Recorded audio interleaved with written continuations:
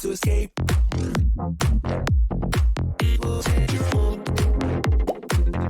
When you're walking on the moon, walking on the moon, chase your happy place. It will change your groove. When you're dancing on the moon, dancing on the moon. When we dance again, all our trouble seems to fade away. This is how I feel when you take me to some levels that I've never been.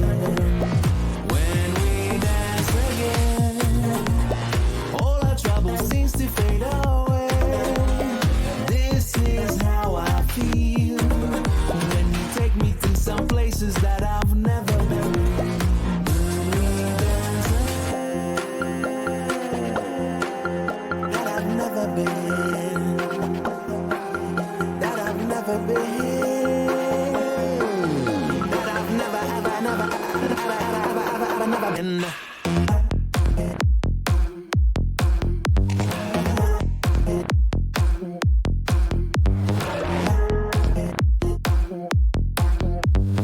Walking on the moon.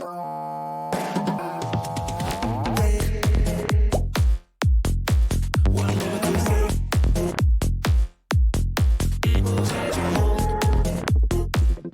When you're walking on the moon, walking on the moon, chase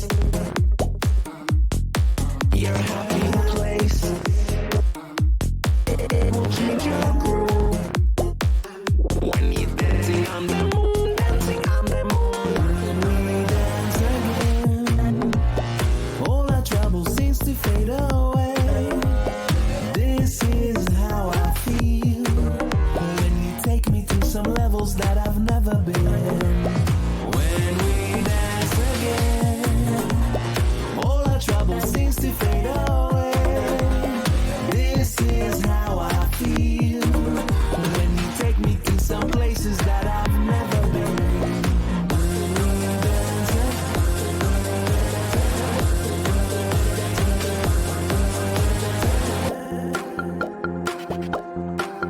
that I've never been, that I've never been, that I've never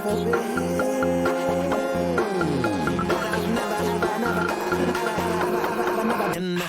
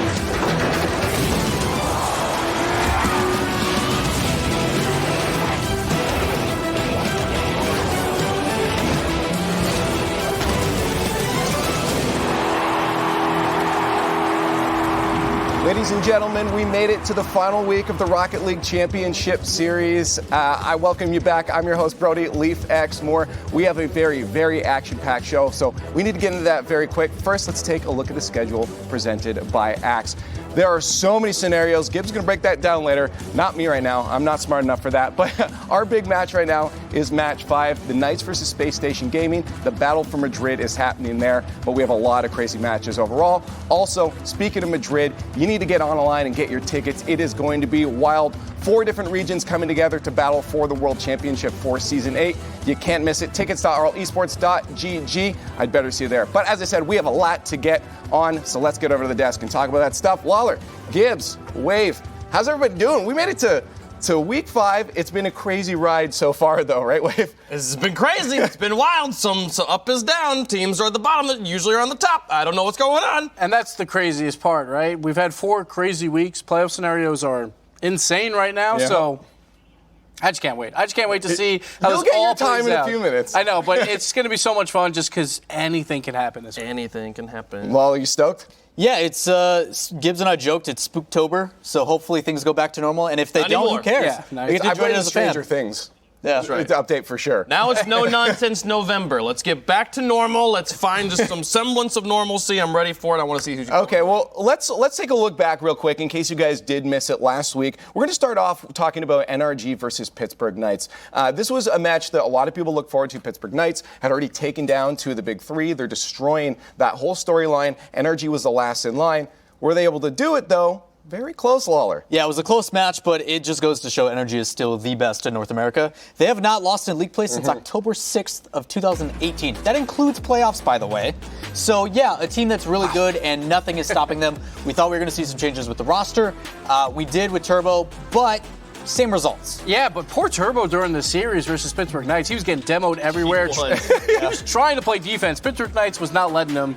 But Pittsburgh Knights, they took 2 games off Energy. Everyone else has played Energy, a total of 2 game wins. So Pittsburgh Knights definitely looks like a top 2 team right now, and that's going to be very fun to see them play against Space Station, that new challenger for that spot. Yeah, for sure. But this was the one match that was like, all right, there's at least one thing that is normal in North American Rocket League. Like, NRG is the top 3. They sometimes it takes them to game 5, but they always win. And now they're 1 win away. 1 win away from 2 perfect seasons in a row. Yeah. And they only got to go through Rogue, so as long as they're not falling asleep today, they'll get it here. So for the Knights, though, this has been quite an incredible story for them. A lot of people, we saw them win DreamHack. It was a great story. They went through a lot of good teams. But then we're like, there's no way that they're going to be able to keep this up. But they're keeping it up right now, and I'm wondering what's contributing to this momentum. It's because of their play style, which is a scary one from both sides. Not only is it a lot of pressure, but for them, if they make a mistake, they will get counterattacked. They play a play style that is meet at the midfield, challenge as quickly as possible. You see it there from Miss, just immediately there to put pressure back on. And because of that domino effect and all that aggression with demos, if anyone misses their assignment, they are in big trouble. So I don't know how long they can keep it up, but I don't care. I want to keep seeing it. It's a phenomenal play style, but it's very detrimental if they make a mistake. And every defender has to know, like, if we sit on that goal line, they're going to hunt us down. Yeah. And that is very scary. They're going to have to play more back wall defense for Space Station, but Knights will just punish you with demos over and over and over again. Yeah, I mean, and it is a play style that does kind of like lose value as the season goes on, as teams really start to get used to it. We know what's kind of when we play up against Pittsburgh. But I will say that my favorite part about this match was seeing Turbo really kind of settle into that back line. We understand his role. We maybe expected more flashy plays out of him because he is the 3-time, but hey, when you got Justin Garrett, you don't need it. Well, let's talk about another team that had a pretty big week, and that's Space Station Gaming. We saw them starting off a little bit slow, but looking at their schedule, they had some really hard matches, so you couldn't really hold it against them. But they were sitting, at a decent record, even though we're like, who's Space Station Gaming again? Yeah. But now we're thinking about them, Gibbs. AXB, he's the early MVP pick. I called it week 1. There you go. Space Station versus Ghost was exactly what I wanted to see from Space Station. We harp on them where they can play 95% of the time, but they can't finish the goals. And Ghost, they outplayed them throughout the possession game. Plus 15 in shots for Ghost, but Space Station hit the shots they needed. A lot of great 1v1 plays that Ghost just had no answer for, and Space Station hitting everything. And if they continue that, could easily be top 10. Yeah, big credit to Coach Chrome for Space Station. A lot of times we overlook it, but he's done a phenomenal job with this team transitioning their play style. Obviously, with Arsenal coming in, we weren't sure how that dynamic was going to work with Typical, as they are close friends, but he's simplified their results. And that's what you wanted out of a team. When there's a lot of chaos going on in Rocket League, he's simplifying the play style and working slowly towards aggression. And you saw that throughout the series numerous times. Ghost did control the pace, but that kind of flipped game 2, game 3, and then you started seeing Space Station control the aggression, which led to opportunities, and a lot of it was because of their new guy Arsenal. So I'm glad to see that he's getting involved, and then it's just the accuracy that needs to develop, and that's only going to get better as time progresses. I like that this team is kind of doing the thing we've been seeing develop in Europe this season as well, where a lot of the hard work on the offense is being done in the pass, it's being done in the assist, and then the shot on target is actually quite simple, and we saw a lot of that against Rogue as well. AXB leading his team there on the setup game. But now Space Station, they have momentum. Last season, they had momentum going into Week 5. They barely beat Splice in Game 5. They lost to Rogue, and we know what happened after that. 0-8 through the playoffs. They had 2 chances with that Page playoff, and it didn't happen. And we've seen this before from Space Station. At DreamHack Dallas, Safi makes a mistake. They just crumble when they lose a series. So Space Station, you got to ride that momentum into the playoffs here. I was going to ask you what maybe think they need to do, but I think actually Chiefs is standing by with those answers. He's got their keys to victory in our Get It moment presented by CDW. Thank you very much, Leaf. We are going to zoom in last week. Space Station pros and cons versus Ghost Gaming because they have a big week coming up this week. So we got a lot to get through, so let's not waste any time. Let's jump right into it. This scenario right here. Space Station found themselves in it a lot. So getting into it, just a lot of great pressure from Ghost, continuously putting the ball on target. Ghost in this series, they played 5 games. They put up 55 shots, and that is not something that Space Station can allow this week against teams like Pittsburgh Knights and G2. But to their credit, they saved a lot of them, saving 35, and they only allowed 10 goals, only leaving 10 unaccounted for, but still something you need to see Space Station pick up. As well, though, as the series went on, Ghost Gaming later on started to really nail their shot placement. A memory started it off. They win a nice challenge just a couple seconds later. Atomic nails a great shot into the top right, and this is, again, something that they might struggle with versus the really strong shooting in players like JNaps, Chicago, Reddles, in their series today. Atomic here, perfect placement into the right side. Space Station having a tough time blocking great shooting from their opposition. But it wasn't all bad. Arsenal had an awesome week last week, especially versus Ghost. He was involved in 7 out of the 11 goals they scored in that series, 63.6%. A lot of individual effort to get the ball through the midfield, past defenders, set the ball up for his teammates, and that's exactly what Space Station needs. But he also got opportunities for Sipical right here. Sipical had an amazing shooting week last week. In the series versus Ghost, he went 5 for 10 on shots, 50%.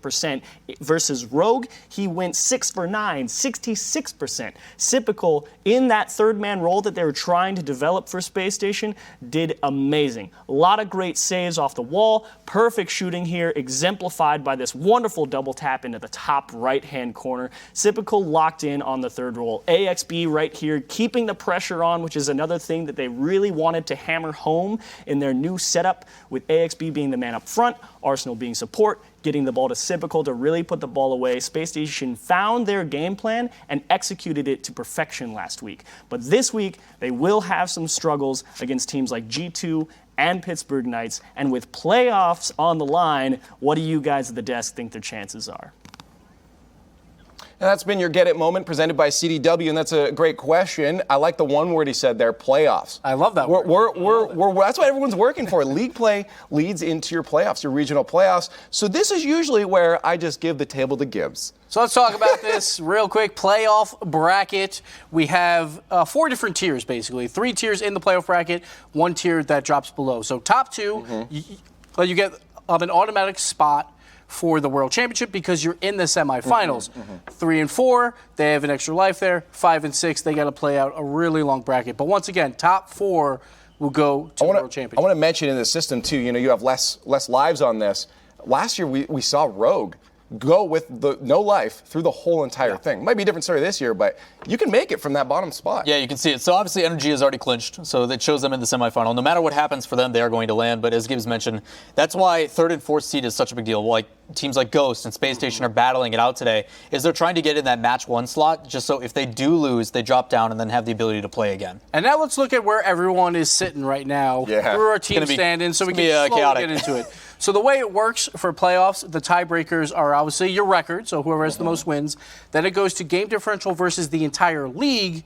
Then if that is tied, you get to head-to-head game differential. So say there's a three-way tie there, you go into game differential between those three matches. Likely won't happen today, but we've seen crazier things. But a few notes here. For Pittsburgh Knights and Ghost, they actually have a pretty good game differential compared to Space Station Gaming. So very likely if Space Station ties them, then they'll have a harder time. On the other side, with Cloud9, huge game differential advantage over all those teams in the bottom, then the Birds, then G2, and then Rogue. So Rogue really doesn't want to tie anyone. And as we go into playoff scenarios, we're going to only talk about ones where you control your own destiny, because there are so many playoff scenarios here that they wouldn't fit on a graphic. So we're only going to talk about how teams can control their own destiny, and then we'll worry about all the other scenarios in every single pregame. So as we get into playoff scenarios, for top six, it's wide open. Like, everyone can still clinch top six. No one is gone.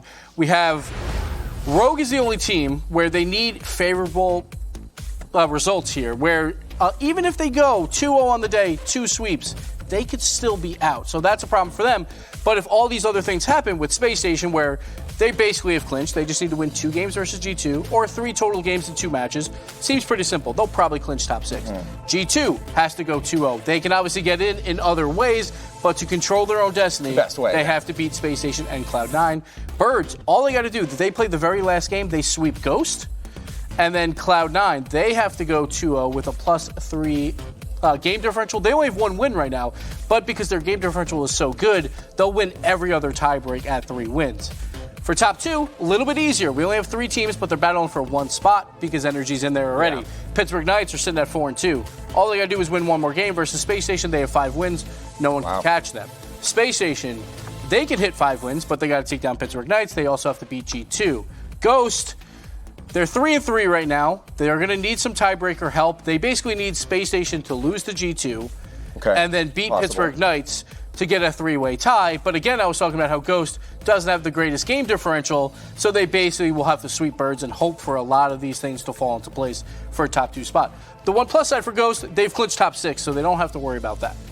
Now, the last thing is we aren't even talking about top 4, because that would make this graphic even more confusing. So throughout the day, we will mention when teams are trying to clinch a top 4 spot before every single pregame. By we mean Gibbs. Gibbs will keep you guys up to date. Did you catch all that? You got all that up here already? Just screenshot it. I got just screenshot it and use it as a reference throughout the rest of the Print it out. Old school style.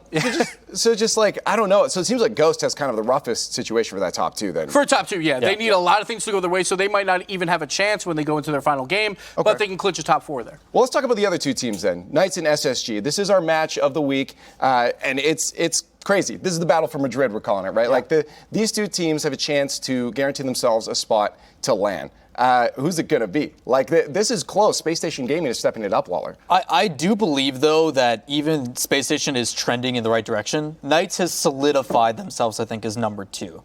I think they've done a really good job implementing their play style and playing their game. It is what made Energy so strong last season as well. Like, Energy last season didn't really do anything to me that was crazy. It's just they made sure no matter what was happening, they were going to play their play style. And Knights has really taken that ownership this season, and I think that's why they are in the position they are. We talk about, for Pittsburgh Knights, you just got to execute. They're doing it here. They're leading in shooting percentage. They're leading in save percentage as well. And only the best 4 teams that have ever played Rocket League, probably, Dignitas Cloud9 from Season 6, Vitality plus Energy from Season 7, have ever done that. So if Pittsburgh Knights just keep that up, easily a top 2 spot for them.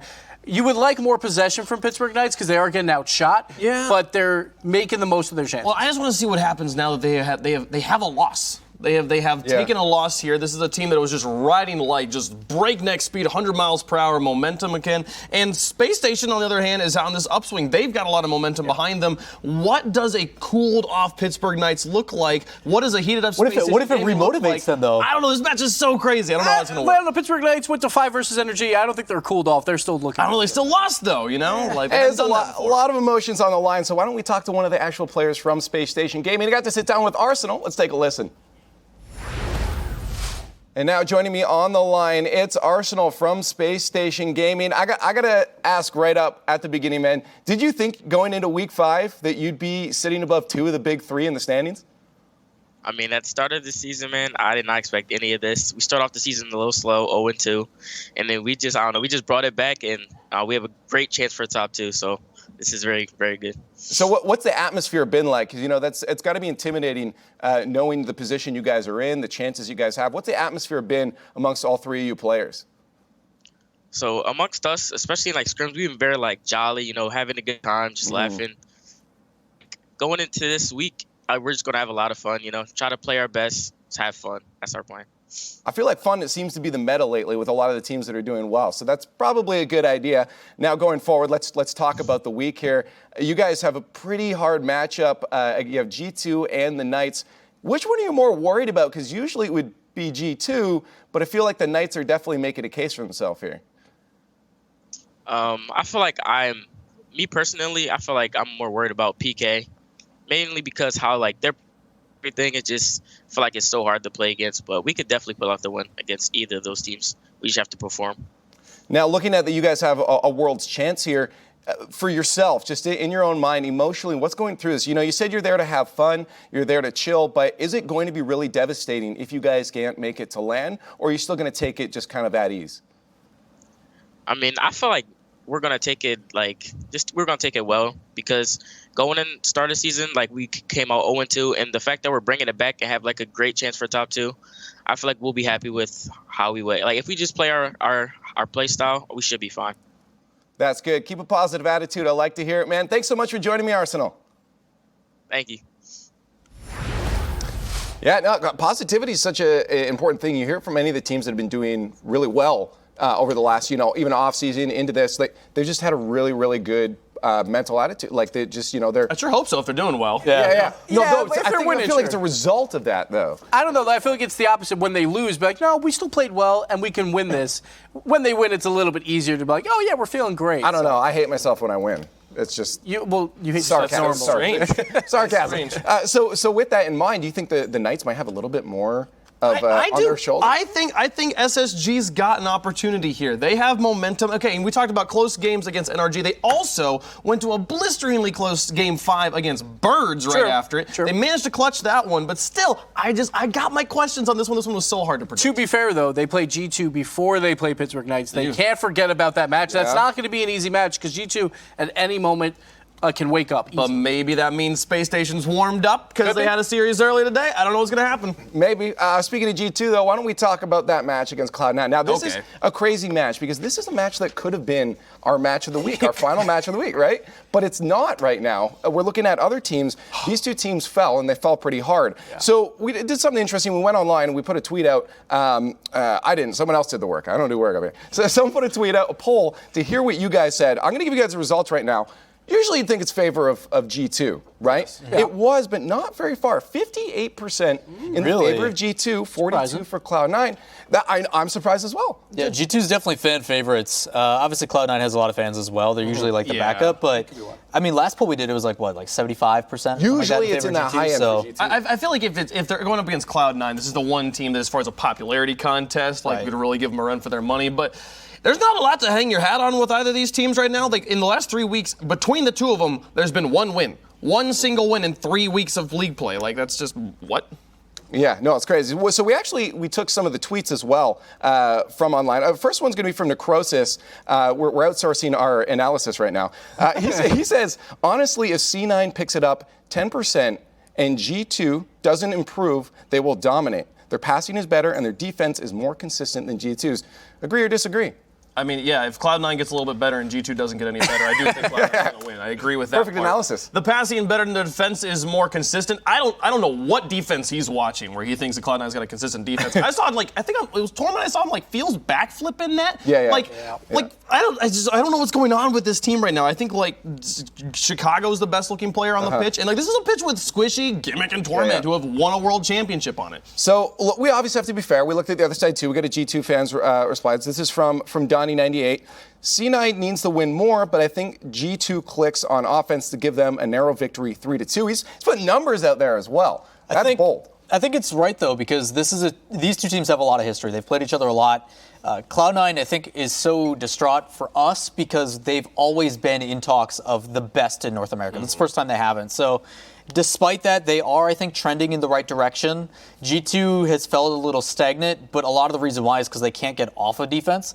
I do want to give the nod to Cloud9. I do think that their aggression, even though it hasn't been the best, may cause some creation of difficulties for Chicago, is the way I'll put his own goals this season. But yeah. For G2, I feel like they're a well-oiled machine, right? But it's only when all three are on point. Every single time they've lost a bad series, one of those players has had a miserable series. When Cloud9 has a miserable series, like Torment has a bad series, they're still in the running because the other two can pick it up. Because Cloud9 doesn't need that super aggressive offense to get wins. So I worry for G2 when both these teams are playing bad.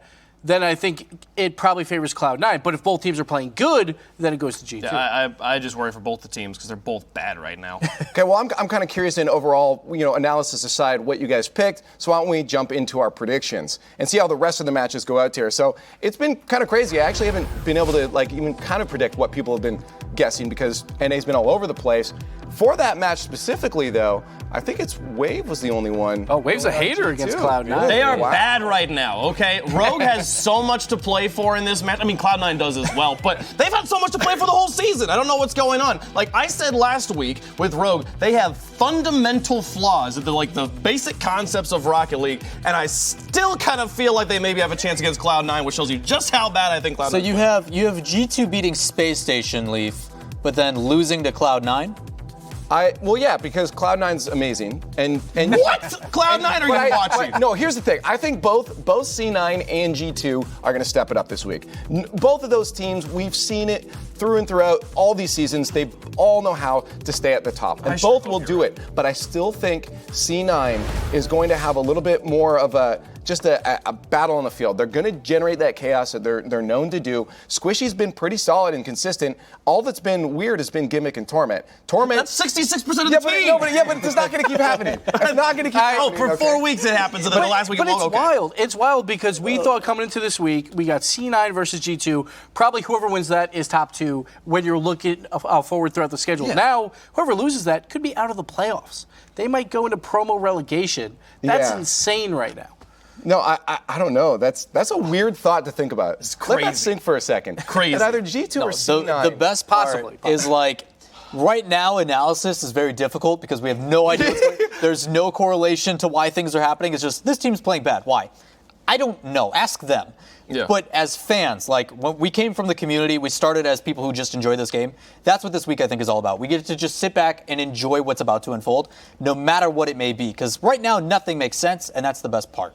Which makes sense why, for that match, Wave picked Rogue. But let's talk about that match real quick. Cloud9 versus Rogue. That's going to be our first match of the day. I want to start, though, with some scenarios there. So, sure. Say Rogue is going to do good here.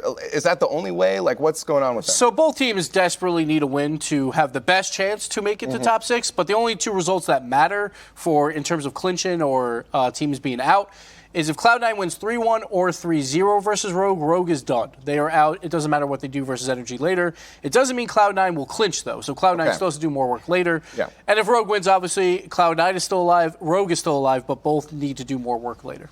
I feel like Cloud9 is going to give himself the hardest spot. I feel like Wave might actually be right in this. No, Cloud9's we don't have to win this one yet? Cool, I'm going to So my one positive for Cloud9 is they scored the most goals per game versus the best defense in the game, and that's Energy. They put up 2 goals. Sure, it was a 3-0 sweep, but they put up 2 goals every single game. That's better than what Pittsburgh Knights did in 5 games. So their offense was clicking a little bit more. Now, last week was a little bit fluky. It was the Energy wasn't playing for much, maybe. But at least we saw some sparks of that old C9. Yeah, and that's where I think this is where Cloud9 can be the most dangerous. We saw it from Rogue last season as well, is you're getting hot when it matters most, towards the tail end. So for me, I think they're trending in the right direction, and this could be a really good warm-up match, because I don't know about you guys, but anybody that looks worse than Cloud9 and G2, and that being Rogue, means to me that they're going to get some momentum under the belt, so when they go into that difficult match at the end of the day, they're going to be looking strong.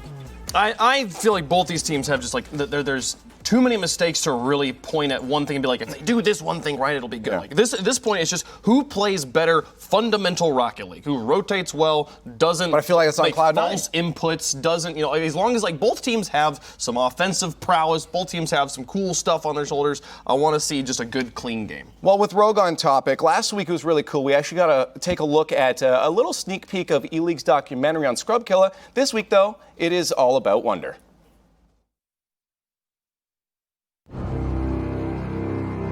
Wonder trying to find this one off the back wall. Drops it down! And Rogue, a 2-0 lead! I said he needed to step up, and how does he do it? I'm Nick Blackerby, aka Wonder, and I'm in Norfolk, Virginia. I moved to Indiana when I was like 7. I went to high school there, and then I left, and I moved here to go to ODU. Studying mechanical engineering technology, the more I was in college, I think the more I kind of realized it wasn't really for me. And then I had a friend who introduced me to Rocket League, and I got addicted. Do you have scrims tonight? Yeah, I just got an hour block. So just 1 hour? Yeah. When he first started playing, I was not very supportive because I had never heard of someone playing professional video game. And then look at him now. Rogue, clinical passing play through the midfield. Put together some of the prettiest passing plays that we've seen this season. It's definitely a lot different than when I first started, but just like when I first picked up the game, it's still, just as much of a blast as it was.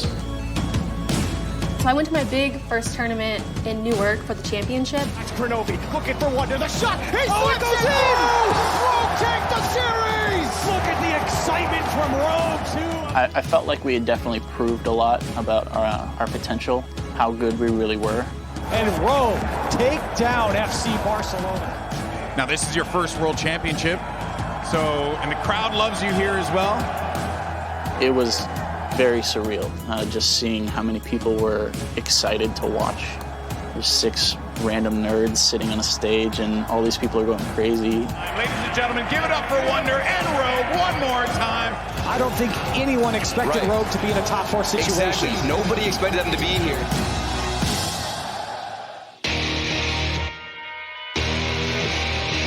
I find it is pretty important to make sure that you can clear your head a bit away from it. Hey, welcome to the Destruction Room. We got stuff set up for you guys. We've got some game consoles, car parts, all kinds of stuff for you to smash. We got some jumpsuits and safety glasses for you guys to wear, and then we'll get you guys smashing. All right. Oh, I'm definitely excited to go break some stuff. First cup of the day. Oh. Well, that was a little anticlimactic.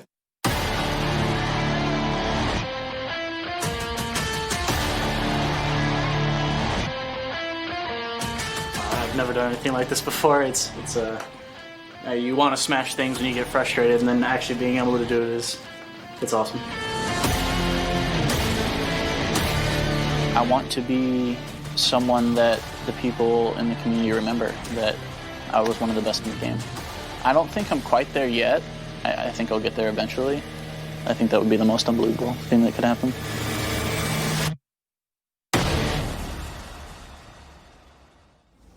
Okay, that catch. I just want to mention that catch real quick before we get to our match. That was absolutely amazing. If you want more great content like that, tune in Friday nights on TBS for more great E-League content. But now I also want you to get online and talk about how amazing that catch was on Twitter at RL Esports, hashtag RLCS8. But it's now time to get into our final week of North American Rocket League Championship Series.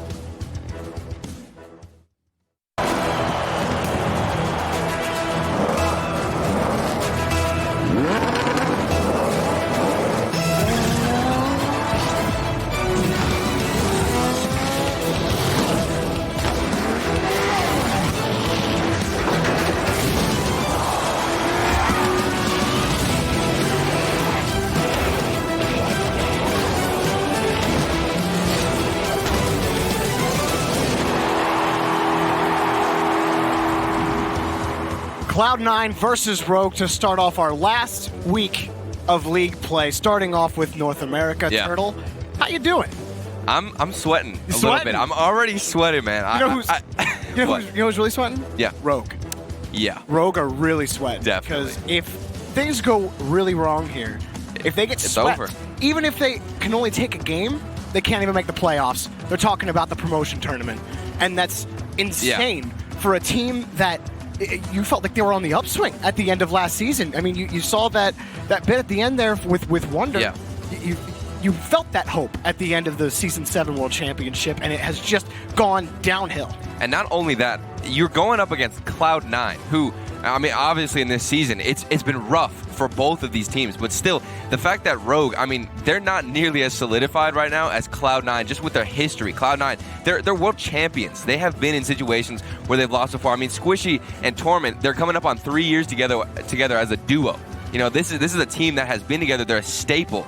And to go up against them and not, you can't get swept, obviously, and you can't get 3-1. That is crucial. Those are the two marks for Rogue. But would it come at a better time for Rogue to come against a reeling Cloud9 team? You said it yourself. Season 8 has not been their season. Gimmick has not looked good. This team has struggled a lot. Torment is spending all of his time on the defensive end. And we know Cloud9 is at their most powerful when all three players are getting involved on offense. So what's got to change for Cloud9?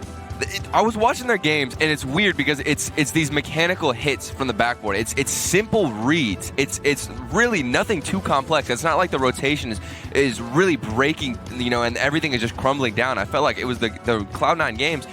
They just missed simple hits on the backboard. They were not in position when they needed to be, and there were even moments where Gimmick's in net. He can't make the save. It's simple, fundamental things, and it's the same on Rogue. Communication and hesitating to challenge. All of these things for both teams, you can fix those like that. And so for Rogue, against Cloud9 struggling with those with defensive reads and the touches off the backboard, is that something that Rogue as a team, have they shown you enough to be able to take advantage of that defensive the defensive issues of Cloud9? I think so.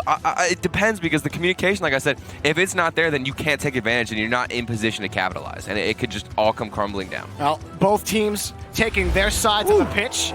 Game number 1 underway. And again, we'll be talking about it over the series, but Rogue, they need at least 2 wins. They don't have to win this series, although winning is ideal. They have to get 2 wins in this series to stay alive in the playoff hunt. Both teams just looking to set themselves up for success right now. The first game of the weekend, and it is crucial. Every single matchup today, so important. Kronovi, quick pass over to Wonder. Rogue finding themselves on offense. AJ puts it up high. Kronovi had some time to get back to it, but is knocked away. Cloud9 getting set up on Rogue territory. That just off the back wall. Another shot off the crossbar, and it bounces out of the net. Finally in for Gimmick. Cloud9 need all 3 to score. Not even a minute in, and Cloud9 bring aggression. Kronovi so late to get the challenge, and it just squeezes off the top of his hood, off the crossbar. Somebody right there has to get a better challenge. Everybody on Cloud9 crashing the box at the end there. Torment getting that dunk right on the top of Kronovi's car, and then it was just chaos afterwards. So a big first goal for Cloud9. His first touch turned away by Torment to keep possession for Cloud9. Kronovi stealing the ball away from Torment. Can't get the pass out to his team. Cloud9 handle things effectively in the orange half. AJ, he's by Torment for Rogue. And finds another touch. So Rogue back on offense again, but there really hasn't been much to cry about. Nothing for either threatening. team defensively. Nothing threatening at all. I mean, Rogue, they're getting some solid possession game in, some good passes, but it seems like the defense from Cloud9, really aggressive, forward, and Gimmick even right there winning that challenge so early on, cutting off any momentum, any passing, and now here they are on offense. And that's the thing about Cloud9 is everyone, even over 4 weeks, are just waiting for the old Cloud9 to show back up. So far, the touches have looked a lot better. You know, Gimmick in particular, we've been picking on him for multiple weeks. That's a great bump by Squishy. The ball gets back to Torment. Cloud9 struggling to get out of their own defensive half right now. Wonder at the miss. Comes over for Kronovi. Bouncing in front. Oh, almost a miss. Squishy patience. Oh, Torment jumped in front of that ball, and after he missed it, I thought it was in. Yeah, and Wonder, he had the miss. It was the fake to set up Kronovi. Not even sure if it was really planned. And they had another chance right there. I mean, the possession is still strong. That's what you want to see out of Rogue, just taking advantage of weird situations. That's what they're known for. The goals they get are so unique. And even Kronovi right now, going for a flipper, he said he got the flip. Oh, squishy. I thought that was going to be it. So close for Kronovi. Rogue getting extended pressure in the orange half. Cloud9 still looking for a clear. They're not going to get it with that touch. Cloud9 feeling the boost starvation. Rogue bumping into each other in midfield, but Cloud9 have to give up space. They don't have the resources.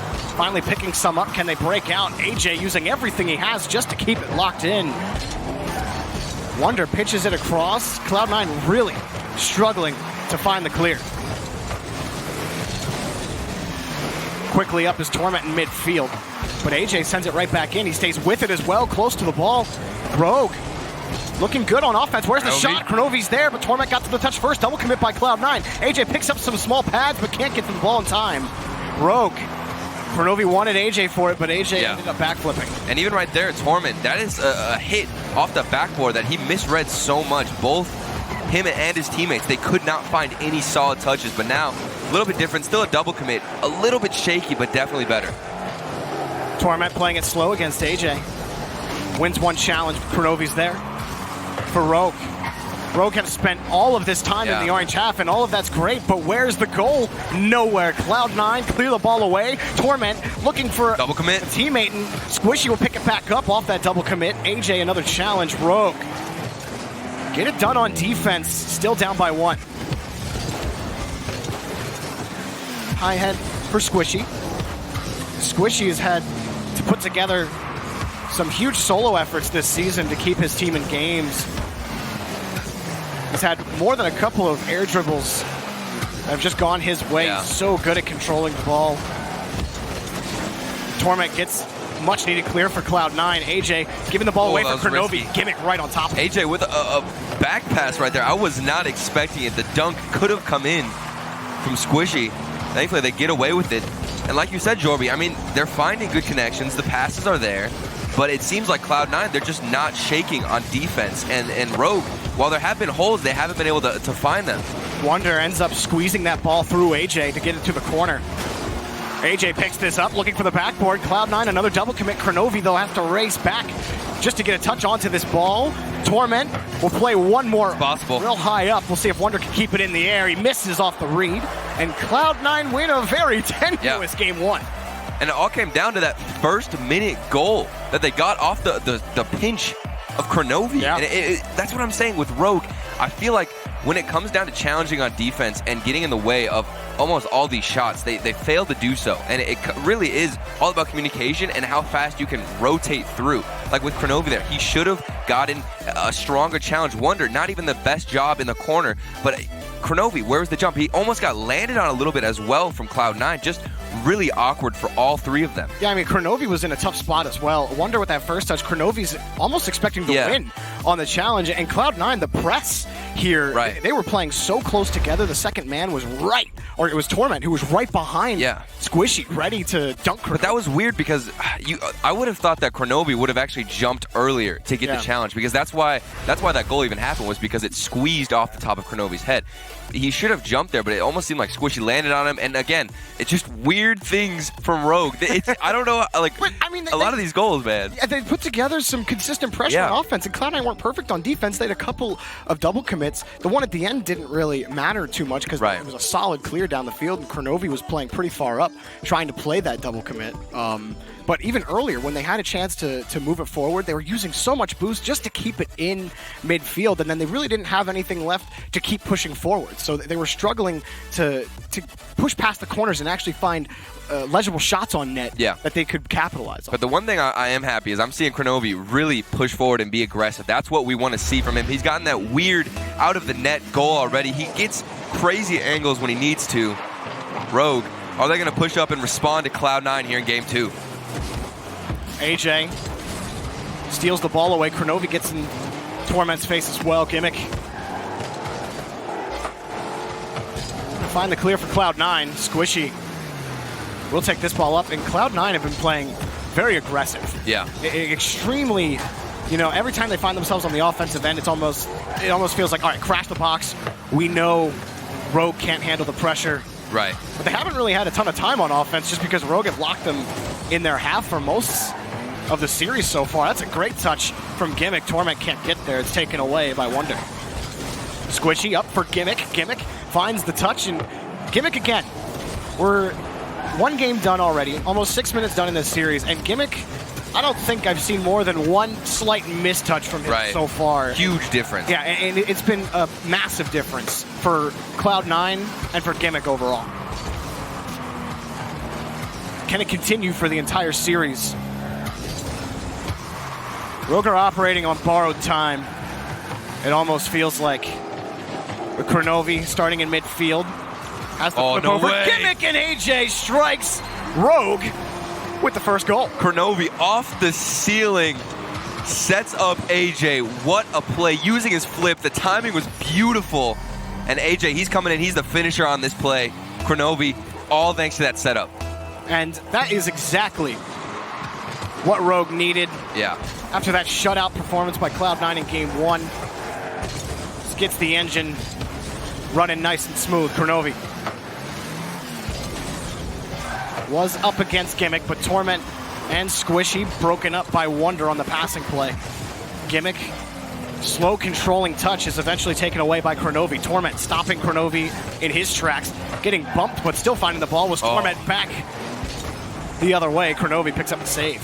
Rogue they're trying to find a lot of these interceptions, but Gimmick almost finding a goal off the cross-pitch pass. And still, I feel like both teams, they're intercepting passes relatively well.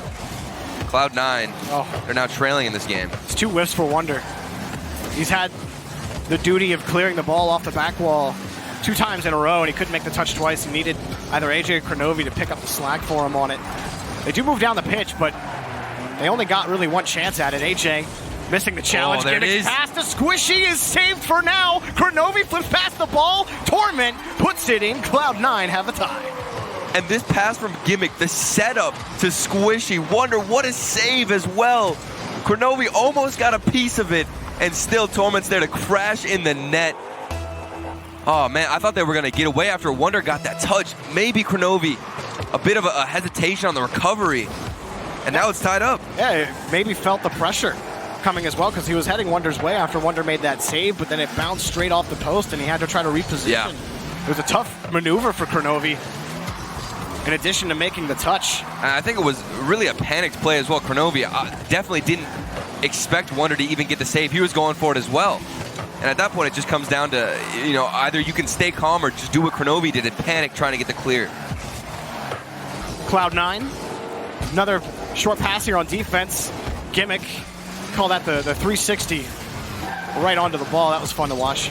Torment, pass from Gimmick. Nothing yet. Now Cloud9, extended pressure. Gimmick uses everything he has to win the challenge in midfield, and Torment sneaks the shot in off of the setup from Gimmick.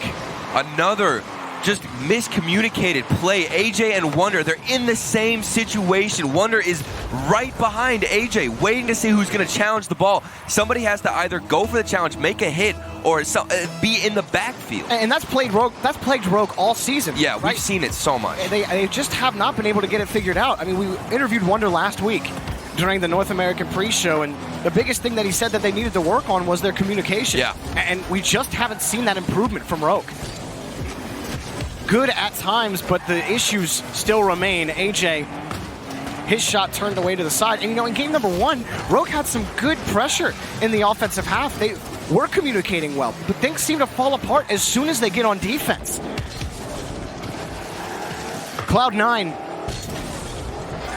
2-1 lead here in game number 2. Wonder can't carry it away. Cloud9 have just been so aggressive in midfield, taking every opportunity away. All 3 of these players, no one in particular, I think, has stood out more than another. Gimmick, though, has really back to form in this series against Rogue. Yeah. Just very tight-knit rotations, strong hits, not a lot of mistouches. Gimmick here, we see him. I mean, he's getting dunks right there, setting up Torment. a great job of him just being aggressive, being annoying in the offensive field. And rotations coming through strong for Cloud9. 38 seconds left. Rogue, they're trailing. Like we said, if they get swept here, they're eliminated. Wonder flips it up past one. Squishy waiting for that first touch. It never comes. Kronovi makes the challenge. Wonder looking for a demo. Torment does what he can with little boost. Kronovi gets a good touch forward, but it's saved by Squishy. Rogue with 20 seconds remaining. The shot blocked for now in front of the box. Kronovi blocked as well. Wonder tries to flip in front of it. He can't do it. The ball's loose in the box. Squishy now has control. AJ back over one. Kronovi shot blocked by Torment. Cloud9 hanging onto this lead by a thread. 5 seconds remain. Squishy keeps it close, keeps the ball killed. Kronovi another touch off the back wall. AJ off the post and in. Rogue at 0 seconds tie. Wonder getting the demo. The rotations looked so scary at first, but then they get it together last second. The buzzer beater. It's tied up. We're going into overtime. They needed this. Now they need a win. Rogue go down 2-0. They are in danger of being eliminated from the playoffs. Again, a 3-0 or a 3-1 by Cloud9 will eliminate Rogue. They stay alive. What hustle at the end of Game 2 regulation to force this overtime. The bump and the demo come first. The goal for Kronovi. Oh, and Rogue take Game 2. And look at the patience from Kronovi. He takes it so slow on the wall, and then the bump comes through. That is how it's done. Great rotations at the end, and it was looking so scary in the last 20 seconds. They had almost 2 chances right before the buzzer beater. Nobody was there to follow up and clean the shot in. And now here comes Rogue. They run away and sneak past in Game 2. And Kronovi grabbing MVP in game number 2, and well deserved. 2 assists. Wow. And 1 goal off of 5 shots. I mean, that man was integral to that 0-second opportunity. There were so many challenges that had to be made instantly, and he was always there, always ready. Kronovi impresses yet again. And I mean, it started out with the pass, the assist off of the ceiling, using the flip, timing it perfectly, and then he comes out here, he gets the clutch overtime goal.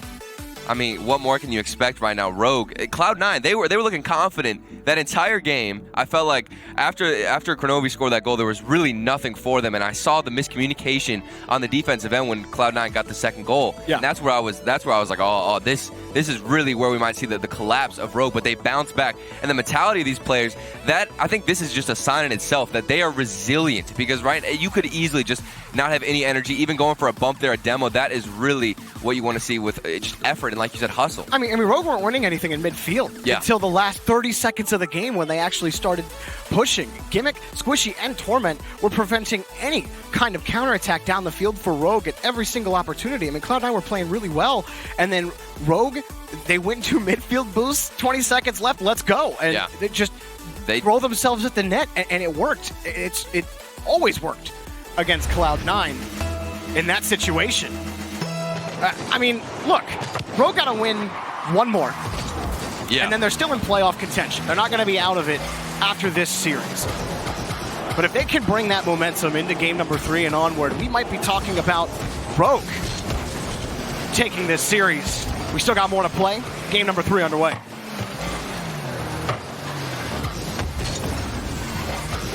Cloud9, how will they respond after getting Game 2 stolen? And Gimmick, that's how he's going to respond with an incredible shot. Squishy just sends this up in the air. Gimmick's already downfield and just destroys Wonder to this ball. Not even a chance. Welcome back. What's up, Gimmick? Welcome back, Gimmick. That was phenomenal. What a shot. Big first goal for Gimmick. Rogue got to play down yet again. Kronovi. Ball knocked away, but right into Wonder. Taken away by Torment as Rogue and Cloud9 fight for possession at the beginning here of game number 3. AJ keeping the ball close, always trying to carry that ball, not trying to give up possession in those situations, but he's using a lot of boost and he's not winning the challenge at the end of those carries, and that's really putting him in a tough position. Good demo. Back. Oh, Demo that's it. Leaves the net open for Torment. Goal secured for Cloud9. Gimmick, he gets the incredible first shot of this game, and then he also hits him with the bump. Torment's got a free hit. Squishy doing a superb job of just setting it up. After the demo came through, all he had to do was get it into the midfield. He does just that, and Torment's there to clean up. On the kickoff, AJ couldn't get back to it. Cheating up now. It's Gimmick racing across the Rogue back wall. Picked up again by Squishy. Kronovi tries to take it away, but Torment's there. Cloud9 just jumping in front of this ball. You see Gimmick going up for that. He's won both times, but AJ wins the boost in midfield. The challenge has been difficult. Turtle, you said coming into this series that Cloud9 were really struggling on their own back wall, their backboard. 100%. And while they haven't been, oh, here's Squishy, the shot blocked by AJ. And that while they haven't been perfect in terms of double commits and rotation on defense, they have had solid touches. Yeah. No matter what, especially on the back wall and the backboard. I mean, they're just stalling as well for the rotation to complete itself and finish through so that a defender and the goalkeeper can actually get in net and have time, because it felt like a lot of the goals they were giving up in previous weeks were just free to the other team. Kronovi. It's that first touch for the catch. Follow. And Wonder back to AJ. AJ will score off the bouncer. The Rogue split the lead in half. Kronovi, what a touch. Just a light hit to Wonder, and the backboard defense isn't there because the hit from Wonder, it popped out so much. Even if you're on the backboard, which Torment was, he could not manage to find any contact with the ball. And Rogue, a good response. And again, that first touch from Kronovi, it's so heads up, right? You get right under your car on the undercarriage, so you don't give too much power to it. Yeah. And you give Wonder the best chance at the ball, who was following it closely. Feels good to be good if you're Kronovi. AJ. Losing that ball, Kronovi. Relying on his team to get this ball out. It was Wonder back over to AJ. AJ flipping across to Kronovi, blocked by Squishy. Kronovi can't find the near post, but the pressure continues for Rogue. AJ has the read off the ceiling, going under off the back wall, but turned away by Squishy again. Cloud9 held on to a 1-goal lead for about 2 minutes in game 2, and eventually gave it up at 0 seconds.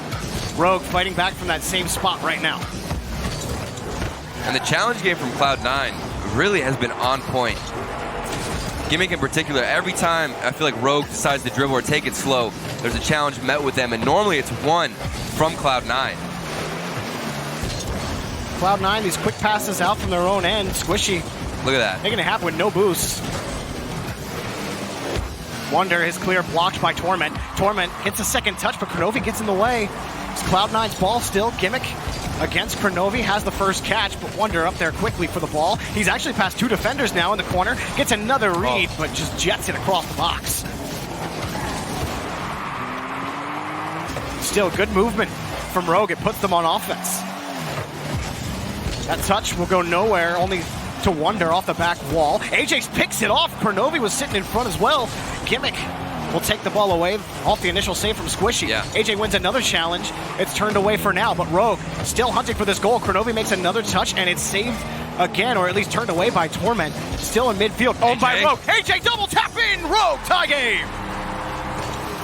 And the defender so slow. I think this was Gimmick in net. Not sure if he had any boost to his name.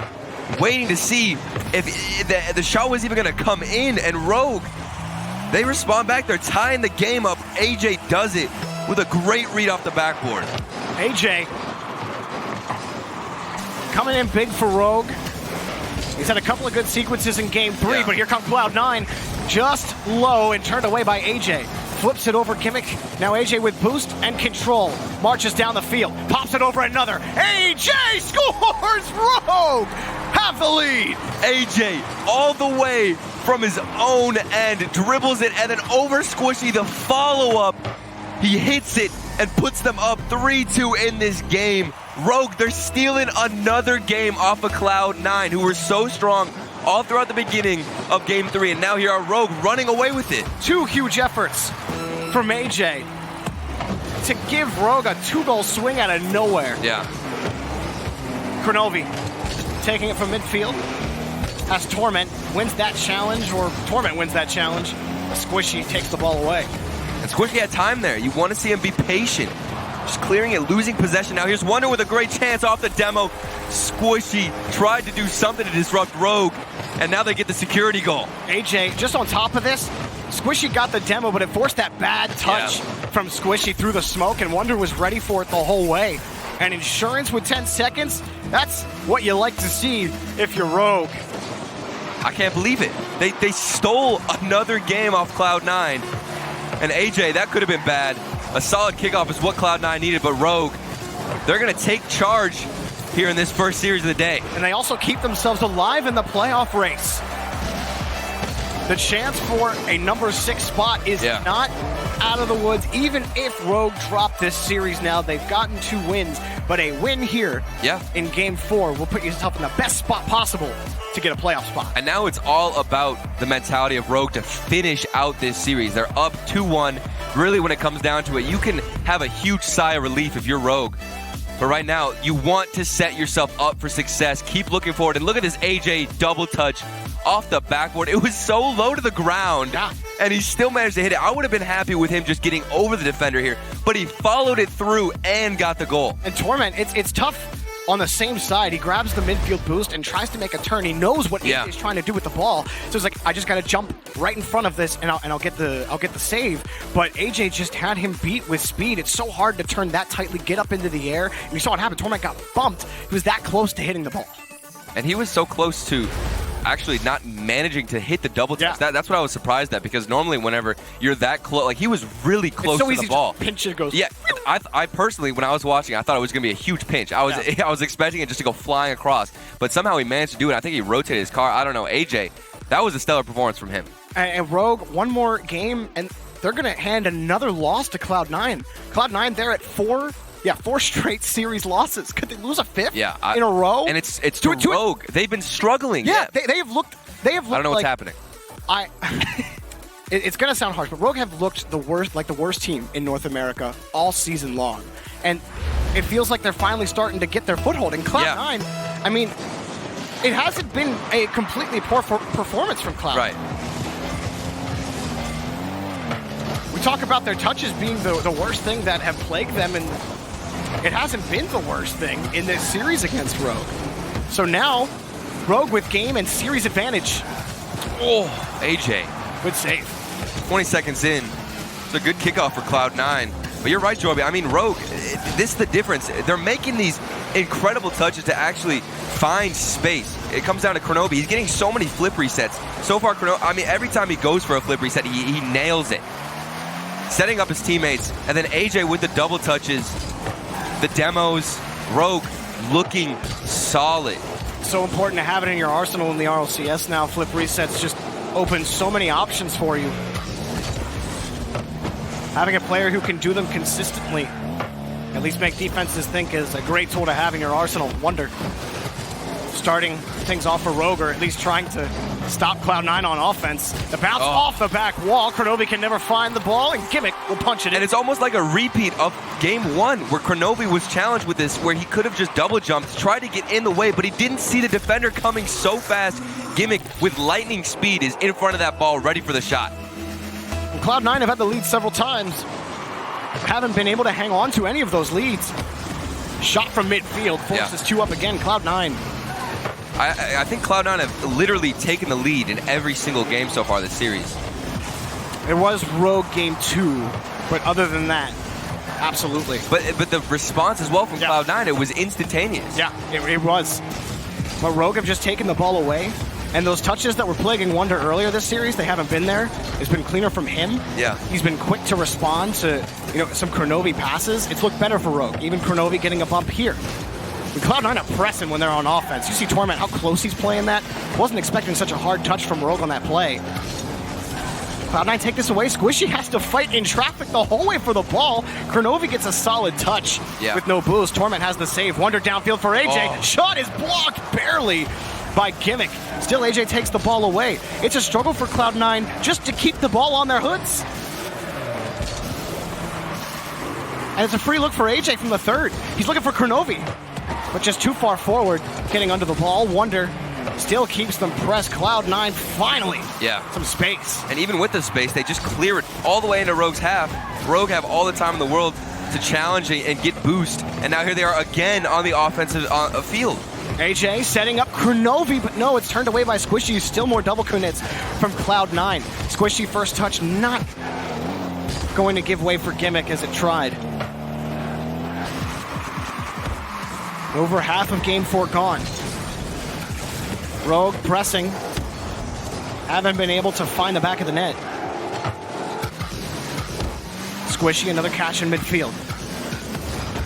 Squishy, he's over one. AJ has had a couple of solo efforts. Squishy Muffins on the other side has been the player to keep Cloud9 in series this season. But here's Wonder. Double tap in! Wonder destroys the Cloud9 defense. And this is the Wonder we saw at the World Championship, nailing double touches off the backboard. He does it again, and he ties it up. 2 minutes left. Rogue, they're building momentum again. And Squishy was forced to come back straight back to the net. He was making a beeline.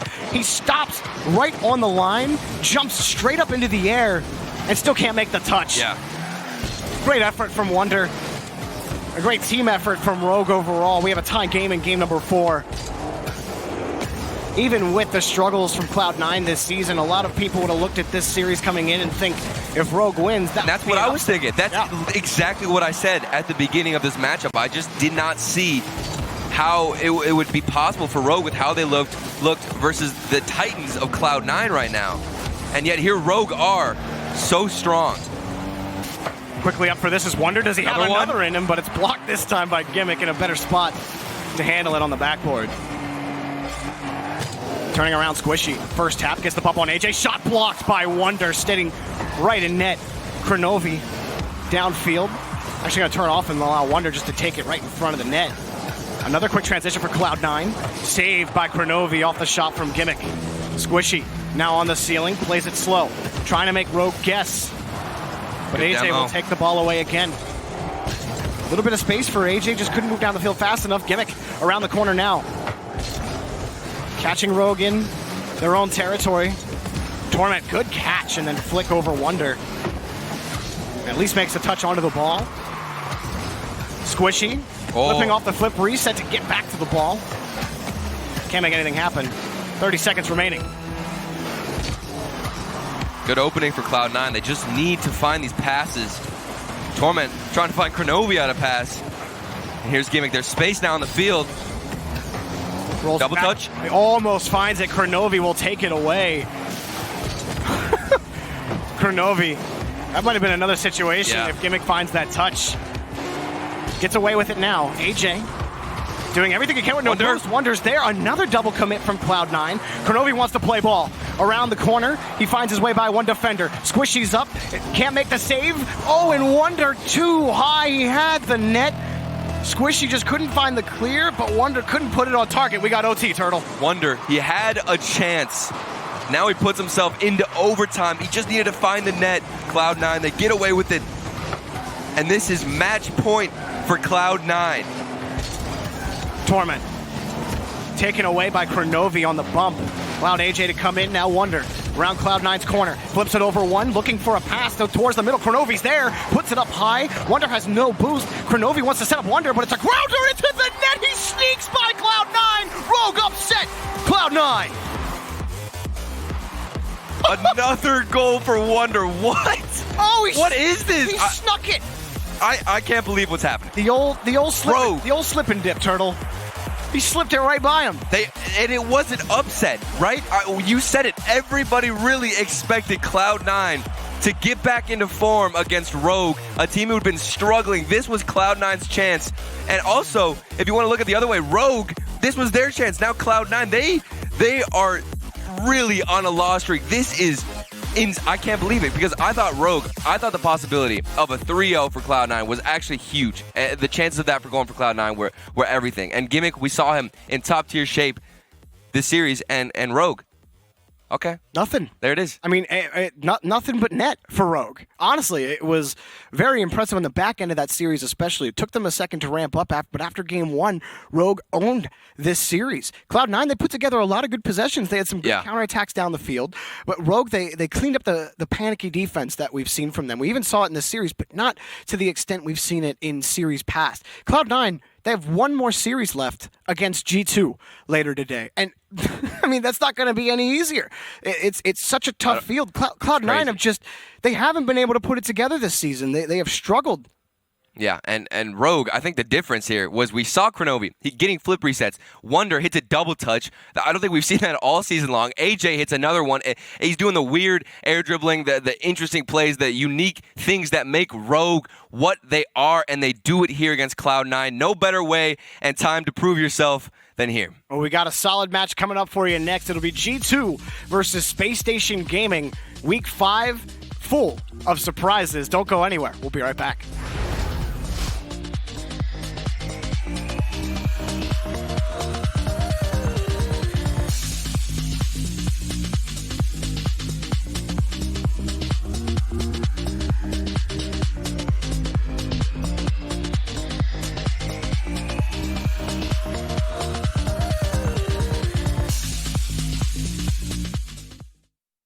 To be brilliant is to defy convention and challenge expectations. It's what we do at Intel, powering you to master your potential. Intel, unleash your brilliance. What if they sold tires online? We do. We're TireRack.com. They could offer lots of tires and help you find the right tire. It's called the Tire Decision Guide. Oh, and they could ship them to a nearby mechanic. We shipped over 7,000 independent recommended installers. This is an amazing idea. Sorry. Visit TireRack.com/Pirelli to find the full line of Pirelli tires. Pirelli, power is nothing without control. TireRack.com, the way tire buying should be. At CDW, we get you want happy, productive employees. That's why we've made our office pet-friendly. Maybe a little too pet-friendly. Well, you know, CDW can design a mobility solution with light, powerful devices from Lenovo to make your people more productive in or out of the office. Anyone have any questions before we go? It's great. I really need to get out of here. Snake people are freaking me out. Hey, Cheryl, do you have a sec? For workplace productivity, you need Lenovo and IT orchestration by CDW. People who get it.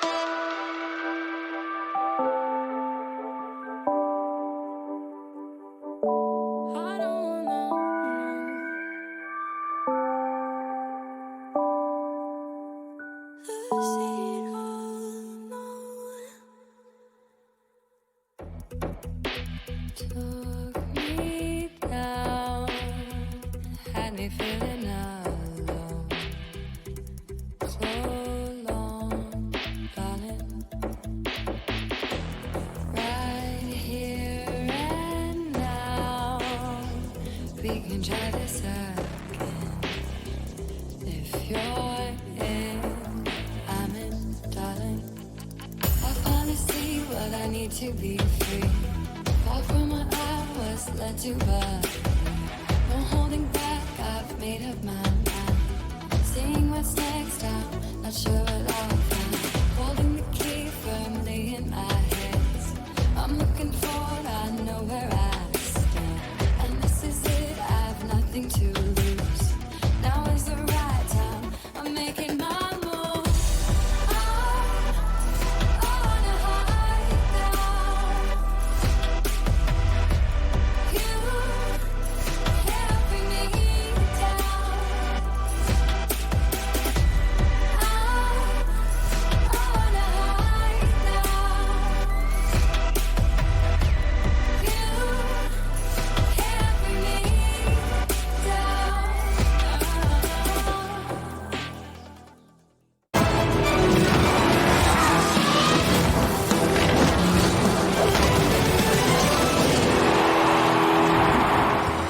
Welcome back to the Rocket League Championship Series. In case you missed it, yeah, Rogue with the victory over Cloud9, upsetting them, putting them in a really good spot, keeping themselves alive. Welcome back to the desk. I'm Leaf alongside Lawler, Gibbs, and Corelli joining us.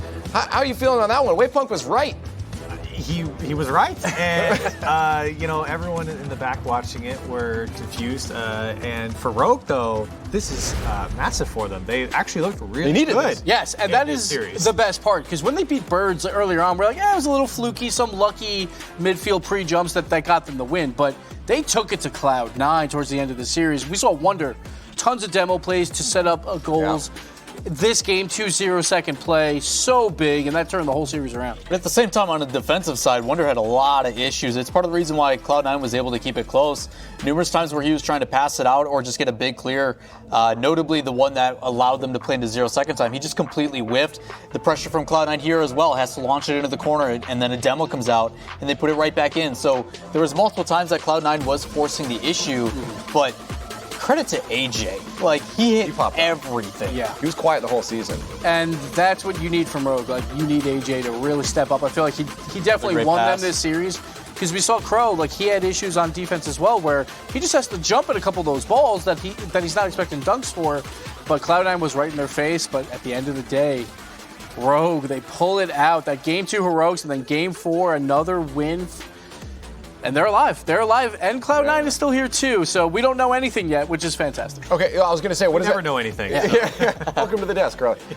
So what does that mean for Cloud9? They just have to get wins. They have to beat G2, and they need help now. So Cloud9, they don't control their own destiny anymore, but they need to beat G2. It depends on this series too, because we see that it's going to be Space Station versus G2. So obviously that'll help them out too. But not looking good for them. Why don't we talk about that match then? Space Station versus G2. That's our next match coming here, and we're going to top it off with some scenarios to get people in the know. Sure, playoff implications here. G2, they have to sweep Space Station to clinch top 6 now, so then they won't have to worry about Cloud9 later. If Space Station wins, they clinch a top 4 spot. G2 cannot get top 4. One other fun scenario is if Space Station wins 2 games here, then one of the big three will not be at Worlds no matter what. For G2 and Cloud9, they will have to play in the 5th, 6th game at best. So one of them will definitely not be at Worlds. So Space Station, if they get 2 wins. they can. Wow. Yeah. That's Which obviously they just want to win to clinch top 4 themselves. The 2 teams would have to play regionals. And it's let him think. We did our silences last week to pay respects to the big 3, but it's becoming a reality. It's so weird. It is so weird. Well, let's talk about the match at hand then. Let's see if SSG, Corelli, do you think SSG is going to be able to put up against G2, or is G2 finally going to show us some sort of semblance of life on the field? I really like Space Station for what we saw last week. It was their best week we saw from this team. Sypical looked fantastic in this game, or last week altogether. Arsenal, I feel like he's just the biggest concern right now, finding his space in the rotation. But I think the real thing is, what G2 are we going to get today? Yeah. Because G2 either comes out and smothers their opponent, or they get absolutely clapped and they don't even score goals. The number 2 offense, and that's all because when they played Birds and Rogue, they just clapped them. And every other series, they've done absolutely nothing. So this really does come down, for me, will G2 finally show up or not? And if G2 shows up like World Championship G2, I don't think Space Station has a chance. But on any given day, I'm definitely giving it to Space Station because G2 hasn't shown it. I just haven't seen G2 do anything against the teams that are towards that upper half. And Space Station is definitely a team that's trending that way. The difficulty for me is I start seeing guys on the upswing like Cloud9 was, and then they lose to Rogue. So Space Station, I assume... But they're also on the upswing. Well, now they are. Because I don't know. I just don't know. I don't know. We don't know. Do you guys know? Let us know who you think's going to win this one online on Twitter at RL Esports, hashtag RLCS8. But it's now time for our second match, G2 versus SSG.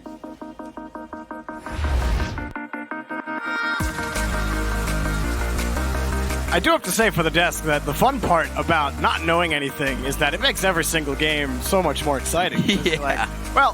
It's exciting as long as they don't play bad. Then we're just sad. I love that. I don't know. We don't know. We don't know. That's our favorite thing to Do you know? I don't know. They put us up here. Can you believe that? But this is a huge game for both of these squads. Space Station, like Lawler said, they have been trending upwards, but over the course of multiple weeks and not just 1 or 2, this team, they struggled in the first 2 weeks of the season. They were shooting, 10% at the end of week 2, maybe even at the end of week 3. Week 4 is where they really started to ramp up. Week 3, they were figuring it out, and then week 4, Sypical shot 50% last week in 2 series. I mean, Sypical was nuts alone, but then Arsenal, I love the solo dribble plays that he was coming through. Every time he got the ball, he would manage to find some incredible dribble play. I thought he was so strong on offense. But then G2, like the Death said, they struggle sometimes, and then when they don't, it's like night and day for this team. I think that Space Station are really going to cause havoc for G2 because G2 like to play that aggressive game. We always note them for their aggressive play style. But Space Station play the exact same way. And there's one guy on Space Station that I think enables his team to play the way they do, and that's Arsenal. Arsenal, it has the second highest boost per minute in the game below Memory. The difference between Arsenal and Memory is that Arsenal only spends about 40-second average at 0 boost. Memory spends 63 seconds a game at 0 boost. And Arsenal also steals 5.5 big pads a game. He's a boost legend. Boost legend. It's ridiculous. So when you have all the boost on the field, if Arsenal's taking the boost away, you're not doing anything, G2. And so it's gonna be hard for this G2 squad. I mean, that's a big thing. I think that comes down to who's starving who, right? Because G2, they're so aggressive when they get on offense and they start destroying whoever they're playing and collapsing their defense. It's crazy because the infield passes come in. They don't have defense to challenge, and G2 have free shots. And I think it really is who's going to control the midfield this game. Whoever controls the midfield is going to have either Arsenal or Chicago just taking the boost. Whoever controls the thirds, it feels like. Like, these guys play so far forward. Yeah. So it's crazy. You're absolutely right. And, for this game for G2, they have put themselves in a really precarious spot. You're talking just for G2 to clinch top 6, they have to 3-0 Space. Yeah. So we're underway. And Sypical. Bang! Okay. Bang! That's how you start. 11 seconds in, Sypical. He just welcomes all of us to the first game with a double touch. No hesitation, just nails it. And you saw G2, the defender on the backboard, just mistimed the touch. It bounced off, and it was Sypical's ball. Yeah. Sypical. He is evolved. I don't know what it is the past 2 weeks, This man has evolved. Typical. Ooh, just keeping that ball out. AXB picked up by Chicago. Chicago back over to Rizzo. To JNABs here. G2 on the press. Rizzo and Chicago both commit on the play. Arsenal will have the clear. Sypical confirming the boost, and Arsenal will give way for Sypical on the play. Oh, good demo from Rizzo, and the speed as well. Pressure from G2. Everything there. The infield pass as well. This is what we want to see from G2. Keeping possession, starving the enemy. Like you said, boost consumption is huge this game in this matchup for playstyles. Sypical right in front, squares up. But Rizzo takes the ball away. AXB there quickly. Arsenal waiting on the far side of G2 territory. Good passing from G2. They find their way to Rizzo and back to Space Station territory. But a boomer with the space they're given. AXB another touch off the back wall. Miss read, but picked up by Chicago. Space Station back on the blue half. Arsenal can't flip into it there. Sypical picking up another demo. AXB wrapping around for Space Station. And it's turned away again by G2. Rizzo winning another challenge past midfield. So far, the aggressive from G2. I like what I'm seeing. The only thing I'm worried about is just when they all throw themselves at the ball. I mean, it's almost like there's nobody back. The rotation is going to be so slow. So having the patience and knowledge just to say, you know, I'm going to lose this challenge. I'm not going to go in. JNABs taking the ball away from Space Station. But midfield still belongs to SSG. Rizzo struggling to find a clear. Arsenal's already downfield for Sypical, and Sypical will get the goal. All Arsenal needed to do was get in the way.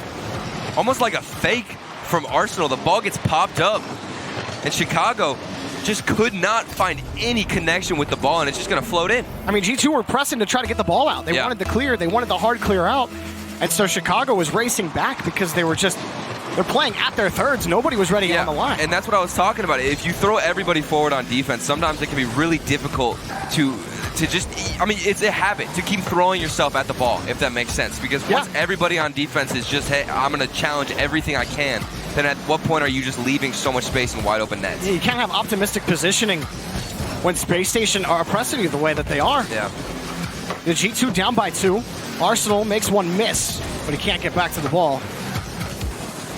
And the passes are still here for G2. And I mean, that play style is fine. If you're going to challenge all the time, it's great.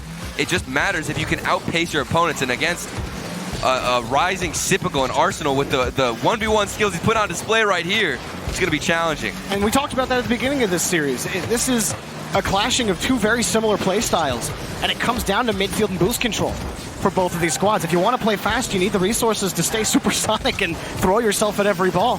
So far, it's advantage Space Station. Arsenal taken away by Rizzo back to JNABs, but AXB sends it right in front of the box again. Sypical cutting off the pass from midfield. Chicago's there. Rizzo doesn't have the angle, has to pull off for now. Sypical couldn't find it. JNABs hunting for a demo. Don't think he expected that ball to come down where it did. Now G2 looking for that goal off the back ball. It blocks for now off the back wall. But G2 still pressing. Chicago, no boost to get back to Arsenal. Another shot blocked by Sypical wide anyway. JNAB's back to his touch. AXB was getting ready for the next touch, but Rizzo got demoed by Arsenal. Love that from Arsenal. That first touch to keep it close and to keep the ball away from G2. And G2 come away empty. There's about 5 demos that have happened in the last 30 seconds. Still G2 can't find the back of the net. And it's all coming from the pressure from G2. Like you said, can't capitalize on it, but it's there. They're dominant, and they're just owning everything in the midfield, beating the challenges. But now SSG, they're breaking out, and it's going to get flipped around. Caught out for JNABs. The 1v1. Tried to do what he could there, going supersonic. 50-50 favorable for G2. Chicago, bouncer back. Rizzo looking for a bump. There it He is. got him. JNAB scores. G2 cut the lead. Pay attention to Rizzo here. He gets a almost 90-degree hit off the wall so Chicago can beat the defender, and then he goes in for the bump so that the third man, JNAB, can rotate in. Everybody involved. Everybody is instrumental on this G2 roster for plays like that. It was only a matter of time until G2 finally were able to strike. Now they need one more in game 1. And G2 with a 3-0, they clinch top 6, and they would love just to have a playoff spot.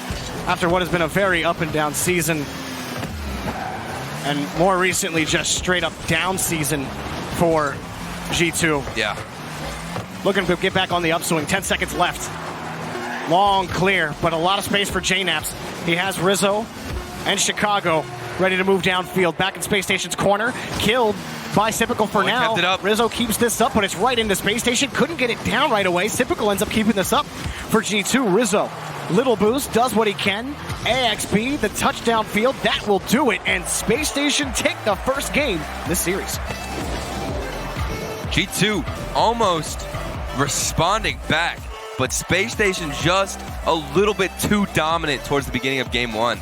And Sypical again, 2 for 3. He's insane. He is almost tied for first in the league in shooting percentage. Gyro is at 1 with 30%. And Sypical coming in to today was at 29.51. Yeah.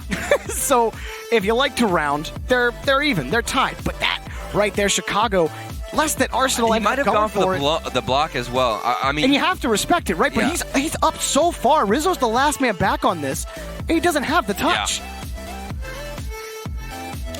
So Space Station, they take game number 1. And if you like what you're seeing from Space Station Gaming, if you like this team, well, guess what? They have decals and items now in the esports shop in-game. The Octane decal is available for Space Station Gaming. If you go in-game, the very top, there'll be esports shop. Click on that. Yeah. Go on in and support your teams. You can support all your favorite RLCS teams. And speaking of, I mean, Space Station, they're running away right now as well with the series. It's all about how they keep the momentum, because G2, it's weird. It's almost like they respond back in crazy fashions, but when it comes down to consistently proving yourself, having all team plays, it is so hard to keep that going. Yeah, and I have to say, again, Arsenal was just a nuisance in the offensive half of the field. He's so good at possessing the ball and winning challenges, and does a lot with the boost that he's given. He's just so aggressive, and it's so hard to get by this team when you have Arsenal as that aggressor and then Sypical as the finisher. Rizzo just can't find his way back to the ball, running out of boost. So G2, they had started to find their way through game number 1, but it was too late, and they start off game 2 exactly where they left off. JNaps picking up the first goal. And Chicago doing it off of a great challenge, and then he beats out Sypical in the air. What a pass, using the top of the ceiling. And JNaps, he's got probably the easiest goal he's going to find all series long, right in front of the net. 14 seconds in, G2 respond, and they carry that momentum that they started to build towards the end of game 1. Oh, Arsenal just missing the flip.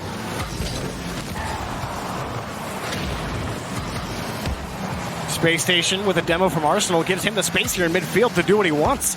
He actually missed the midfield boost. Picked up by Sypical, takes a shot, that blocked. I mean, Sypical's dangerous no matter where he is on the pitch. Even from the far corner there, that's a good shot, but a better block. Demo by Rizzo, it actually took him off the ball.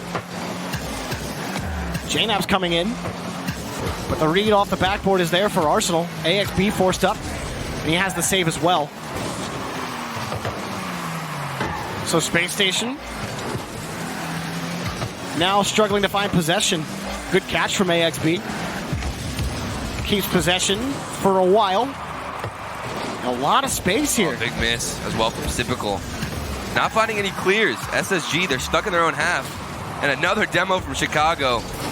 A bump as well from JNaps. The physical plays coming in handy right now. Chicago almost had a finishing shot, and you can see the pressure getting to Space Station. Look at all this space in the field. No boost right now for the two defenders.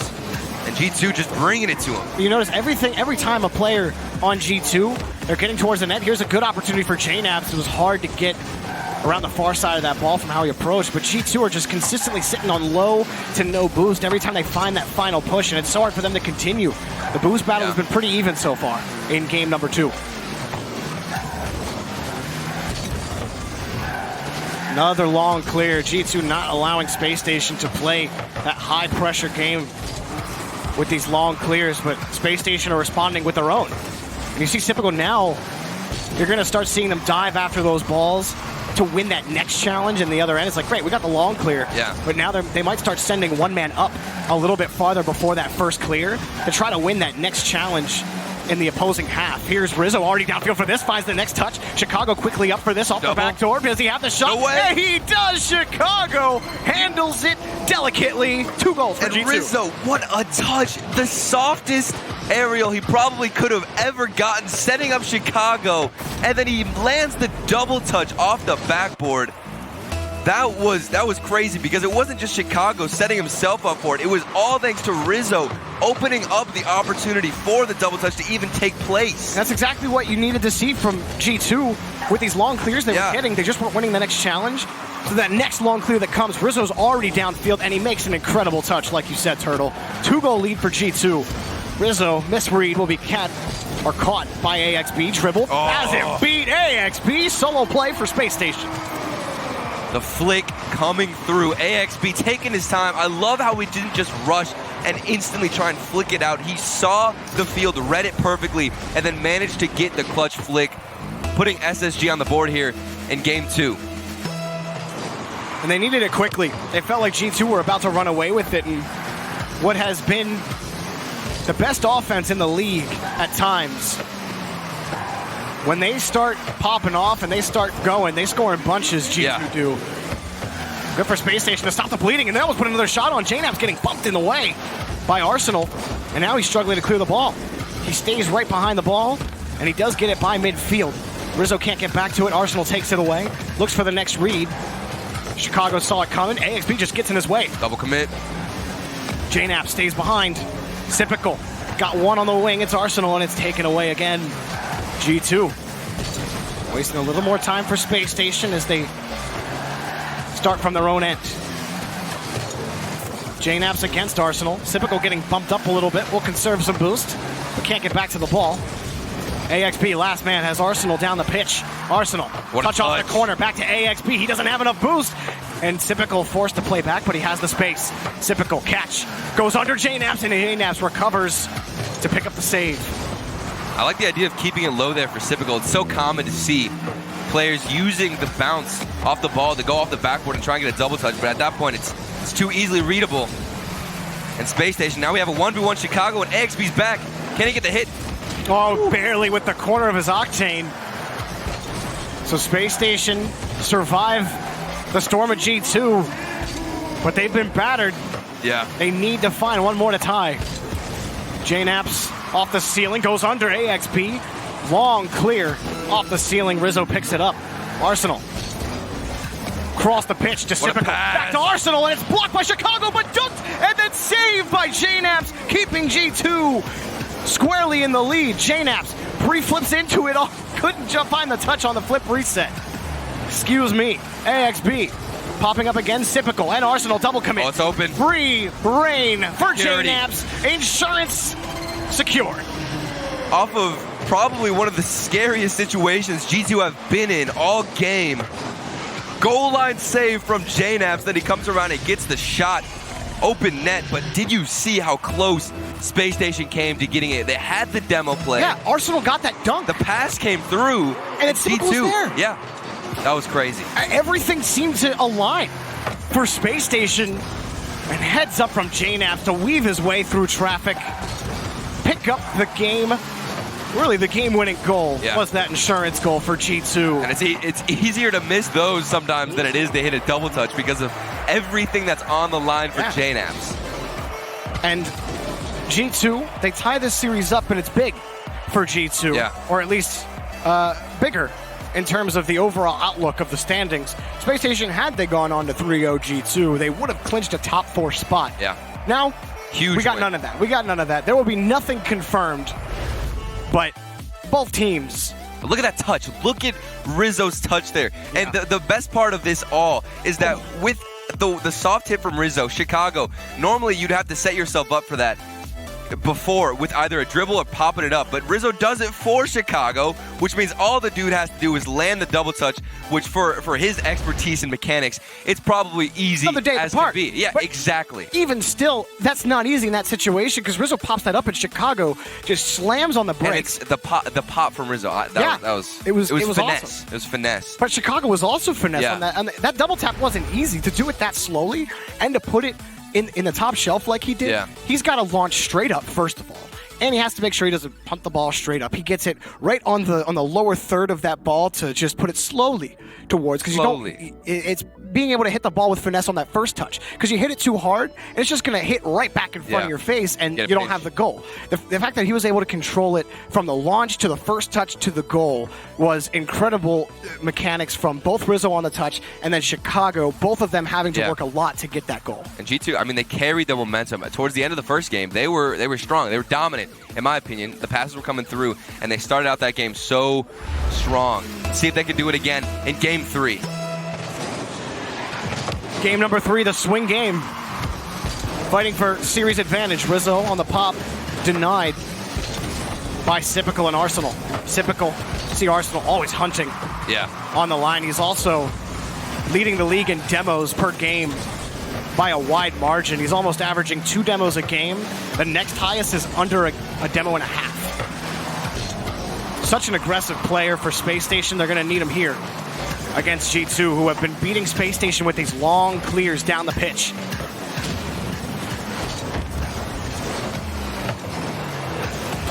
Fighting for possession right now. Midfield belonging to AXB. Flips it by 1. He has a little bit of space in G2's corner. Over Chicago. JNaps will take the ball away here for G2. JNaps has the first lead. Look at how fast JNaps was to that corner ball. Reading the bounce. I mean, these players so fast already, but here's a chance. What? Rizzo trying to get the set. This was so weird to watch. Had the flip. I thought he might have been able to get the touch, but he mistimed the flip. And then here comes a Space Station. Everybody's there for them. And Rizzo had to be perfect on that. Yeah. He ran out of boost. He didn't have time to go and grab that corner boost. He had to turn in and try to time that flip. Like you said, just mistimed it. Space Station take the lead in game number 3. Arsenal running into 1. Sipical, his shot blocked at the origin by JNaps. Oh, JNaps almost sneaks that ball in. It's bounced off the corner. Chicago looking for Rizzo, and Rizzo is just playing insane here in the offensive third, and especially in front of the box. If you could have gotten that hit, you saw it off the ceiling. Looking for a touch. Chicago with a great pass out to JNaps. Typical. Good job getting in the way there. Rizzo the catch for G2. Back over to JNaps. Chicago up for it quickly. Rizzo downfield, but Sipical already confirmed the boost and will easily carry the ball out from his own corner, making 1 miss. Now Arsenal back to Sipical. He's got AXB down in front and blocked again, but Arsenal's there. Just too high, and Sipical wasn't going to be able to follow it up. Or AXB, excuse me. They still retain possession. Chicago off the back wall finds it. G2 now struggling to find a clear in the corner. Arsenal keeping Chicago from the clear. Rizzo just finding the touch against the post. And G2, their defense is getting tested right now. It's the most important part as to how long they can stall for. I feel like when they do get offense going, they've even said in interviews, they're comfortable with leaving somebody all the way back on defense alone. Just means that player who is last back has got to stall enough for his teammates to catch up and get on the defensive end. And that's where a player like Arsenal can really make real life difficult demos. with the demos and unconventional play that Arsenal brings to the table. He's got AXB downfield, has the read, off the crossbar, he just missed it. AXB went for it. It banged straight down. G2 keep the goal score at 1. Good 50.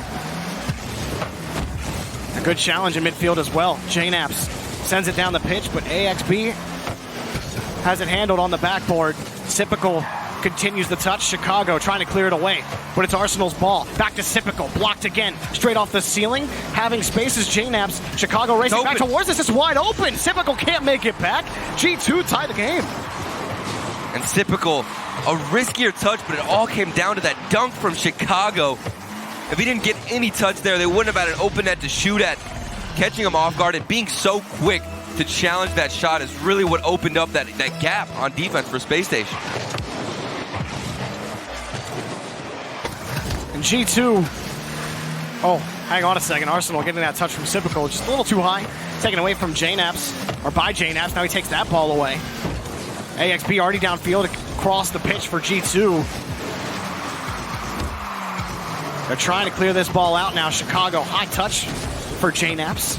AXB at least makes a touch in front. They're keeping G2 locked in the blue half. Yeah. But a pass over to a teammate will give G2 some room on the offensive side of the pitch. But they're finding it hard to find any shots against the Space Station squad, no matter what happens in the series. And I think both of these teams are playing in good form right now. G2 are finding solid passes. Yeah. They're playing the aggressive game they want to play, but they're also not letting that back end open as often as we've seen them do it. And when they have, that third man has answered the call turtle, like you said, and have bailed G2 out when they need to. Yeah. That's what it comes down to right now for the offense at G2. But the defense right now, they're really getting tested because the starvation from Space Station is coming out. Like you said, Arsenal taking the boost. But right now, here we have a chance. JNap's going to go for the bump. He gets it in midair, but Rizzo, where was the follow? Thankfully, Chicago, he's there. He says, I got you, Rizzo. I'll finish this off. Oh, Rizzo. What a demo. Look at that. JNap sniping him in the air. Rizzo is so thankful Chicago had the follow-up. Wow. And Arsenal did what he could, but like you said, JNaps enables that whole play to even happen. And a great follow-up from Chicago. G2, 18 seconds. Take the lead here against Space Station. With all the pressure from Space Station, they were in that G2 half so much. 10 seconds, typical. He's got a chance. Flicks it around. Oh, and he blocks his own teammate's shot. AXB had it on target. Typical can't throw it in front of the box. Arsenal's up for this quickly. Bangs it off the corner. AXB quickly there. It's following down. Still up. Quick pass. Oh, what a block from Chicago. G2, hang on. They have series lead. That was the most clutch save of the series. Chicago. That was hot. He needed to get. That was probably the only place as well. Typical. A great location. He could have kept it lower, but I thought that was going to be a goal. Chicago off the wall, flips in. What a crucial moment for G2. 5 saves for Chicago off of 13 shots from Space Station. And look at the double commit from Space Station. JNaps recognizes all the space, the double commit as well. He has confidence Rizzo's coming in. Unfortunate hit from Rizzo, but Chicago, he's there to clean it up. Yeah, I mean, like, it's the demo. Rizzo, you can miss here. At least the hit wasn't like... Only time I'll ever say that. All Rizzo really needed to do was just get it somewhere close to the net. Because, you have somebody crashing in off of the double commit. If there was no double commit from Space Station, they would have had somebody rotating back. But thankfully, all the time in the world for G2, the pressure is definitely off if you missed that. So Space Station now down in this series 2-1. G2 looking for a 3-1 victory here. And it doesn't confirm anything for G2, but they keep themselves alive in the playoff race. We've casted both C9 and G2 for the first 2 games of the day, and we're talking about both of them trying to avoid promotion relegation. I'm still trying to get my mind wrapped. I don't know what it is either. It's weird. Yeah. But G2 look good so far. But then it's like, is it really weird when you have people like SSG, Space Day? I mean, they are strong. And right now, G2, they're bringing it to them. The defense has been lasting, because if you had told me that all the starvation would come out from Space Station, I would not have thought G2's defense would last. But they've made improvements. Their rotations have been strong. That last man getting the touch when he needs to, and then Chicago as well. What a save. When it comes down to these dire moments, G2 responds. And even in situations where G2 have been losing the boost battle, they've been able to find solid touches to keep the ball away from Space Station, especially in game number 3. And now they're just starting to take control of the pitch overall in the series. Rizzo, great follow-up touch. Chicago, another one for JNaps, and it's blocked by AXB. Rizzo, who has been up and down this season, has really played a solid series for G2. He has enabled goals for his team. He's had some nice passes and some good saves as well. Love what I'm seeing from G2 against Space Station. We start game 4. AXB, another shot turned away. Typical wanted to slow that down, but no follow-up came for Space Station. Rizzo and Chicago. No way. They juggled the ball in the air together. The double commit. I mean, Rizzo was going for a flip reset, but Chicago, I don't think Rizzo knew he was coming in, and he got a hit off the soft touch from Rizzo. Would have been the second time that's happened. And he came up pretty quickly Almost after. turns out, yeah. I wonder if it was communication on Rizzo's end where he realized, oh, I don't have this, and said something, maybe a classic help. I mean, we don't really see Rizzo going for flip resets all the time, so he definitely could be feeling himself. Yeah, definitely. That's a really good sign as well. And Rizzo, I think his decision-making on defense has been strong. You know, deciding not to challenge when he needs to. And he picks up another one here on the air dribble, looking for a goal, but blocked. And J-Naps is playing the read down. Was maybe expecting that challenge to go straight down. Yeah. But either way, Chicago had the back end secured. And we talk about, you know, G2 leaving that third man back to really handle business, the trust that they have in each other to do that. And once G2 get more comfortable, as we see right now in Game 4, they start getting back to that old, real high pressure, send your third man in the attacking third style of play that G2 love. Controlling the boost right now against Space Station. Rizzo. Right now, Space Station are really hurting for boosts. They're relying on small pads, but these shots not too threatening from G2. JNAP slows it down, and he's over Arsenal's head, and he's over AXB as well on the touch. Once the bump, he doesn't need it. Typical ends up picking up the save regardless. Typical with no boost does what he can. He gives Space Station some breathing room. I like what JNAP did there. He could have turned around and challenged it, but instead he decided to wait for his teammate to go. He's on the backboard, gets a nice clear, and now they can keep possession and pressure going against Space Station. Space Station on this defensive, everyone was flat-footed on the back line. Yeah. No one's ready for a touch on the wall. But G2, they didn't have anything threatening headed that way. Space Station are just continually forced back in their own end, and this is a team that has allowed open nets themselves. They allowed an open net earlier in this series. Arsenal flips it over JNAPS. Space Station, shot from Arsenal, maybe a pass for AXB. Whichever it wasn't good enough. Over 3 minutes of gameplay here in the fourth game of the set have gone by. Arsenal carrying it by Chicago. It feels like Space Station are just holding on. They're waiting for that one clear that gives them possession. They haven't had it consistently. Maybe here's where they get it off of the win for AXB. Typical coming in around G2's corner. Cut off by Chicago, who just dumps himself right in front. And what a touch. He intercepted the dribble, getting in the way and throwing all that possession for the dribble off. Catch by AXB. Does what he can with the little boost that he has. Arsenal looks for the top corner. He can't find it. And another defensive touch from Rizzo gets G2 out. Arsenal keeps the ball away. AXB kicks it away from JNAP. Typical losing on the challenge. Rizzo playing back against Arsenal. Arsenal, he's over Rizzo. Gets JNAPs to beat. He can't find the dunk. And JNAPs will take the ball away. Now taken away by Typical. Less than a minute to go for Space Station and G2 in regulation. Typical starts from his own end. Weaves his way by in midfield. AXB high against the backboard. Rizzo, he doesn't have the read and bailed out by JNAPS. Arsenal picks this up now from the third. Carries it over one. That's Rizzo. But JNAPS will pick it up, not feeling the pressure from Space Station. Arsenal with nothing in the tank. Makes one challenge. Rizzo. One more. AXB got bumped. Allowed Rizzo to make this monster flick down the pitch. Typical picks this ball up. AXB, another clear. Time waning down to 0. Arsenal getting the bump on Chicago. AXB challenge against JNAPS. Rizzo has a look here against Typical. He actually flips back into it and wins this. Chicago, big miss. JNAPS, what does he decide to do? Pitches it downfield. It's a double commit down to the... Oh, I thought he had it. I was scared. Oh. G2 could have kept possession there. It was a double commit by Space Station. Yeah.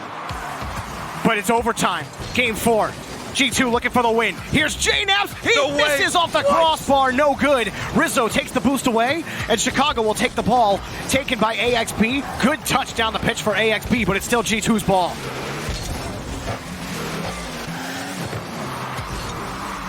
Chicago. Hard pass to JNAPS in midfield. Arsenal coming in, bumping his way by one, but Rizzo cuts off the play. Space Station can't get a challenge win in their own half. Sypico wins one touch. Counterattack. Where's the second? Here's AXP. Looks at it for free. The shot never comes. Sypico wide touch. Arsenal against Chicago. Space Station flipped this around quickly on G2 territory. Chicago beats it by one. G2 will race down the pitch. Sypico, the last man back, looking for a pass. Rizzo, just too much juice on the pass. Roller across the box. Chicago almost got the pass off. I thought it was just going to go for a flick. Honestly, it might have even been a better option because Rizzo, he's not going to push that forward. It's overtime. Who's going to be aggressive? Who's going to push up? It's coming down to counterattacks, and that last man back needs to get a touch every single time. You wouldn't think this G2 team is a team fighting towards relegation, but oh! Arsenal picks up the save. JNAP's another shot blocked again. The double commit still an issue for Space Station. Trying to stop G2 on offense. Rizzo almost gets in front. Oh, what a bump. Turnaround for AXP. Sypical's in front. Shot to Arsenal. Scores! Space Station force game 5. The bump plays. Look at JNAP's just getting bullied out of the way. The Chicago, he manages to get a touch, and everybody from SSG got a touch on that. Arsenal there for the security dunk to make sure the ball goes in. Space Station stay alive, and they force Game 5. The only way Space Station were able to break through that trance that they were in from G2 on offense was one bump in midfield. That's it. Is all it took. And it's because it really comes down a lot for even both these teams, we've noticed, is that last man has to get a touch. And with Space Station, they have been very aggressive with whoever is forward going and hunting down prey for a bump. This has been a very entertaining series. Both of the series so far had moments where you're like, you know, these teams are in the bottom half of the league. Space Station, the only team that has a chance at, or had a chance at top 4. They look so good right now. I mean, North America in general really showing up so far. Definitely. In week 5. Space Station, even though they were feeling so much pressure from G2, G2 put on what? What was it? 18 shots. 18 shots on net. Space Station had 3. They had 3 shots. Space Station were doing so well on defense. Arsenal had, or Sypico had 7 saves. I mean, come on, man.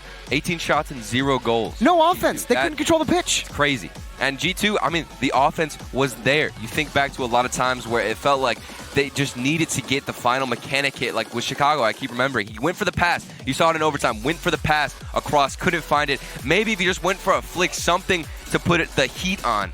But still, I mean, this is coming down to the last string. This is crazy. And it's going to be difficult for Space Station if G2 continue to put on that pressure and secure the boost as well as they have. Yeah. Because right now, all 3 of these guys on G2 are playing really well. JNAPS, we haven't said his name a lot, but he saved a lot of critical goals for G2, and he's secured a lot of goals as well. At Space Station, I've noticed they only had 3 shots last game, and it felt like almost all of them were some kind of dribble opportunities, trying to force one on net, maybe go for a bump play. And G2, let's see if they can keep the offense up and just starve Space Station. Didn't work last game, but if you just keep the pressure up, it has to end up in some kind of a punishment. JNAPS, the dump over to Chicago, blocked by AXB. AXB winning another challenge. A shot by Arsenal turned away by JNAPS, who's also feeling the heat. Space Station, Sypico under Rizzo. The pass to AXB was good, but it was blocked. AXB keeping the ball away from G2. Back to Sypico, but Sypico missed it. Rizzo jumping in front of that ball. Arsenal can't get it out either. AXB makes a solid touch over to Arsenal, but it's not good enough. Arsenal, no boost on that play. Sypico will get the first touch out. And now, Space Station again, they're losing these midfield challenges. AXB picks this up, but they lose again to Chicago. Here's Rizzo, he's already downfield. He just couldn't make a solid touch onto the ball. They caught Space Station out on defense. Yeah. Huge win for Arsenal. The net's open for him, and it's good. Space Station score. Arsenal, the first goal. It's another counterattack from their defensive end off of a crazy 50-50. Just squeezes it all the way to the other side. And it was definitely a rougher angle for most open nets. That was definitely challenging. He's clutch enough to make it. No sweat. Space Station first to go in Game 5. Quick follow-up from Sipical on the next kickoff. Sipical shot on target, and it's blocked. Still in front of the box. AXB scores for Space Station. And I'm looking at all this space right now for Sipical. Somebody has to turn. The challenge missed in midfield, and Sipical puts on a great, speedy shot. And it just makes the follow-up that much easier. 2 goals now, 3 minutes and 15 seconds left. G2, they've been struggling. Yeah, the first half of this season for Space Station, you would have said, oh man, 10% shooting percentage. What's happening? Well, they're hitting the crossbar, they're hitting the post. Now, it's just goal after goal. Arsenal puts this one in. And that was the cheat from AXB, the speed after the pinch kickoff. He responded so fast to that. And now they've got a comfortable lead here in Game 5. Space Station, one of those upstart teams. They were in the RLCS last season, made a change. Out it goes Safu, in comes Arsenal. The change that they wanted, better shooting. First half of the season, they weren't getting it. Second half of the season, well, you see the threat that Arsenal puts on the pitch. He jumps up in front. He doesn't even have to make the touch. That's the second time that this has happened. Hey, just look at Arsenal. Look at how he doesn't even want to rotate out because he has so much confidence in his team. He's just trying to be annoying. Goes for the bump and then tries to get a hit. He is in the face of G2, opening up chances for them. 4 goals. Space Station. They're running away. They're out at the park walking the dog right now. Play with their monitor turned off. After 18 shots to 3 last game as well, they come in. They've got 10 shots. G2 1. The AXB kicks this down the pitch, saved by Rizzo. 4 goals down for G2. It took 18 shots just to score 3 times in Game 4, or 2 times, excuse me, in Game 4. Space Station's defense not easy to crack. And now you're talking about scoring 4 in 2 minutes. Good luck, G2. Space Station forcing their way through 1. J-Naps and Chicago taking this ball away. Pass to Rizzo, what cut a off. read, typical. He saw the flip, the pass connection. It's the way to read that, and then he sets up AXB.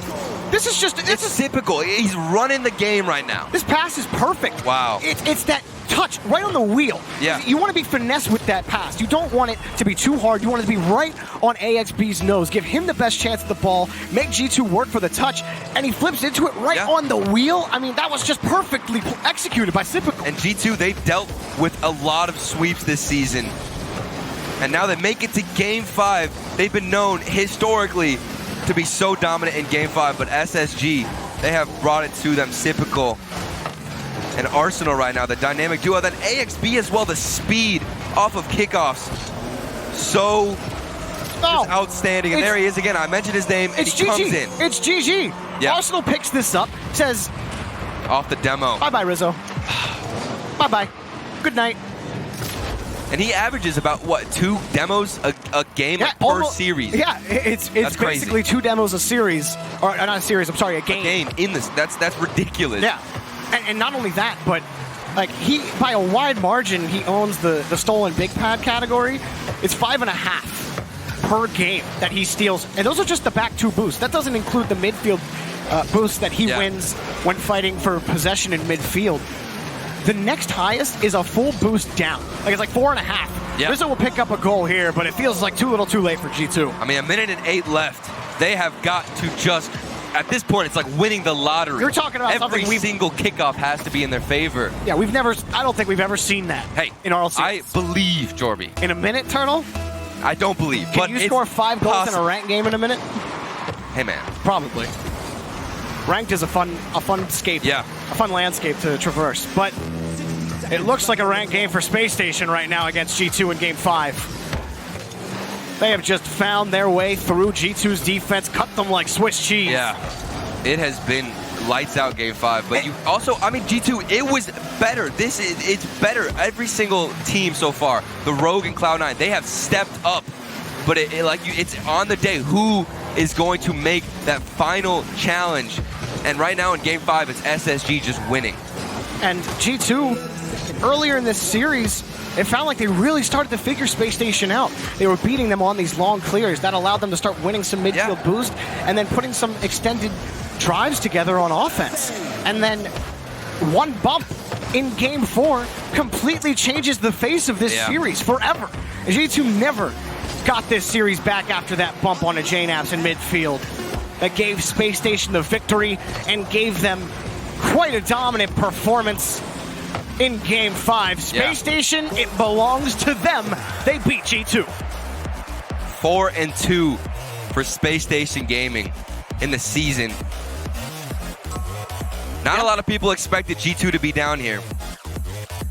And now, I mean, they just got to look ahead. They have Cloud9 later in the day. We're talking about Cloud9 and G2. Yeah. Fighting. This is insane. They're hoping to get into the playoffs, to get a 6th spot. Cloud9 and G2. Yeah. Wait, what season is it? There isn't a season where this happened. This doesn't happen in North America. Yeah. It's just a testament to the talent that has come up in North America. And Space Station, it's a perfect example of 3 up-and-coming players. AXB, Sipical. I mean, I say up-and-coming, but these 2 now are RLCS veterans. Arsenal, it was a tough start to the season for him. Definitely. But he's finally found his mold with the Space Station. I mean, I saw them start out the season, and I was a little bit... I wasn't convinced at all. Let's just say that. Really, I was not. I thought Arsenal was a great pickup for them. I just felt like they could not connect things in terms of using Arsenal's annoyance and aggression the best way possible. It felt like he would force himself up no matter what, and his teammates couldn't react to that. But then now it seems like they know his position, they know what he's meant to do, and they have taken the time, the practice, all these scrims coming in handy, and they know where to put themselves in position around him to just connect all the pieces. And it feels good because next up, Space Station, they have the Knights, the Pittsburgh Knights coming up later today. But NRG versus Rogue will be coming up after this break. Can Rogue continue their magic? They took down Cloud9. Are NRG next? Find out after the break.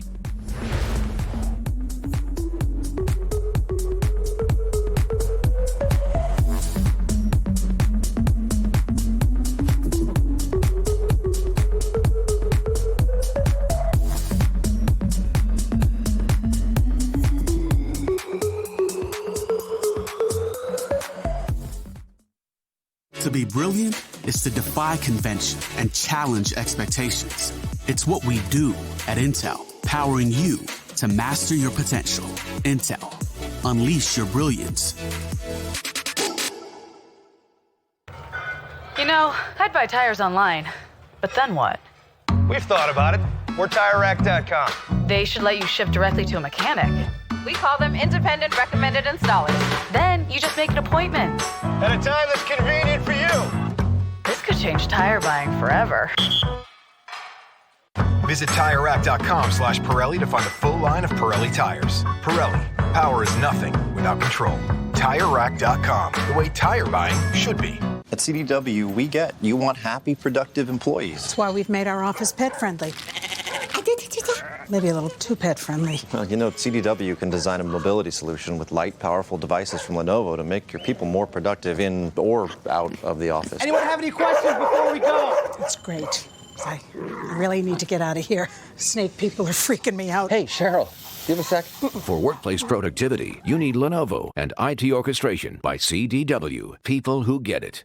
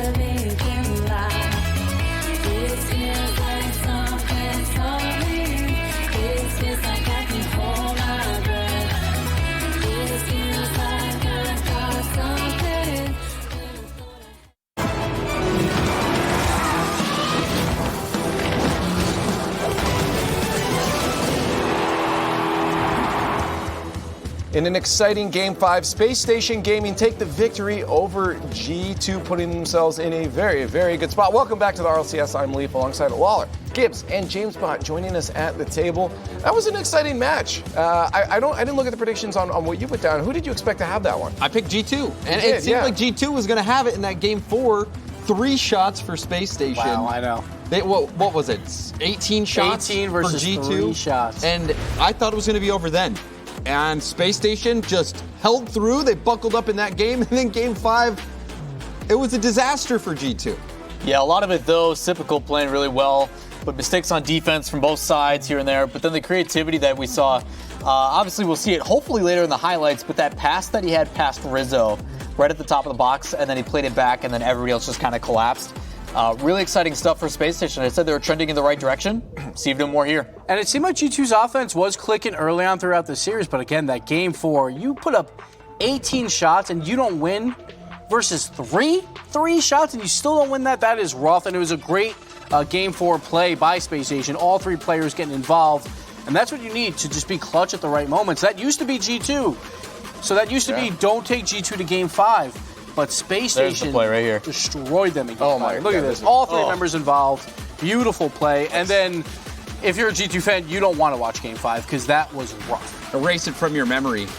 But Space Station, kudos to them. They had a rough start to the season. I had them pegged near the bottom, and now they're up here fighting for top 2, which is unheard of. I am shocked at how this season has played out. Yeah, speaking of playoff scenarios, Space Station versus Pittsburgh Knights later is now whoever wins will be top 2, will be going to the World Championship. Wow. G2 can no longer finish top 4, so if they want to make Worlds, they have to go through that page playoff where they have to win 2 series back-to-back. That's intense. That's not where you wanted to be if you were G2. And this is not. I mean, people always ask me about Rocket League, who aren't really into the esports scene. And it's usually very easy to tell them about North America. I'm like, oh yeah, there's 3 teams that are always at the top. Always at the top. Mm-hmm. And this season has just been the craziest season of Rocket League we've ever seen. And the new guard coming in, and it's exciting. It's exciting to see these guys play and to have opportunities. And the World Championship is going to be nuts. Judging by how the season of league play has been, the World Championship is going to be nuts. Yeah, we're bound to have a lot of brand new players there from North America, and see how they perform on that big stage will be a lot of fun. Speaking of nuts, it's time to check in with our player of the day presented by Intel. Who we got up on the board right now, Lawler? Yeah, right now, obviously, you have to give him credit. Sypical has been doing it all. He did it last week, and that continues with this week as well. He came out swinging, setting up, taking shots, whatever he had to do to get the victory. And then in our first series of the day, you can't forget AJ. All those double touches and everything else he was setting up. He keeps Rogue alive and in the running for trying to get into playoffs. Yeah, it looked like we saw AJ back in form, and that's scary for even a team like NRG, where AJ could pop off, where right now we have NRG not playing for a lot. It's so close, though, right now. No one's been eliminated yet, so that top 6 is still on the line. It's going to be wild. It's week 5. And we've already seen multiple series today, and it's still not determined. It's still not decided. And here it is with Cloud9. They're 1-5, but again, they win like every tiebreaker. So if they beat G2 later, it's going to be very hard for those teams to pass Cloud9. Then it comes down to like Birds and Ghost play. Birds, they still need to find a win. And Rogue, of course, they have to beat the number 1 team in the world probably to stay alive. They still don't clinch a playoff berth with that win. It's just crazy to me because in seasons past we were always like, all right, week 4, week 5, usually within the first couple we know who's going to land. Let's just figure out the rest. And now that we have 3rd and 4th seed meeting more and everything else, it's just been pure chaos. And it's really exciting. Like, you look at it just from like the fan perspective of every match matters. It's like what our past events have been. Every live event is a different winner. Well, now we're seeing that kind of weirdness in the season itself. It's only getting better. I used to have an idea of like, okay, here's a general understanding. This is what's going to happen. I have no idea anymore, and it's amazing. 3 North American teams that finished top 4 for the World Championship are at the bottom right now. and they're fighting for their playoff lot. It was so funny because we were talking about which one of these teams this season is going to break into the top four. I can't wait to look back that fourth spot. Really available. We did too soon predictions. We're going to go back. Like, what were we thinking? It's crazy because those standings just look like a Big Three sandwich right now. And sitting at the top of it is NRG. We may as well talk about them now because that is our next matchup. NRG versus Rogue. Now, NRG is sitting with a perfect record. The only team that looks familiar to us. The only team we can call home in North America right now. Really, but they're even though they have a new roster. Yeah. Player from Sweden. Yeah. But just like home. It's just something that we can be consistent with. Rogue, though, has been on a very bad downswing, but now the upswing again. So the question is, can Rogue take out a really comfortable NRG? And what is the scenario here on this? So it's just if Rogue wins, they're still alive. They still don't clinch anything, but if they lose, they are out. And you're playing NRG. So this is big. And now with NRG, like the problem is they still have something to play for, right? They're playing for history. They want to tie Dingtas from season 6 with the best season ever. That included Turbo Pulse on that team. He wants to have the best season in 2 different regions for sure. So that's what they're fighting for. They can beat their record for North America from last year, where they went 21-6. Mm-hmm. As long as they win the series, they at least tie that. So there's still some records to be had for NRG. And honestly, I speculated last week that NRG already clinched. They don't have a lot to play for. I actually think that's worse for Rogue now because you have Justin who's going to play unhinged. Mm-hmm. You're telling me you have a team with probably on paper one of the best, if not the best roster, and there's no pressure for them to do whatever they want, and Justin's only kind of fault is when that pressure's on. Yeah, we might see some fireworks. And let's not Padding forget stats like G2 style. Exactly. Last season, that's exactly what they did. They went into it trying to get every single accolade. Yeah, and NRG did just that. So they can do that whenever they want versus any of these teams. That's how good they are. So you might see some padding of stats here. Can Rogue keep their dreams alive? Let us know what you guys think on Twitter at RL Esports, hashtag RLCS8. But now it is time for our third match. Let's head over to the Skybox with our commentary.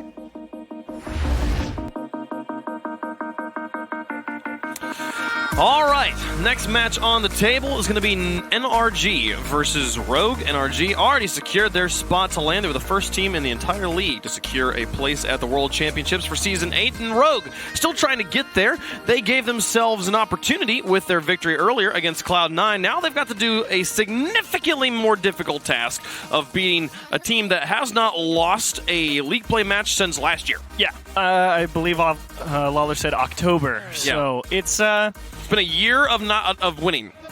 And the best part is you make a big roster swap. Obviously, you bring in Turbo Pulse. It's a great pickup, but you lose a guy like Fireburner. You are curious about what he does.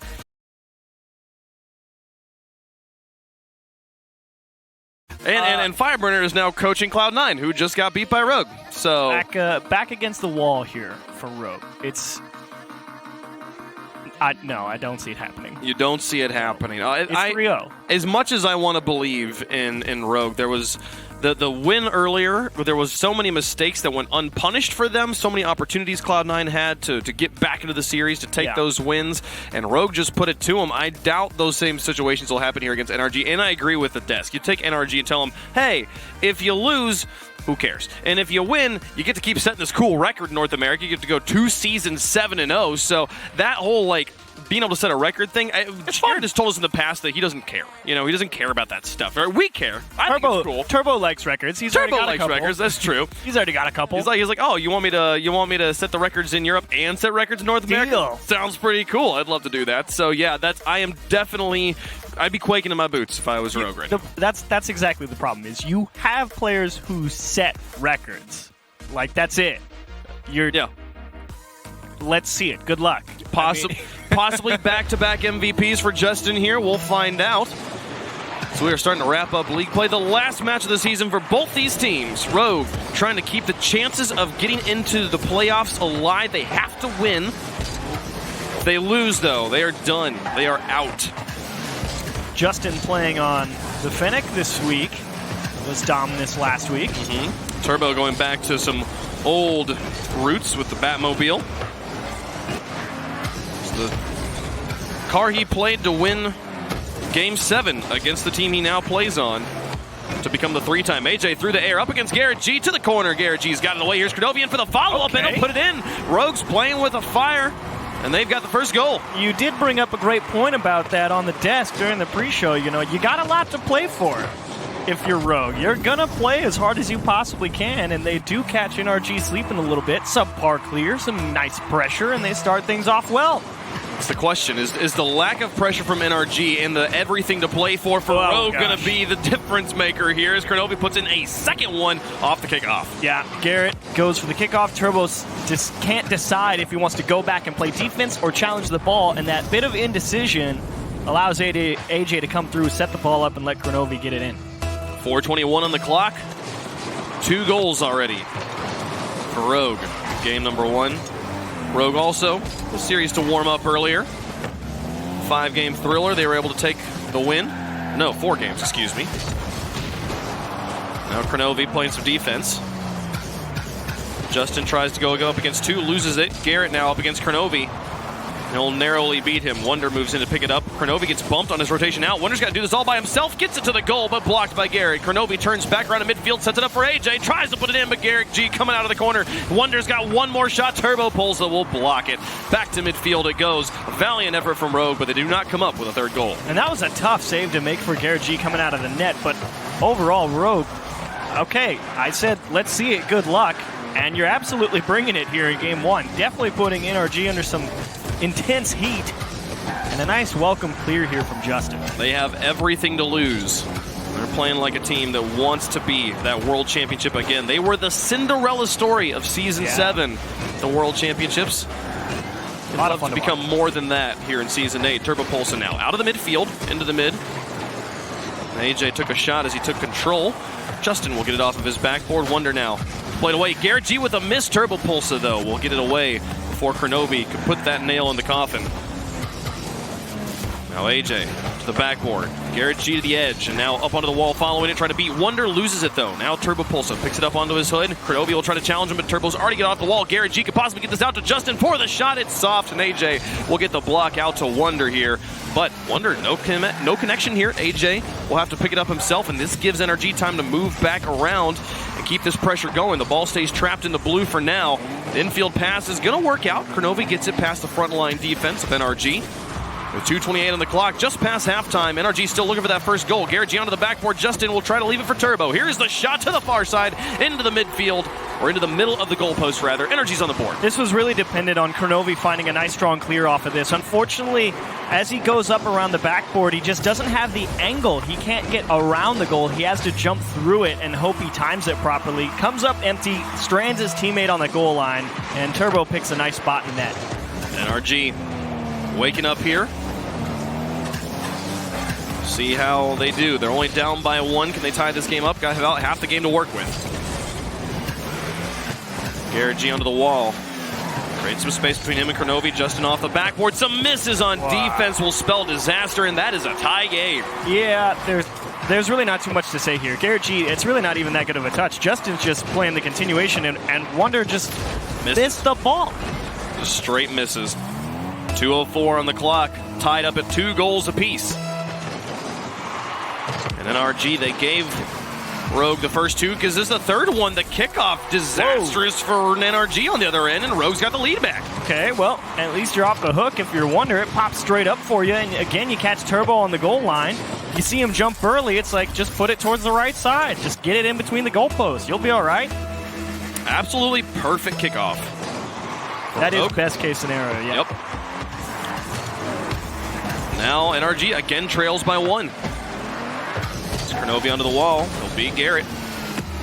Turbo will pick this up, slow it down, but can't get it out of his corner. Now Justin in net. Just an absolute clanger to Garrett G. Nearly connects with him, but AJ will get it off to the corner. Now Turbo tries to beat him. AJ again will shut it down. And now it's time for Justin. In, past 1, loses it to Wonder. AJ's upfield just to extend the play, sets it up for Kronovi. Does Kronovi have the boost? He's not going to actually reach for it.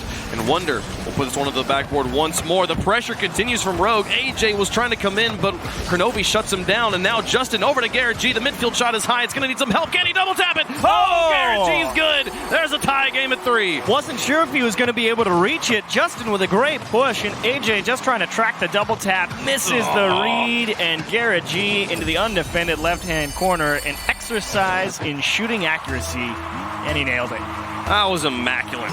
It really was. Perfect control from the veteran player. Kronovi onto the backboard, and Rogue has had some very fast kickoff goals as they look for another one. Kickoff. Justin's got a block. Novi comes in, but Turbo Pulsa shuts him down at the point of contact, and they'll dodge this one finally. The infield pass beats 2. Justin gets up and makes the save on the goal line. Now Garrett G up against another one. 1 minute remaining, and it's been an absolute fireworks-heavy match. This is a great game 1 from Rogue. Again, pressure. Kronovi has a chance here. Garrett G in a tough spot, and a nice save, but if you're a Rogue fan, this is an excellent game 1 with a bump, and Wonder will turn it in. You're kidding. Turbo pushed off the line. And they've got the lead again.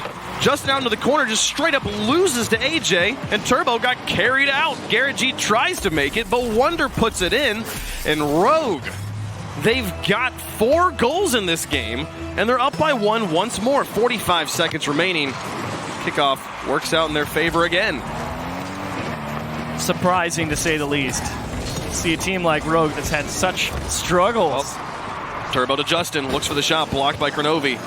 Now Wonder picked it up. Kronovi comes up for another shot, but not going to find it. 30 seconds remaining and only up by 1. Rogue would love to find some security here and get a second goal in. Turbo tries to take that challenge away from AJ, but it's not going to work out. And now Justin out of his corner, past 1. He's following behind this, has a nice read, but Kronovi puts it wide of him. Now Turbo to the net. Kronovi and AJ both up. Wonder's got to play defense here and actually extends it. Well done across midfield. And with 6 seconds left, Rogue has a chance. Through. Garrett G through 2. Kronovi's got to make contact, got to hold on to it. The clock is dead. The ball's there. Turbo AJ will block it. Garrett G keeps it alive. Justin up for the final attempt. Keeps it lofted. Garrett G can't get it through. AJ wins the challenge. Turbo's falling back to try and keep it alive, but it doesn't happen. Game 1 goes to Rogue. All right, tip of the cap to you, Rogue. That is a well-deserved win. I thought for sure that pass out to Turbo was going to be an equalizer, no doubt.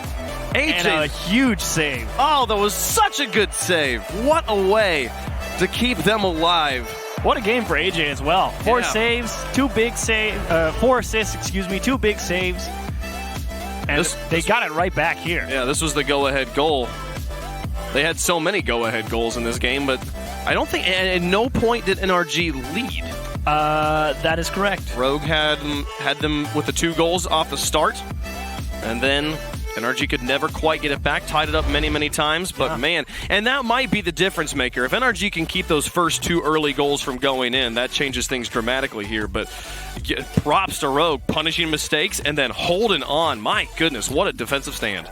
Well, it's funny because it feels like you go back and watch that, and you see, okay, what's Rogue doing different? There's a lot of people up there playing offense, which leads me to believe that if Rogue was going to beat NRG, they're like, all right, let's go watch the Pittsburgh Knights tape from last week, because they're the only team to take NRG to Game 5 and try and get something going, because there's just people driving around the goal trying to bump people out, hit the ball off the wall, see if you can catch them stalled somewhere and get a bump play.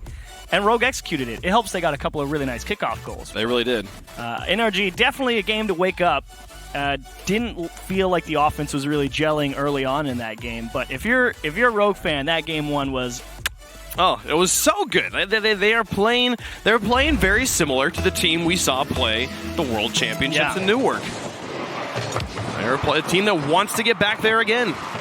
A tough thing to put up 4 goals against NRG in the first place. They have, I believe, the toughest defense in the league in terms of shots allowed and goals allowed. An excellent shot from midfield, but Kronovi's perfectly positioned to deal with it. Now Justin through 2. It's up to AJ in the back, and he gets dunked. It's over to the edge, and Turbo Pulsa will follow it. Kronovi's there first. He'll win the challenge against Turbo. Garrett G up. Wonder got baited in. Now midfield, AJ. Push it back to the corner before getting bumped himself. Physical game so far. We've moved on to Neo Tokyo. Wonder in the corner. He's got 2 NRG players with him. Challenge goes to the far side. Justin tries to get us to the midfield for a pass, but puts it back onto the backboard, and AJ will be able to pick it up. Carried over the top of Turbo, and now Garrett G in the midfield underneath 1. Tries to win the challenge against Kronovi, but Kronovi's got it off to the side to his teammate. Justin wins another challenge at midfield, and it's been a back-and-forth affair as the first minute will come and go. You're looking for Rogue to continue that brilliant offensive pressure they were able to generate in Game 1. But already NRG in the midfield seem a little bit quicker, much less willing to get boxed in. Kronovi, important save there. As Turbo had a shot. AJ back down. Garrett G with a challenge at midfield, and now following it to extend the play. He can let his teammates move up and onto offense. Turbo's now moved into the corner, but Kronovi's got him beat. Carries it all the way on the wall into the orange corner. Pass to Justin will win the challenge. Now pass to Wonder. AJ, the last man back, he fell back to midfield to try and slow things down. Another ball back in front of the NRG box. As Rogue is really putting the pressure on, playing fast. Confusion in the corner, though, could spell the end of it. Now AJ, he got the pass from Kronovi. All of NRG's defense was just completely lopsided. All on one side. And the breakaway. Kronovi is forced to punch it off the wall. Oh, Turbo's shot is just wide. Not a good shot at all. Now Garrett G moves in to try and see if he can finish it off. Got the flip reset off the ceiling, but won't be able to use it. Now Turbo moves in underneath Kronovi, and Rogue has just been kind of scrambling for the last 30 seconds. It was a really nice job there from Turbo as well to close the gap and delay that push from Rogue out of their own half. If he didn't get that block, it was going to be a great counterattack for Rogue, and again, allow them on the board first. Turbo out of the corner. Kronovi puts it high. Garrett G through the air challenge. What a read from Wonder. I don't know how he knew the ball was going to be there, but now it's to AJ. Into the corner, a flick over Turbo. Justin's alone in net as Wonder comes in. Kronovi's looking for the opportunity as well, but Justin has it backed off to the side. Now Kronovi adjusted, picking up the ball, but he's out of boost. Turbo now out of the corner, loses it again to AJ. AJ's 1v1 game today has been stellar. Yeah. Garrett G and Justin tag team this one. Out to the mid. You can see NRG trying to really hold on to more of the boost on the Rogue half and in the midfield. They know those extended stays for Rogue have been great, and a bump on Justin just pushes him well off course. There's Kronovi onto the backboard. No one's there to pick it up, but Garrett G and Justin move it out of their half. Wonder back to midfield. Garrett G will adjust and let Turbo make the play on Wonder. Now up against AJ. AJ wins again. Garrett G picks this ball back to the edge. They like this side wall. A flick over Wonder will help as the ball now in the corner. Kronovi and AJ both backwards in net. Justin will try to get this out to Turbo, but an interception from Wonder will make things more difficult. 1:28 on the clock. Very different game from game number 1, which was the 7-goal shootout. Nobody on the board yet. His time is slowly winning away. Yeah, Rogue is playing pretty solid defense, but still NRG having to fight for every inch, but in general, able to put a lot more pressure on the Rogue half. Kronovi with a shot, and he got 2 defenders out of it. Justin and Turbo both up, but Garrett G's able to hold on to this on the wall, so the double commit won't matter. Just goes for the carry all the way. Kronovi blocks it, and AJ will pick up control. Nobody else crashed the box, so no first goal here as we get into the final minute. Possibility of going 0-0 into overtime. With only 53 seconds left on the clock, Kronovi and AJ both in their corner. Turbo over the top of him. He's got both those defenders beat, but AJ's able to loft himself and block Garrett G. Wow. Turbo has just been such a great force here in the midfield for NRG in this game, too. He's just been such a tough person to get the ball by for Rogue. Justin with such quick reads. He'll dodge the demo from Kronovi. Wonder tries to move in. With 30 seconds left, Turbo pulls it down the field. AJ will block. Ball lofted so high. Garrett G's there first, but he can't do much with it. It's off to the corner. 20 seconds left as Wonder lofts it up to Kronovi. Looks for the redirect towards the goal, and Justin will pick it up on the backboard and push it off to the corner. Now a flick over one. Tries to advance, but he's low on boost. Wonder's touch is soft. Here's Garrett G to keep it into the corner. It's bouncing back out. There's Turbo pulls to keep it lofted. Wonder will just hold it up on top, try and burn the time off the clock and then get it out of his half. But it wasn't all that's all of a touch. He'll block Justin a bit. Kronovi keeps it lofted, though. AJ's got to make this play, and he'll stall it out. Just gains control, doesn't touch it, lets it go down. Overtime 0-0 in game number 2. Very smart there from AJ. Your teammate did not make a quality touch. Made it look like he was going to go for the clear, got Turbo to bite on the wall, then just let it fall. Excellent job to go to overtime and get things back in a more level playing field and see if you get an advantage off the kickoff. Turbo pulls it across. Nobody home to pick it up. AJ's got lots of space and boost. Justin looks for the read. He'll kind of get him off the ball. Now the ball lofted in the middle. Justin off the backboard, looking for the nutsy shot. Not going to happen as Wonder makes the save. And now Turbo Pulsa tries to keep this pressure on. Justin immediately turns around and looks for demos, but Kronovi's already airborne. Now back down to Justin, the Turbo, and it goes in. Are you kidding me? Okay, hang on a minute. So Kronovi, great block. Justin, no way. No, do you remember last week? Justin and Turbo on Neo Tokyo, same sort of situation. Justin takes a shot and Turbo coming out of the net makes the play to beat Torment. Oh my goodness. What a way to win it.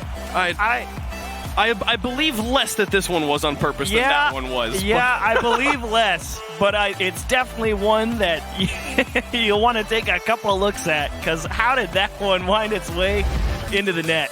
But either way, NRG hold great pressure throughout the majority of that game, forced Rogue to play some stingy defense. To their credit, they did. They accounted for every shot except the one that went in, and you can understand why. It kind of materialized out of nowhere. That was Rocket League deciding, well, somebody has to win this game, so we might as well end it now. NRG, here you go. NRG having never lost a series to Rogue, actually, in the history of these two teams meeting. Obviously, most of those meetings were with Fireburner as NRG's third, but with Turbo, the stat has remained the same.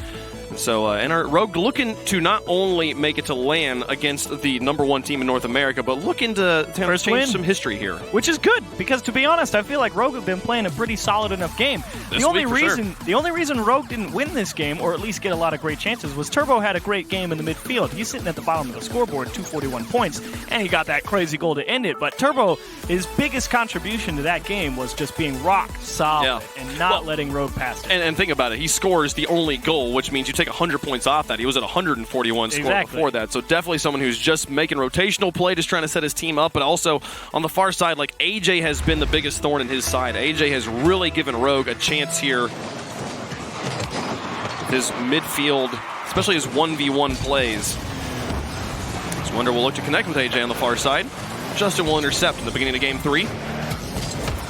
We'll see if we have a different game here. Oftentimes in Rocket League, when the first game is a heavy scoring game, the second game is very defensive, and then things kind of like even out. So we'll see how game 3 goes. It's just an airborne over the top of AJ. Turbo Pulse extends downwards to try and see if he can tuck this one out of the corner. Kronovi makes it difficult on him. Now Wonder to the midfield. Justin and Turbo both fall back. As AJ tries to press Justin out to Garrett. Justin grounds himself, looks for goalies. Kronovi already up and out to AJ. Now Garrett G back down to Turbo, who has to adjust because of AJ's interference as he fell back down. Justin will spend all of his boost just getting this ball to midfield. He got a flip reset off the ceiling, but not quite able to use it as Kronovi gets in the way. It's the scary part about a player like Justin. It didn't even look pretty, but he's so good that everyone on the pitch is thinking he still has a chance. Oh, Garrett. Oh, Garrett's too far back. Turbo was holding Wonder down on the goal line. And now Kronovi over to the edge. Trying to hold on to this himself. Nobody in the backfield as Justin rotates in from the corner.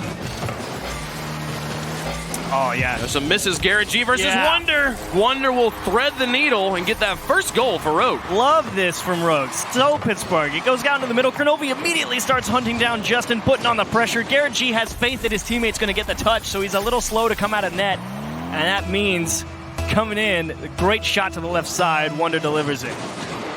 Wonder, a play that has had some rough moments this season and today. Yeah. But scored the winning goal against Cloud9. We'll get them on the board and get the lead back for Rogue. Rogue completely shut out in game number 2. It's good to see them starting with a scoring here, but Garrett G trying to set it up for Justin. He doesn't make contact, and AJ, such a solid clear back down the field. Kronovi gets demolished on the rotation now, which will kind of break it up, but it doesn't matter. AJ, what a use of the flip to score a second one. Where has that been all season? He knew he got that clear over Turbo's head. He didn't even care about the ball. He immediately went to go steal the boost because he knew Turbo was going to be forced to push that ball into that corner. Made a great play on it and an excellent flip reset. I kind of wonder if anyone on NRG knew he had reset off the ceiling. Because that was fast. I don't know if it would have mattered. Does he get a third here? No. Turbo will block it off to the edge. And Kronovi's shot is in. Rogue absolutely lighted up in the first 2 minutes. Danger zone for NRG here in game 3. Great pass from Wonder away from the defense. And Kronovi finds a gap. So you're down 3-0 with 3 minutes. Now, for most teams, I would write this one off as done. But NRG's offense is that good. I don't know if we've had a 3-goal comeback this season yet, so we're about ripe for one. But see if they can do it. This is still danger territory if you're NRG. You're about to go down 2-1 against a Rogue that's playing a hot hand. Rogue gave NRG so much space following that drive, and NRG didn't take any of it, so Rogue actually emerged with ball control again. But now on the far side, NRG finally pressuring. With half the game left to play. Turbo past 1, now past 2, up against Wonder. Wonder will make contact. AJ with Wonder underneath. Try to hold on to this. Garrett G just waits for the block. Kronovi will stall it laterally. Now Turbo up once more. Wonder to the edge. Garrett G's there. Lofted high. Wonder versus Justin in the backfield. Turbo's trying to get back in time to give Justin some support. Justin's got the block, and Kronovi couldn't make it. Here comes AJ. No! AJ's all the way in his own third.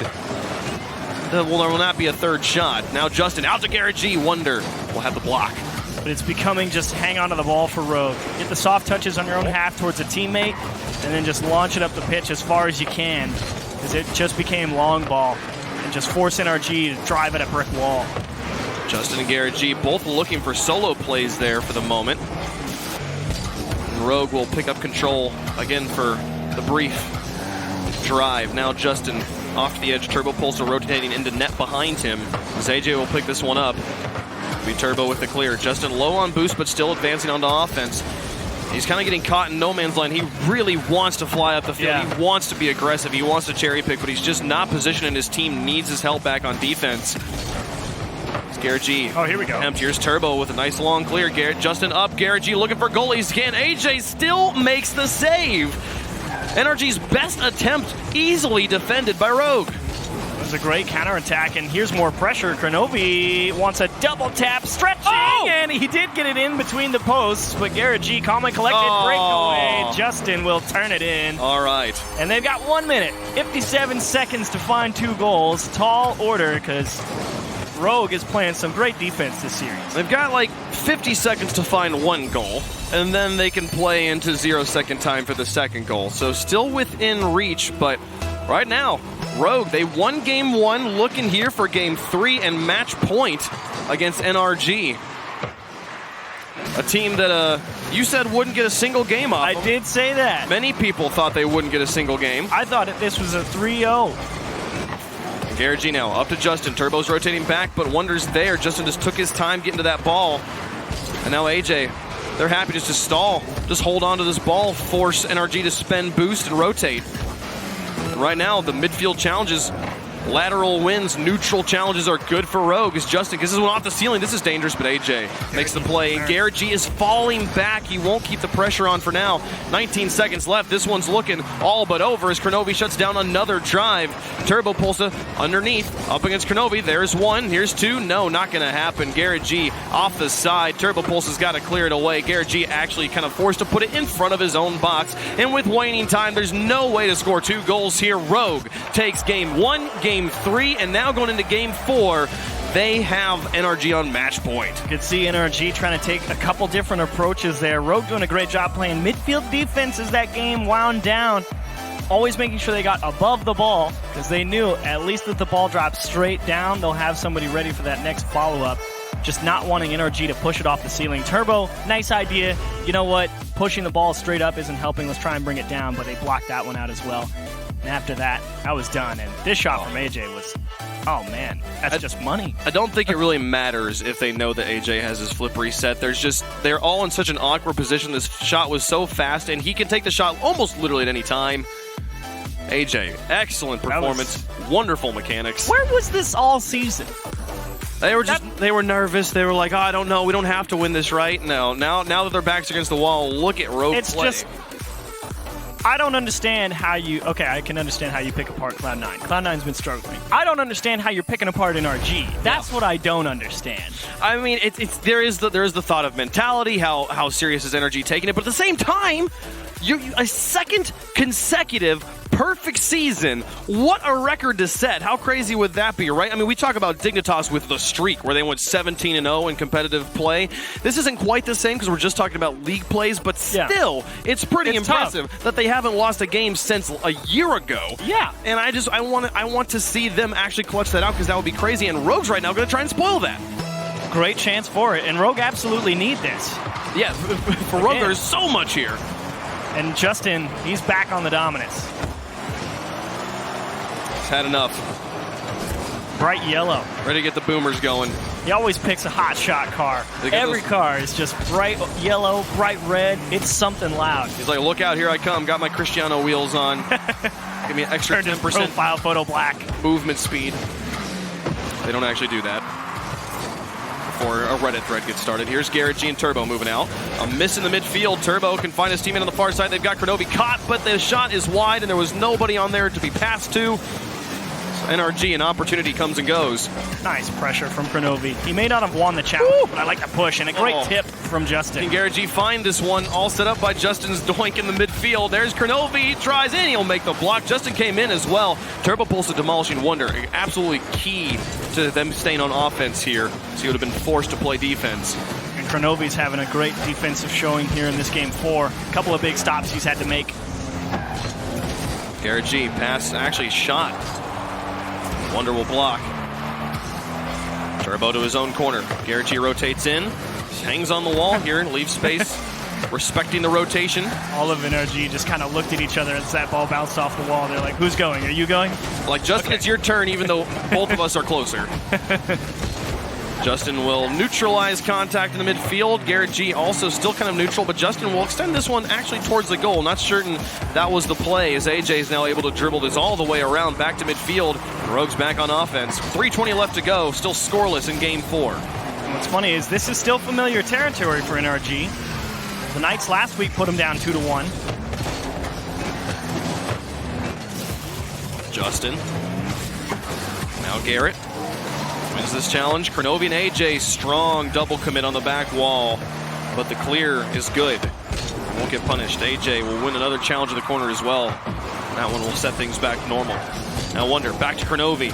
Garrett G breaks it up. Wonder with an attempt. Turbo Pulse has got him beaten. AJ's kind of upfield. He'll be able to stall this out though. Here's Justin over the top, not on target. Kronovi now back to the middle. Here's Garrett G looking for Justin on the far side. Gets all 3 defenders, but the ball just moves so quickly. They're not even going to be able to punish this. And Justin actually misses with the flip reset. And then now NRG is going to try and move back up again. The hard part of it was even making the read on those pinches to get back behind the ball. I'm surprised he even had a second chance at that. Misses the pass into the middle, and Rogue with a chance to clear. Now Wonder, a miss. Kronovi looking to set up AJ. Blocked by Turbo. AJ adjusts and puts it onto the backboard. Where's Wonder? He's coming in, but Garrett G has it off. Now against Kronovi once more. Justin looking for Garrett G. He'll look back maybe? No, just tries to take the shot. Just creates kind of a confusion. Whoa. The defense doesn't know what to do with it. AJ's super loose. Where's the rest of NRG? Nobody was willing to crowd the box despite how just slow the ball was moving. And with 1:48 left to go, still no goals in game 4. Well, it looked free. Nice demo from AJ. Wonder with a shot, and Turbo already on the goal line. And Garrett's been having a bit of an off series, really not delivering the strongest shots or continuation touches that we're used to seeing out of him. Justin trying to do this by himself. 27 boost in the tank, and he spent most of it just getting the ball into the blue. Now Garrett G again trying, but losing challenges. 1:20 on the clock. Rogue 1 game away from keeping their hopes. Atlanta alive. They get the goal. Kronovi beats 2 defenders, and Rogue's got everything they need. I think Turbo might have taken this away from Justin. I think he had it. Yeah, Turbo ungled it. Oh, that's tragic. NRG's perfect season hangs in the balance. 13-0 in league play across the last 2 seasons they are. Well, a minute 10. If there's any team that can score 1, it's these guys. Rogue not look to give them any chance. They'll give them no quarter. Garrett G blocked by a Wonder on the retreat. Now Justin shot. Blocked by AJ, transitioned by Wonder, extended by Kronovi. Rogue is popping off right now as Wonder sets up another one. AJ looks for it. Justin will block it on the backboard, and he blocks it again to keep it off to the edge and hold on to it himself. Nice Kronovi still able to stop it. He's out of boost. Wonder and AJ double commit. Turbo Pulse slows us down. Garrett G picks it up, but the ball is too far away. Kronovi on the ground is right there. With 35 seconds left, NRG, they need this goal. Again, rare display of poor control from Garrett G.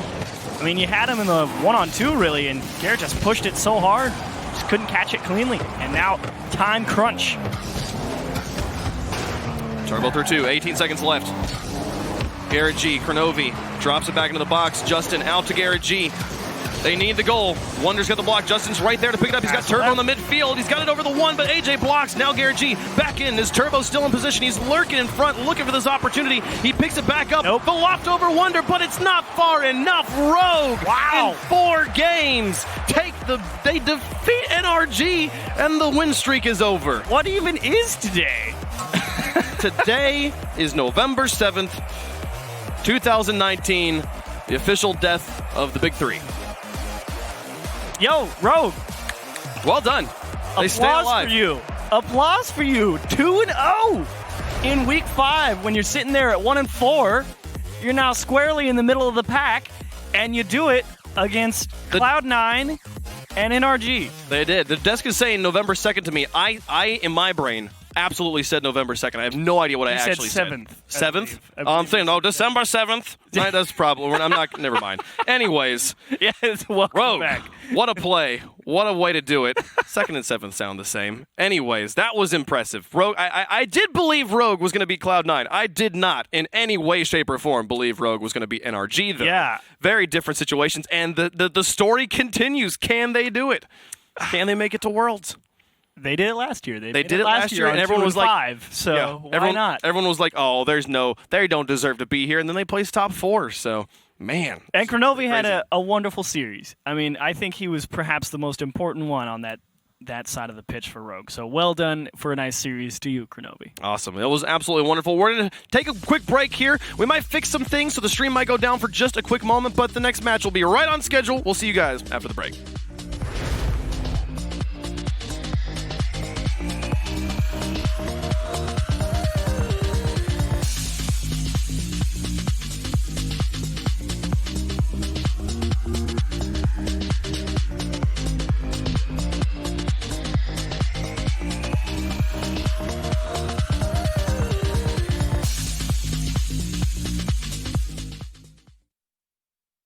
To be brilliant is to defy convention and challenge expectations. It's what we do at Intel, powering you to master your potential. Intel, unleash your brilliance. I think I'm going to try buying tires online. TireRack.com can help you with that. I guess I could buy the same ones I have. No need to guess. Our tire decision guide gives you all the right options. Someone should invent a tire decision guide or something. Can he not hear us? Visit TireRack.com/Pirelli to find the full line of Pirelli tires. Pirelli, power is nothing without control. TireRack.com, the way tire buying should be. At CDW, we get you want happy, productive employees. That's why we've made our office pet-friendly. Maybe a little too pet-friendly. Well, you know, CDW can design a mobility solution with light, powerful devices from Lenovo to make your people more productive in or out of the office. Anyone have any questions before we go?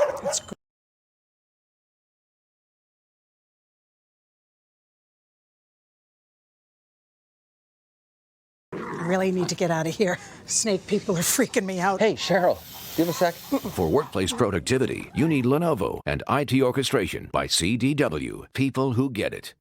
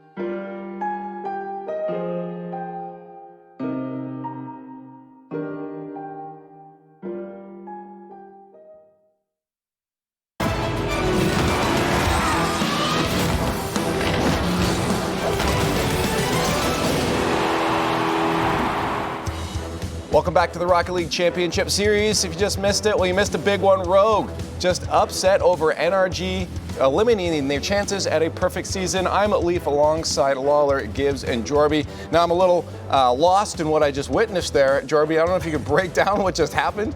I got 2 syllables. It's Okay. A and then J. This guy played nuts. He played nuts against Cloud9, and he played nuts against NRG. And a lot of good just sequences for Rogue overall in this series. Kronovi started it all off with that shot, and they never really gave up control of the game from there. And it did seem like NRG maybe didn't practice so hard this week. It did seem like they came in a little bit off their normal game, but I think the one thing that they have to worry about going into Worlds is when Turbo's on defense. He's been making a lot of mistakes throughout the season, and they were highlighted here as well. So they need to clean that up. But this week, it could have been one of those, hey, they don't have to worry as much. And Rogue just got the benefit of the schedule maybe a bit. They play good, though.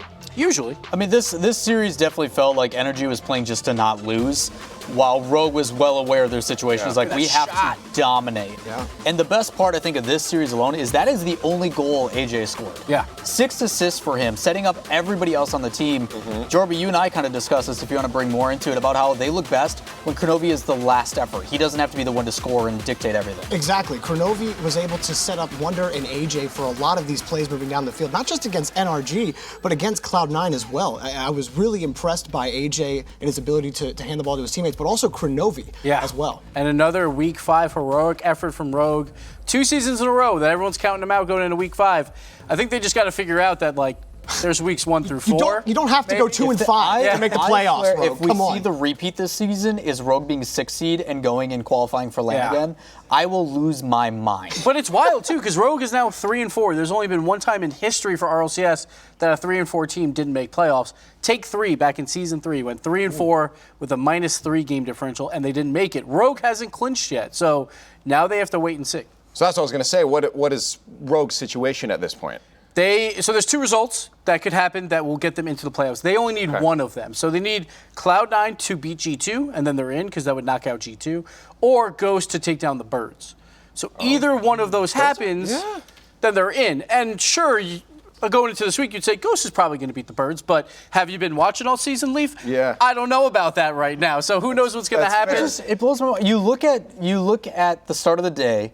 Cloud9's in 7th. We're like, okay, this is happening. Rogue's in 8th. Rogue could make it. G2 could get knocked out. Like, we haven't clinched really anything yet. And we are, almost 90% of the season done? We've played 25 out of the 28 games, and no one is out yet. We're in a world where both Cloud9 and G2 could find themselves in the promotion relegation tournament.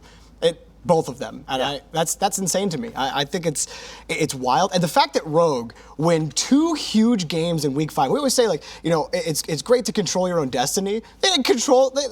They still control their own destiny, but you're like, yeah, they got to beat NRG. That's not going to happen. And Rogue's like, and they still didn't control it. They're still not certain, but they did what they had to do. But it's way better than it used to be. And now they have to just watch. So then, now looking at our next match, let's go to playoff scenarios first. Okay. You got even more than that. I got some playoff scenarios for you. My bad. So to clinch top 2 at this point, it's Pittsburgh Knights or Space Station. Whoever wins that will clinch top 2. Wow. Ghost is out of that race. Space Station, they had to come in to clinch top 6. Well, they clinched top 4, so that's great for them. G2, all they got to do is beat Cloud9, but if they lose, they're out. Birds, all they got to do is beat Ghost, and they're in. Cloud9, though, they need to beat G2 now, and they need Ghost to take down Birds to have a chance. And Rogue, of course, they're waiting to see one of those 2 results have to go their way. Cloud9 beating G2 or Ghost beating the Birds. And again, 3 games left for a whole season, and no one's out yet. No one is out. Any of these teams can still make Worlds. Yeah, that's crazy. So why don't we keep the craziness going? And now, for once. Yeah, and now we'll get on to our next match. And this one, again, reiterate, could have been our match of the week, but it's not. C9 versus G2. Could have been our match of the day for NA, but of course we're still looking at SSG PK. This is crazy. This is a big one, and this is in. This is pretty much the same side of winning in for top 2 for Pittsburgh Knights Space Station. It's basically winning in for Cloud9 and G2. G2, it's for sure winning in. Cloud9, though, they need to win and watch. But here's a crazy stat. Cloud9, longest active roster that we've seen since 2017. Back then, when they formed this roster, 25% of the players that are playing right now couldn't have played in the RLCS then because they were too young, including all of Pittsburgh Knights. Well, that's how long these guys have been together. And now if they go into the promotion tournament, who knows what happens with like roster shuffles? We always talk about the big three. Yeah. They usually don't do a lot of roster shuffles, but for both of these teams, if one of them goes to that promotion tournament, we could see a crazy offseason of roster moves. That is such a. How did you come up with that? Like, you just have to think. Because I knew there's a lot of young guys. It is interesting though, because we saw NA stay roughly the same at the top, and we're getting all this chaos. But on the other side, if you look across the regions in EU, all their major rosters made those big changes, and then you saw the shakeup there. So I think we're finally starting to see that be a possibility now for NA because it's been the same for so long. Yeah, and C9 and G2, I thought they both looked better today, but not good enough. G2 in that Game 5, that can't happen against Cloud9. Just a reminder, it was 58% when we did that Twitter poll before for G2 and 42% for Cloud9. Let us know if that's changed. If your minds have changed today, because it's been crazy on Twitter, at RL Esports, hashtag RLCS8. But it is now time for Cloud9 versus G2.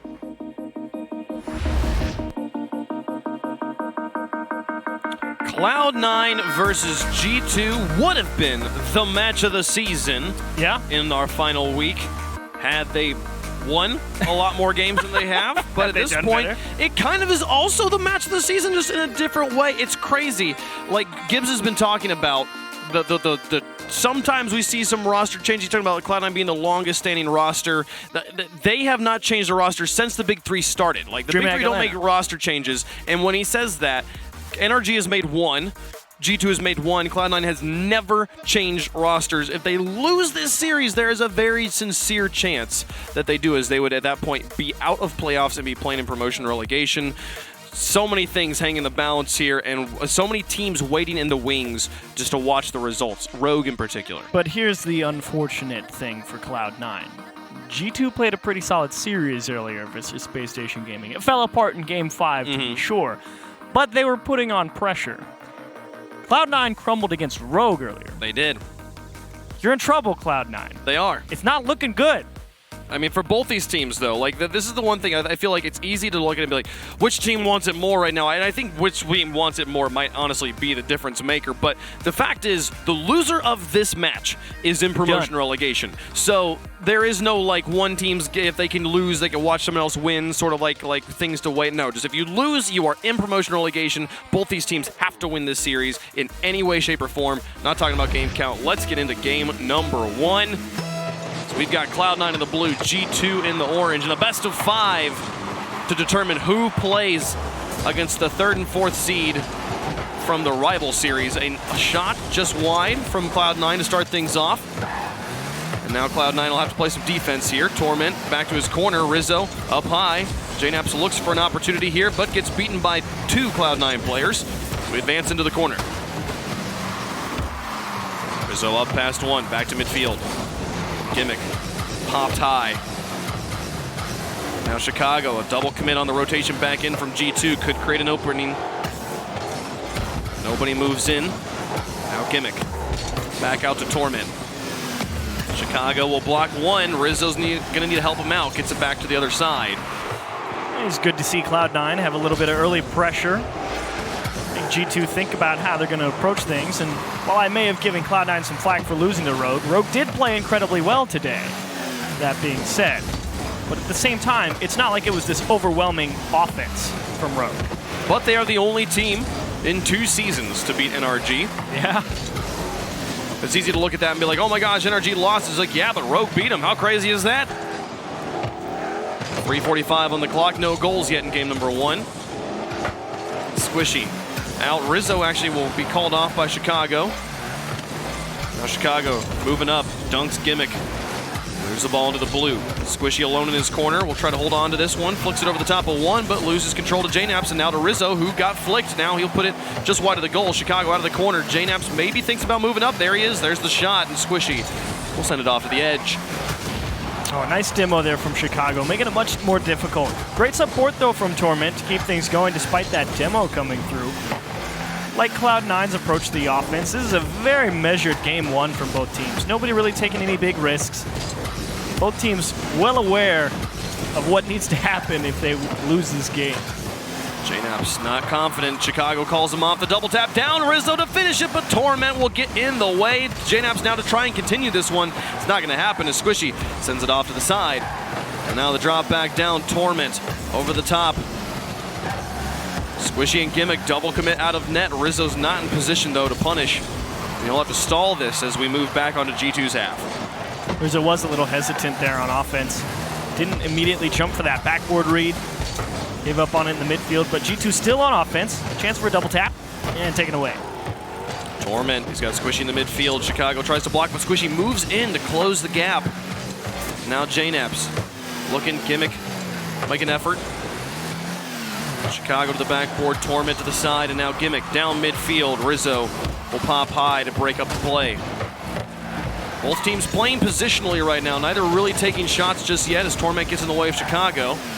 Gimmick will look to clear this, but Rizzo is lurking, waiting. A pinch with Squishy is no good. JNap's off to the side. Some bumps on the back line. Could help Cloud9, but they struggle to get out of their own half here. Gimmick up, will pop it up again. Now Rizzo airborne, loses it to Squishy. 140 left to go. Still no goals in game one between G2 and Cloud9. Loser is out of playoffs. Chicago really trying to find a small hole in that backboard. Rizzo, a little bit of a show of force there against Torment. Just a little fake challenge to try and get him to show his hand. And Cloud9 struggling to really hold on to the ball once they finally get over onto the G2 side here. And another great win by JNap's means short stay, no shots on target. Cloud9's offense needs a moment. Oh, man. All three players from G2 advanced on offense there, but none of them touched the ball. And now another opportunity. Rizzo onto the backboard, up against Torment. JNap's and Chicago bump into each other in the midfield, and Cloud9's ball just goes all the way in. There's really not much that needs to be said here. I mean, you can't run into each other. So yeah, first goal over to Cloud9. Feels good to play defense all game and then get an open net. Yeah.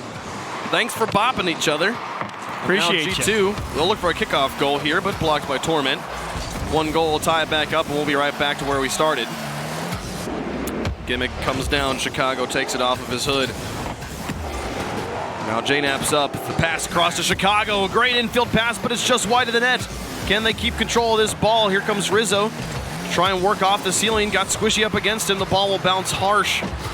Now Torment trying. He doesn't really gain control. JNap's tries to move in here, but Torment manages to somehow still get first contact.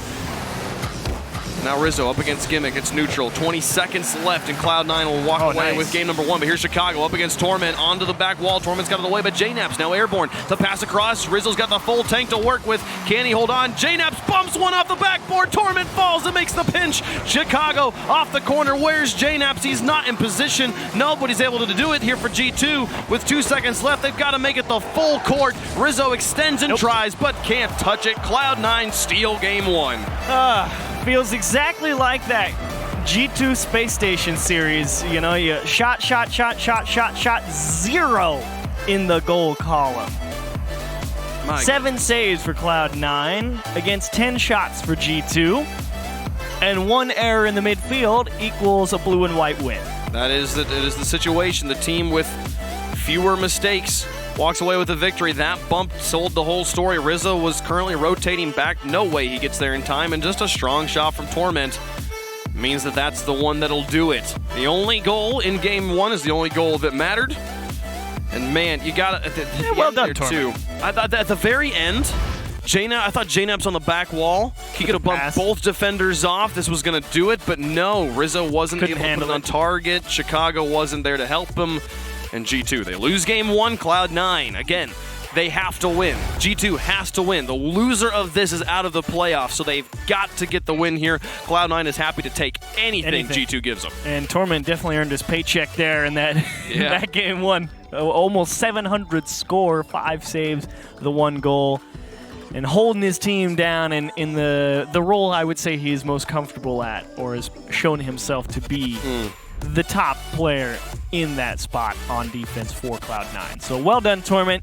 You make a bunch of big saves. You keep G2 out of the net. You're able to capitalize off a mistake.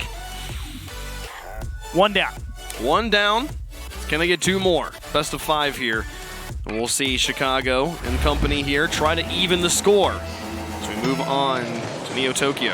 And what's interesting is I feel like early on in the season, we're like, man, G2 has such great vision. The passing is so good. And it's just dried up. Well, they had one or two really solid passes. It looked like it would be a scoring chance, but then the shot wasn't there. Yeah. They've got to be able to finish. That is the problem with the infield pass style, is that the shooting's very difficult. If you're able to get the shot on target, really good chance of scoring that goal, but you've got to make the shot. And those passes are no joke either. It's Cloud9 here. Torment's up to try and make a crazy shot. JNaps will block him. Well, Chicago slows things down against Squishy. Rizzo's up to try and gain control here. This will work out as they get this into the corner. JNaps can't beat Torment. Chicago's too far forward. Now Torment back into the corner up against Chicago. The pinch will go back to midfield, and Squishy's got it red, but Chicago's got him dunked. Now JNaps into the corner. Can he get this out to Rizzo?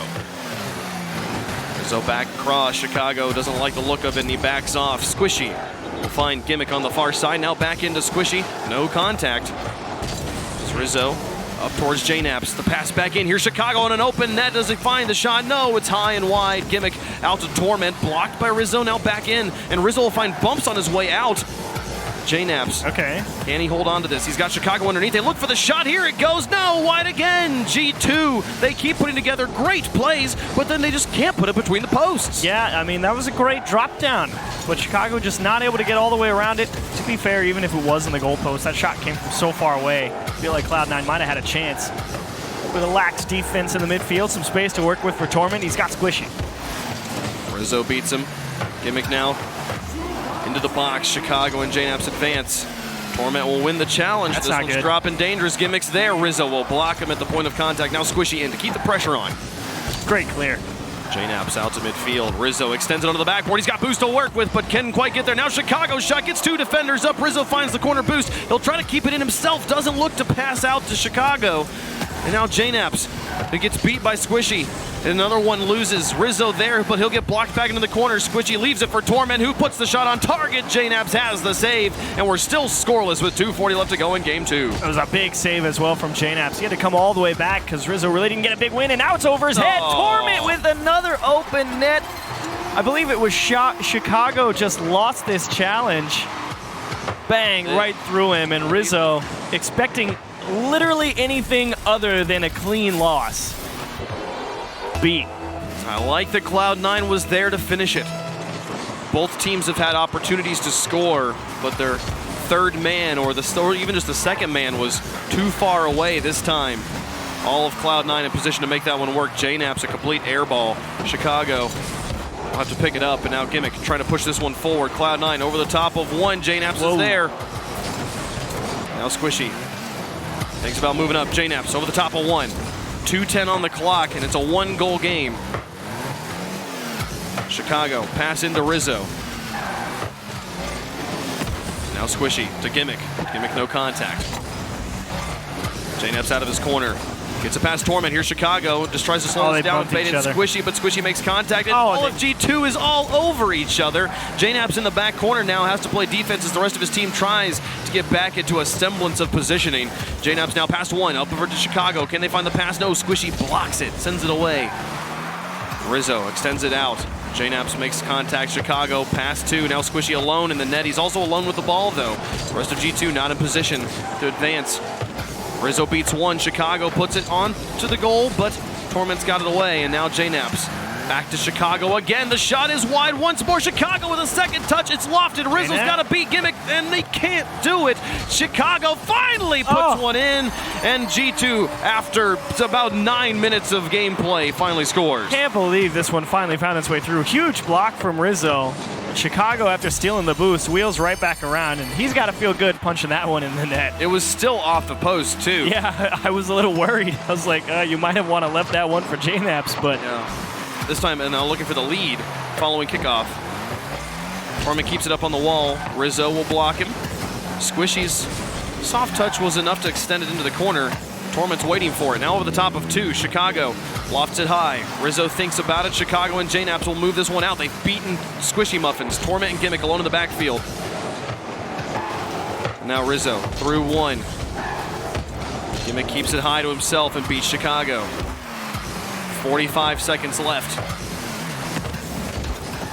Rizzo in the air. He's got it underneath Squishy, but Squishy adjusts. Now J-Nap's back out to Chicago. The shot's there, and on target. Torment makes the block. Here's Rizzo, but no, he can't get it through the defense. Gimmick and Squishy looking to extend this down. 30 seconds remaining, looking for that silver goal to win the game. Wow, J-Naps. Huge couple of blocks there. They caught G2 really trying to push something, get the lead late in the game, and J-Naps with 2 huge stops and a shot attempt, and saved by Torment. Torment's got it away again. Rizzo keeps the pressure on. Now looking for goalies. Doesn't find anything in the final 10 seconds. Chicago up against Torment. He's got it flicked, but he beats J-Naps as well. Rizzo keeps this one high. J-Naps rotating out. Chicago takes another one, and it's overtime. Oh my goodness. That looked like it was the game finisher, but no, the clock denies him. And we're into overtime in game 2. J-Naps thinking Rizzo was going to win that challenge. Not sure if G2 really has as much bite to this push as they think they have. Oh, double commits. Squishy manages to dodge a demo and get the block, and now here comes Cloud9. Torment up against Rizzo. This one neutralized. J-Naps will send it back into the blue. Rizzo thinks, but he's got no boost to work with. Just puts pressure on Gimmick so the touch isn't as strong. And now J-Naps through one. Gimmick will slow it down. Chicago tries, but Squishy beats him. And now Rizzo out of his corner.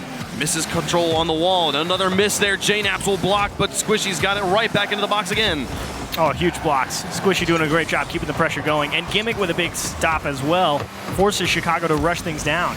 Rizzo to the corner. Chicago, a small touch to beat Torment. And now to challenge Squishy.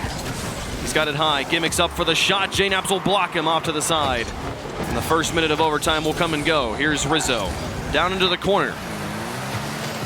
Rizzo airborne once more. J-Naps lurking in midfield, waiting for the pass, but Rizzo backs off. He looked for goalies. Nobody was there to make the pass after he left the ball.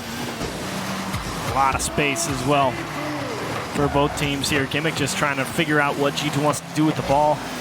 Chicago trying to keep it close so we can make a follow-up touch. It's both teams really just trying to hang on to the ball, but finally a chance. No! That's it. Cloud9, they finally, when the ball just moved back and forth in the midfield, and finally a win high in the sky by Gimmick. Gets the ball to Squishy, and that's game 2 for Cloud9. J-Naps really just trying to stretch because he knew he again, they really did not want to give up the ball, both teams, and finally it was Cloud9 in the right position to deal with an awkward bounce into the midfield. And G2, 9 shots. 1 goal this time, an improvement. 8 shots for Cloud9. But again, it's just the offense from G2. It's nothing about it except maybe that last second attempt really is making me think, yeah, G2's got a knockout offense today. Yeah, no, and the shots have just been wide. The only goal they scored still hit the woodwork. Is Chicago terrified of shooting center? Well, is he scared of Torment there? Which, I mean, I understand that. I mean, he's a good player. He's very good on defense, but still, like, I feel like just put the pressure on them make the saves. Right now, they can just count on it hitting the woodwork and then not even having to rotate for it. It is what happens when you really do try and place the ball perfectly. I mean, if you're hitting it right next to the top corner every single time, you definitely know you're trying to shoot the top corner, which is normally a good thing. It's just last week it wasn't working for G2. This week it's still not working for G2, and it's just such an amazing thing because I did the whole Telestrator thing about, man, Space Station's going to have to play G2, and they've got some strong shooters. Yeah. No, they don't, apparently. Not today. Today has just not been the day for offense for G2, but they've got 3 potentially more games to figure this out. But right now, on match point, they lose this one. They get swept by Cloud9 and knocked into promotion relegation. To be fair, it is a tough day for G2. It's a tough day for everybody. A tough day for Cloud9 as well, and that's a rocket to start off Game 3. Cloud9, NRG secured their spot at Worlds last week, the week before that, and now here we are 3 series before the end of the regular season, and literally all the rest of the teams have no idea. Stormman puts another one on, finally, an early goal here. Cloud9 had all the pressure following kickoff, and they make it work. Missed touch here, bounces out. Rizzo just doesn't get it off the nose, and Torment knows that he just has to go left side, and a well-placed ball starts off Cloud9. And you really do wonder that why is G2 not striking as well, because they know they should have won that game for Space Station earlier. It was really just shot placement. Again, they had over 10 shots, I'm pretty sure, in every single game, and just no goals to show for it. So they come in here thinking we need to beat Cloud9, and they keep trying to place the ball well, and it's Gimmick who just rips one towards the net. And now it's 2-0. It's about to go the same way as the Space Station. He absolutely blazes that one. 42 miles an hour. And 2 goals to nothing. Cloud9. They're trying to put it away in style against G2. JNaps with an attempt. Here comes Chicago. A miss. Here's Rizzo. That needs to be in. They get it finally. Okay. G2's on the board. Both teams having some struggles on defense right now, and at least both teams are shooting. That absolutely needed to be in. Chicago pulling out a couple defenders, and Rizzo, the softball, he really caught him diving across the net. 39 miles an hour. Yeah. I thought the 42 was slow here. That's a zinger.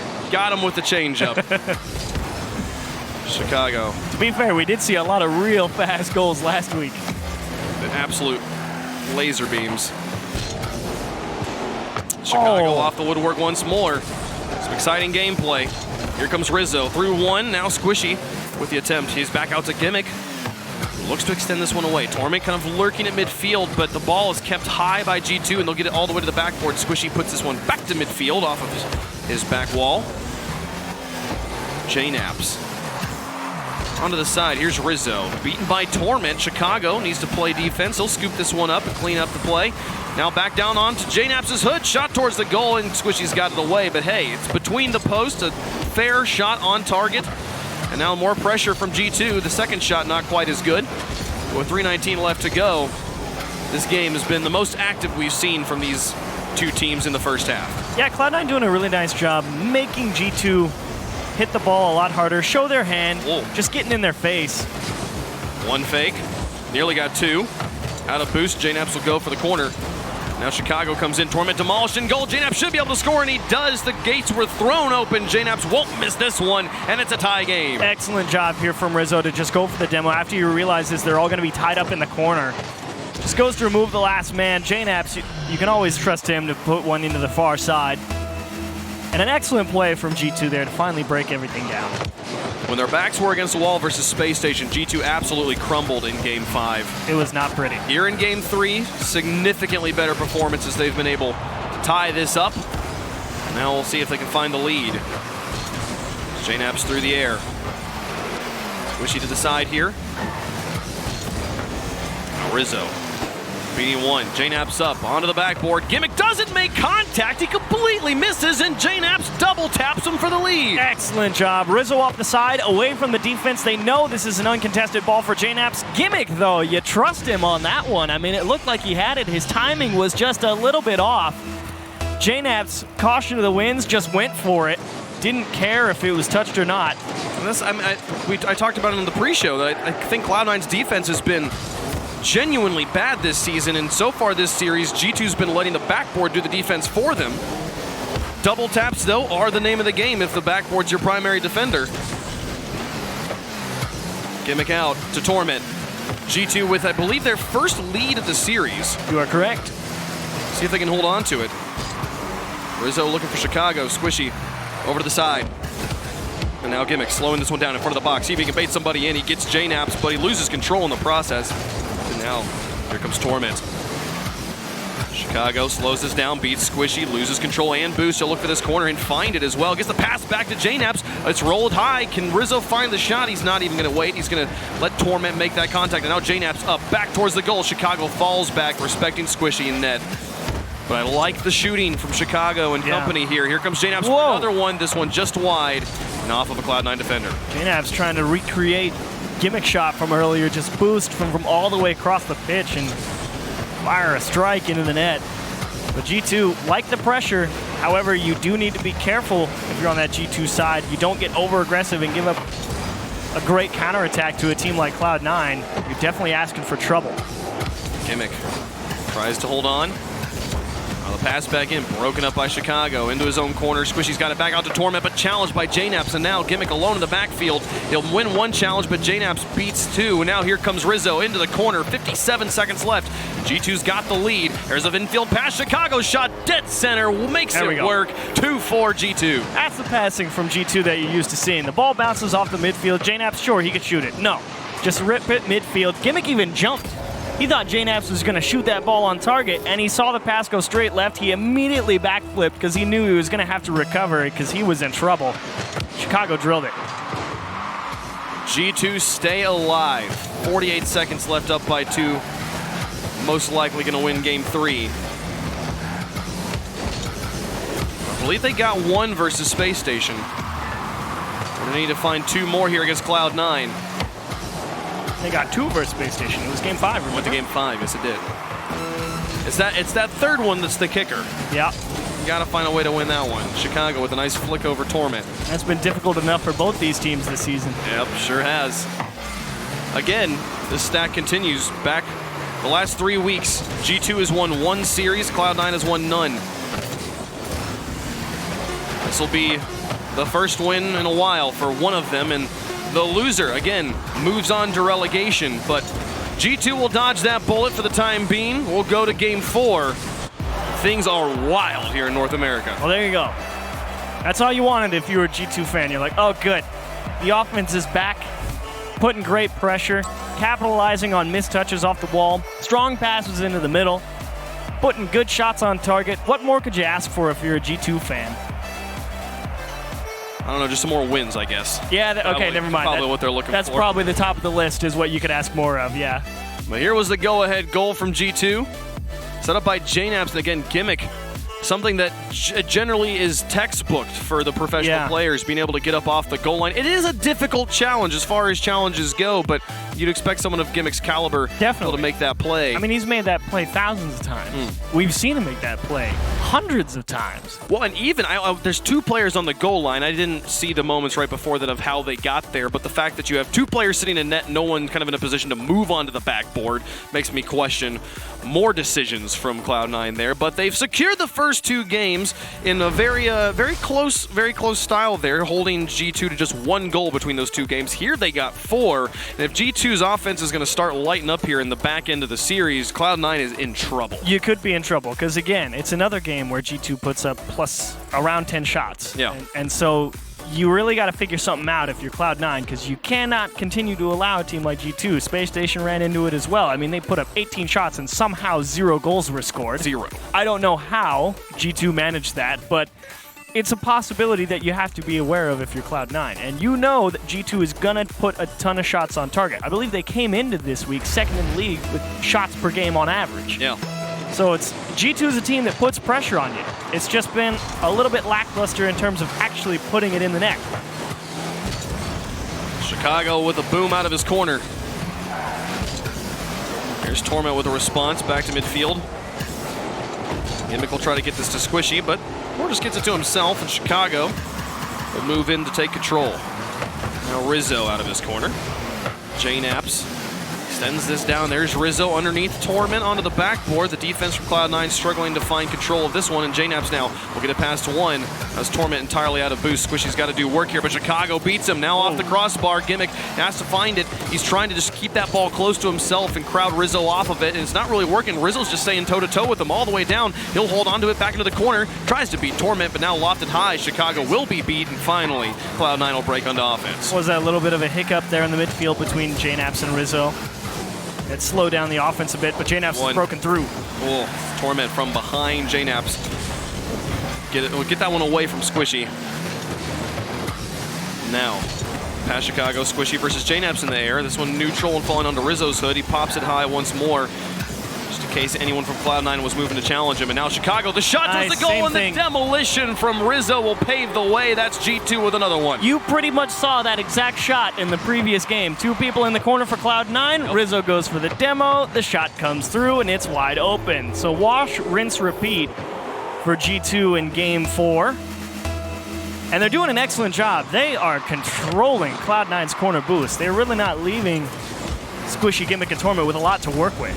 And they're also seeming to put the ball in the air a lot. Whenever they feel scared of something right now here on the other side. A 2v1 through 2. Gimmick should put this in. They will completely beat the defense, and that's a tie game. That's a surprising miss from JNAPS. You can normally trust it. I mean, I might put JNAPS as the best defender on this G2 team, and to just see him just make that poor of a challenge against a player like Gimmick actually surprises me. Well, and Gimmick kind of got a second touch to change the direction, but I think even if he hadn't gotten that second touch, JNAPS' flight misses the ball. So definitely a poor read.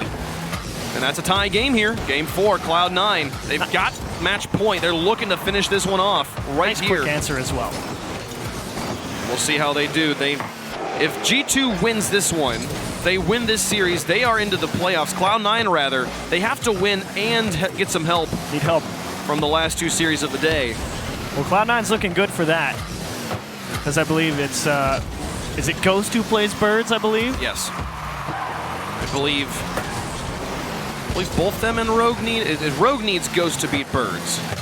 Oh, that's part of it, but well, not to try and confuse things, keep things. They'll figure it out at the desk. Focused on the game at hand. Right now, the most important thing for both these teams is just not losing. Losing is death.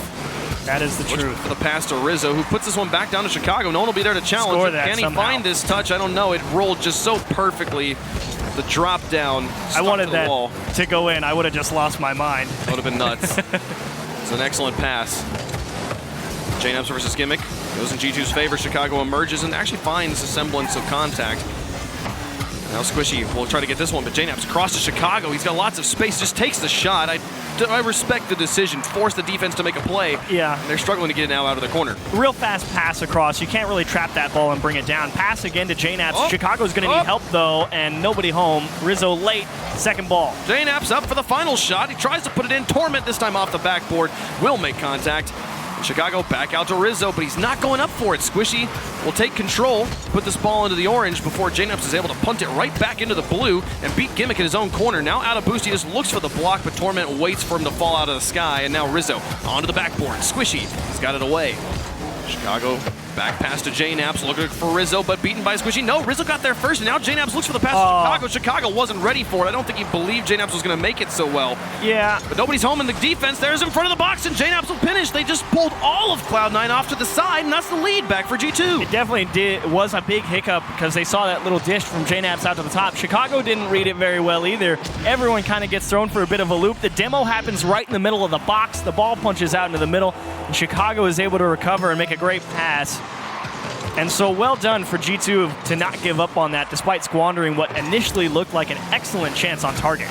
Torment was in such a rough position. Either he challenges the defender or challenges the pass on the wall and possibly gets beat, which is what happens, or he just sits in net and just waits for a shot that's going to be coming from an oblong direction.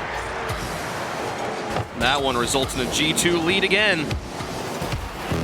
This Gimmick gets bumped high. 59 seconds left on the clock. G2 looking to force game 5. This Gimmick into the corner. Chicago demolished, but a challenge from JNAPS is good, and a second one from him. He'll slow it all the way down. Chicago's have plenty of time to respawn and get boosted in the tank. Rizzo out of the corner, puts it in front of the box. Oh, he got it! Contact, and Chicago scores out of nowhere. G2's got security now. How did Chicago get this ball? Okay, there's the pass. I understand Torment not really being able to make that touch. He doesn't have a slow enough speed to be able to hit the brakes and jump off and hit that ball, but Gimmick, I really thought he had that ball. It's been such a rough season for Gimmick. Right now, Cloud9. They have to find a win at some point. It's that third game that's going to escape them. We're now going into game 5. 20 seconds remaining. They got to get a goal right now if they want to avoid that final decisive game on Champions Field. Here's Squishy looking for it, but Chicago's got it over his hood. 10 seconds left. Oh, did they Time's just... waning. Did they throw it? JNAPS up. He'll block it. This might still be a goal. Nobody else is there. Squishy's shot blocked by JNAPS, and that'll do it. Even if Squishy had scored it at 4 seconds, it might not have mattered this one here. There's no time left on the clock. The game will end 3-2 in favor of G2 and achieves. We are going to game 5. The loser goes into promotion relegation. Absolutely insanity here. I mean, it's dead quiet for G2 games 1 and 2. 2 one-goal games. The only one came through by pure happenstance, it felt like, in Game 2. Game 3, the offense comes back to life. Game 4, it keeps going. And Cloud9, couple of uncharacteristic misses, to be fair. That last one, maybe I was a bit too harsh on Gimmick. He was under a lot of pressure. He knew the guy was right behind him. He was coming back full speed. It's a tough ball to read. It's a play that evolved in like less than a second. You have to make such a decision so quickly there. But still, that security goal is the difference maker. At the end, they managed to get it in 0 seconds, and it doesn't matter because that goal goes in. To be fair, I do think if G2 knew they weren't up by 2, they probably would have played that 0-second situation a bit more conservatively. For sure, 100%.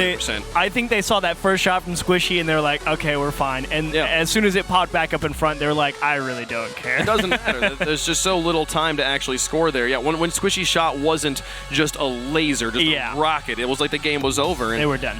G2 forced Game 5, looking to reverse sweep Cloud9 into promotion relegation. What a painful way to go out if they're able to pull it off here. But Cloud9, they would love to dodge that right now. They've got to find a way to put it together because G2 has all the momentum. Yeah, it's all about defense if you're Cloud9. I feel Chicago and JNAPS are honestly the two biggest reasons this is happening. Rizzo is kind of just trying to lock down in the midfield and be as aggressive as possible, force Cloud9 to just hit the ball up the pitch, not bring it down, not have any space.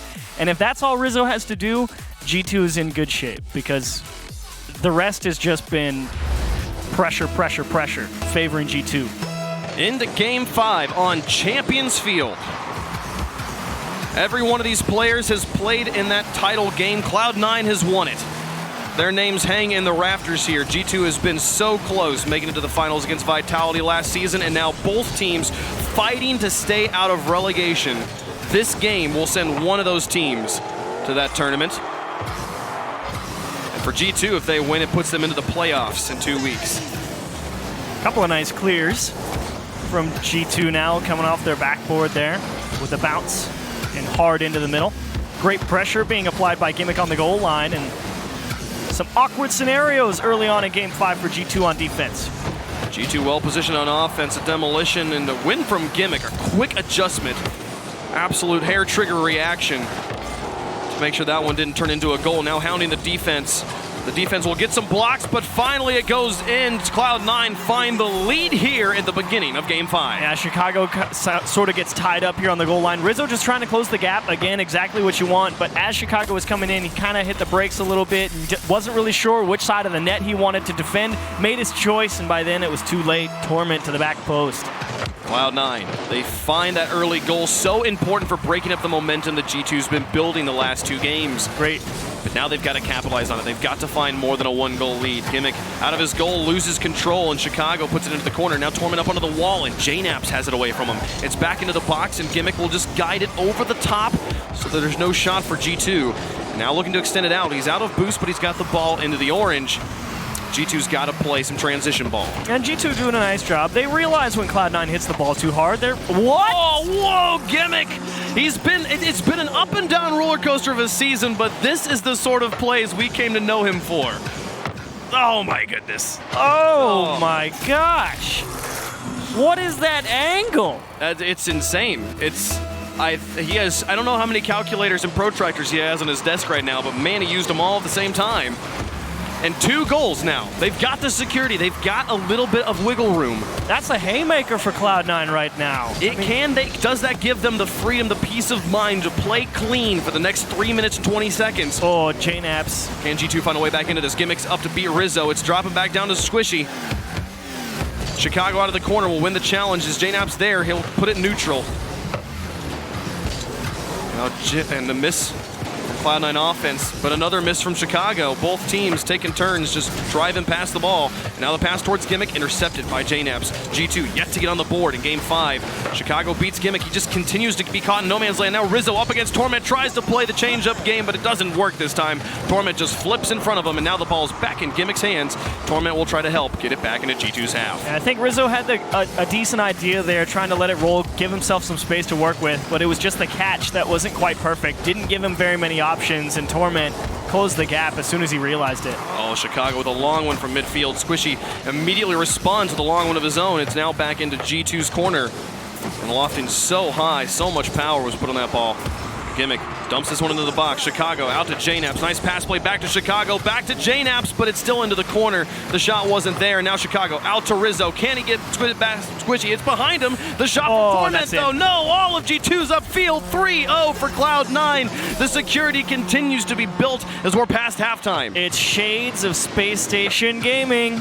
Too far forward, 3 goals down with 2:09 on the clock. It's not good. G2 trying to push and force things much more than they need to. It's like the Telestrator from week 2. You can't be that aggressive. 3-0. G2 with their backs against the wall. Can they find a way to get this to overtime? It's Gimmick. Back down. A win from G2 and all of Cloud9 now starting to play a little bit more passive, just looking to burn as much time, force G2 to be the one to spend boost and make the plays. This Gimmick pops past one. Chicago, the ball into the midfield, but nobody can make the shot. All of the defenders in position, all of the offense, no contact. Chicago tries to beat Gimmick again, and the backboard defense is starting to be there right when Cloud9 needs it. Chicago pass 2 into the box. J-Naps can't beat Squishy. With 1:23 left to go, Cloud9 is holding on. Nearly reverse swept as a 4th goal just clangs off the crossbar and out. J-Naps now. Squishy just gave that ball up. He didn't even care. He hit that ball towards the net and then immediately ran away. Cloud9 knows they just got to turtle up. Cloud9's happy to play hot potato, and they beat them all. They've all been committed. You can't blame G2 for trying, but the 4th goal rolls in. That one is going to be the knife in the back. G2 is done. Cloud9, they dodge the reverse sweep. They survive, and they make it out. They're not going to be relegated just yet. And for G2... They need help. If you're Cloud9, you need help for the rest of the day, but if you're G2...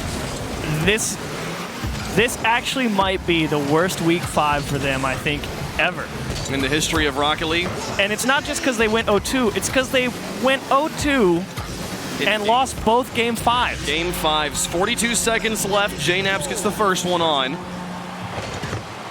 And the slimmest glimmer of hope gleams at the end of the tunnel, but it is so faint. You need a kickoff goal. They need a kick. They need... Maybe 2 of them. I don't know. We'll see here. Cloud9 has to either make some horrendous mistakes or G2 has to play the best Rocket League they've ever played. As Rizzo to J-Naps. Now a pass across. Chicago's not quite there. A double commit, but it's behind Chicago, and that's all that matters. Just sitting on the goal line. He's like, nope. Nothing past me. Nope. Do they get this one here? All right, there's a second goal. What the heck, okay. Cloud9? They just triple committed out of... There was the double commit and goal. I didn't think it would matter. I figured one person would just hit the brakes. But, Torment and Gimmick, I believe, right there on top of each other. Well... 27 seconds left. Technically possible. It is technically possible. A kickoff goal now would be huge. And now that would be huge. Now you put fear into him. Chicago over the edge. Favorable. J-Naps with a try. Rizzo now to the corner. Here's Torment. He's got one beat. Chicago. The pass inwards. J-Naps is there. Gimmick's trying to crowd him in. No boost, but J-Naps will slow it down. But the problem is slowing it down burns time. They've got to find a goal right away. Squishy's got a nice long clear. J-Naps with no boost has to play it off the wall. Back down to Chicago, who puts it home, but Rizzo can't get it there. Intercepted by Gimmick. Demon with a double tap. That one is really... Oh, no. There's 1 second on the clock. There's one. It doesn't matter. The game, there's impossible to score 3 goals in the 1 second. But pretty goals. Now it can't go in the montage, though. Gimmick, you know... You gotta delay that double tap, my guy. Dude, this guy has been struggling this season. Just let him have his double taps. He's successfully dodged promotion relegation. Wow. Cloud9. A little bit of fireworks, a little bit of pizzazz at the end, but it doesn't matter. Game 5 was not G2's friend, as they will be playing to stay in RLCS this season. A couple weeks. Yeah, they will not play in playoffs in 2 weeks. Man. Talk about a rough day at the office. Yeah. If you're G2 Esports. That's crazy. Absolutely wild. And to be so close 2 times. Yeah. And, so close. And have both game 5s just go like, and yeah, straight absolutely. down. Man, the thing is, I believe we've talked about this before. I think one time in the history of RLCS, in a qualifier, there was a team that managed to win a game, come back from a 4-0 deficit. And if they had managed to pull that off here, historic. Absolutely would have been the highlight of the season. But no, not able to do it. Again, history will stand true over and over again here. And Torment and Gimmick, Squishy, everybody got involved on the scoring in this game 5. Yeah. They were the team that wanted it more in this situation. The biggest thing was that Gimmick shot, that second goal in that game 5, straight out of the corner. I was like, whoa, you put something in like that. That's a smack right in the face to G2 because it came just like 30 seconds after the opener. Yep. And that was just the biggest blow. That was huge, and that gave them the security to play clean and to say, hey, you have to come to us. You've got to play to us. But it's not going to work out this time. And oh, my goodness, what a day it's been so far, folks. We've got quite a bit more Rocket League to go, though. The Knights take it on SSG. Can SSG go 2-0 on the day? Well, we'll find out right after the break.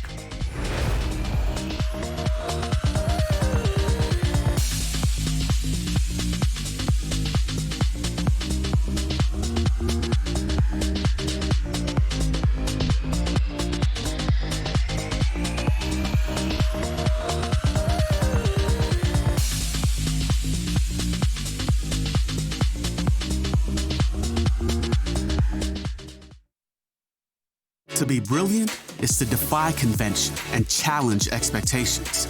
It's what we do at Intel, powering you to master your potential. Intel, unleash your brilliance. What if they sold tires online? We do. We're TireRack.com. They could offer lots of tires and help you find the right tire. It's called the Tire Decision Guide. Oh, and they could ship them to a nearby mechanic. We shipped over 7,000 independent recommended installers. This is an amazing idea. Sorry. Visit TireRack.com/Pirelli to find the full line of Pirelli tires. Pirelli, power is nothing without control. TireRack.com, the way tire buying should be. At CDW, we get you want happy, productive employees. That's why we've made our office pet-friendly. Maybe a little too pet-friendly. Well, CDW can design a mobility solution with light, powerful devices from Lenovo to make your people more productive in or out of the office. Anyone have any questions before we go? It's great. I really need to get out of here. Snake people are freaking me out. Hey, Cheryl, do you have a sec? For workplace productivity, you need Lenovo and IT orchestration by CDW. People who get it.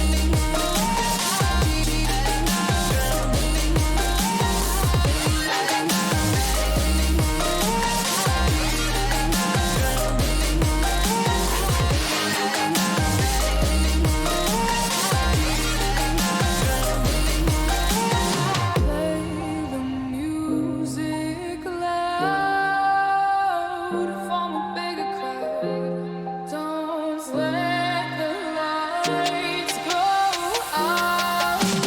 Don't be a means to someone's end. It's all just beginning. Why can't we send an invitation to every end? All hands can clap, all hearts are beating. Equally the pulse of the air we're breathing. We can be one more anything, we can leave it always. So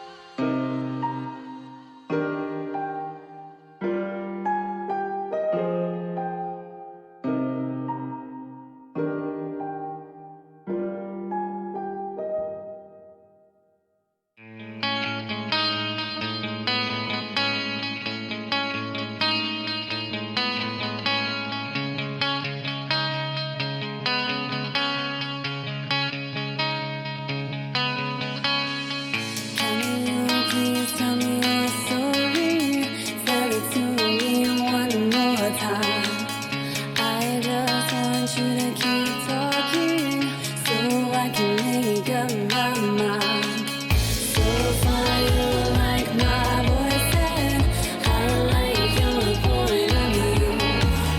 Come play with me on some waves. I think there's room for two. This time you've been searching for something, turn around in circles, holding nothing. Kind of the damage that love can do. I am here for you.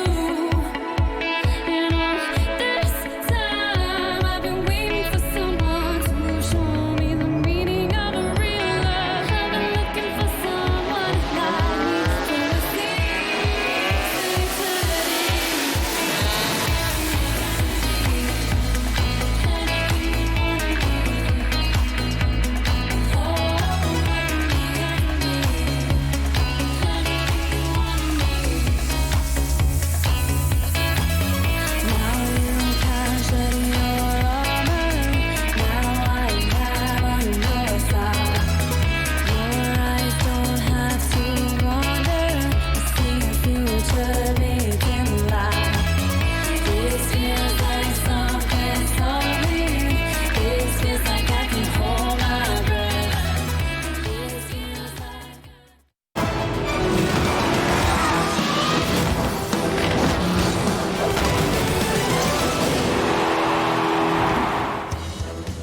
With that Cloud9 victory, they send G2 into the promotion tournament, and Rogue clinches a top 6 spot. Welcome back to the North American Rocket League Championship Series. I'm Leaf, alongside Lawler, Gibbs, and Achieves. Wow, this is nuts. I'm glad it went to Game 5 at least. I've got, actually with the Chiefs up here, we're going to do something in honor of him. What? I've got extra pens. Take that. Okay. I think I know What is happening? What is going on?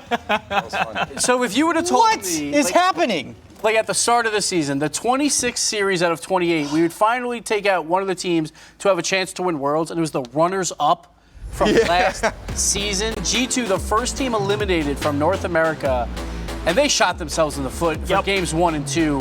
Cloud9 got away with some murder, plus a lot of missed touches. We saw Rizzo, a miserable double touch attempt at the end of game 2 to try and win it. We saw Chicago, 2 wide open nets. He just completely whiffs. Gimmick really stepped up, though, had some incredible shots to keep them in the series early, and then, of course, that Game 5 double tap. It was, the tale of two halves. The first half, G2 can't shoot the ball. The second half, G2 can't stop the ball. And so, you deserve to lose. Next question. It seems like C9 just, they start to step up only when they absolutely have to. but it could also be too late, right? But they need to step up earlier. They need to start sooner. You know, I will own it. I've critiqued Cloud9 for a couple seasons now that they do not take scrims seriously. And it's been a problem. Talking to inside sources, not going to give them away, but they have mentioned that this week, Cloud9 was dangerous in scrims. There was a seriousness to them, and it is transition. Guys, are we 1-4? Yeah, we should try. Okay. And look what happens. But at the end of the day, Cloud9, they take the series. They're not in yet either. No. They need Birds to lose 3-1 or 3-0 to Ghost Game, and you never want to put it on the shoes of someone else to do your work for them. Yeah. So for both these teams, like even if they want to complain like G2 maybe where like, oh, Energy didn't show up this week so Rogue got a free win. You finished 2-5. You have no excuses. It was a miserable season. They'll have to bounce back next season, hopefully. Well, speaking of excuses, let's see if our guest on the line has some for the season so far. Torment, how you doing, man?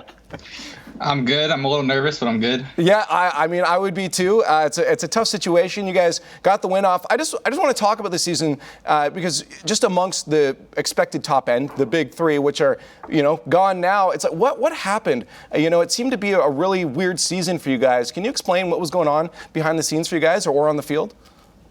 I feel like a lot of the new teams that come in have like a completely different play style and they're more focused on like bumps, and it was just something that especially early on, it's just really hard for us to, adapt to. And I think we've gotten better at it, especially in scrims, but like it still throws us off in matches, and like we've lost some close series because of it. Against like PK and SSG, they definitely had like the advantage on us in like boost and bumps, and something that we were struggling with, and we're still kind of struggling with. But hopefully, if we qualify for playoffs, we have that fixed by then. I was going to say, now going forward, are you feeling good that you do have a grasp on this? How do you adapt to a playstyle like that? Do you adopt it, or you try to approach that with a completely different playstyle that'll shut them down? Yeah, honestly, I feel like the meta is just leaning towards bumps, so you kind of just have to embrace it. You just have to, like, if you're not bumping and you're not, like starving the other team, then they're probably doing it to you, and it's just going to be a rough time. So that's a big thing for us, yeah. So just looking forward now, it's on the line. Ghost, for you guys to get in and not head into the promo relegation tournament, they have to win 3-0 or 3-1. Any tips, coaching tips you want to give them going into their match? I mean, Ghost has been better than us this season, so I don't know if I can give them any tips, but I'm just hoping they pull it out. I mean, the match doesn't mean as much to them, I know, because they're already guaranteed top 6, but hoping they play it well and, at least get that 3-1 so we can, have our chance to actually make Worlds this season. All right. Enjoy watching the match coming up. We'll see if it happens. Thanks for talking, Torment. Thanks, Leaf. That's scary. Like, you never want your fate to be in other people's hands. You can definitely see the stress on Torment's face too. He knows it's not in their control. That match they're going to be watching, I'm looking for their Twitters as soon as that match is over. And kudos to him to even do that interview where they don't know if they're in yet. He just wants to sit back and grab some popcorn and root for Ghost and not worry about being on camera right now. But credit to Torment, credit to Cloud9.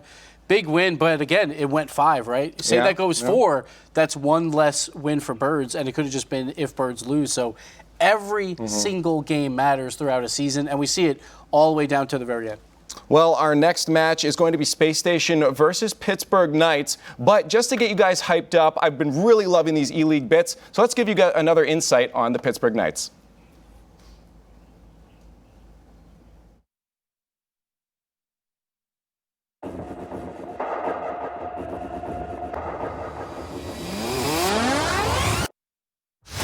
It's time to start believing.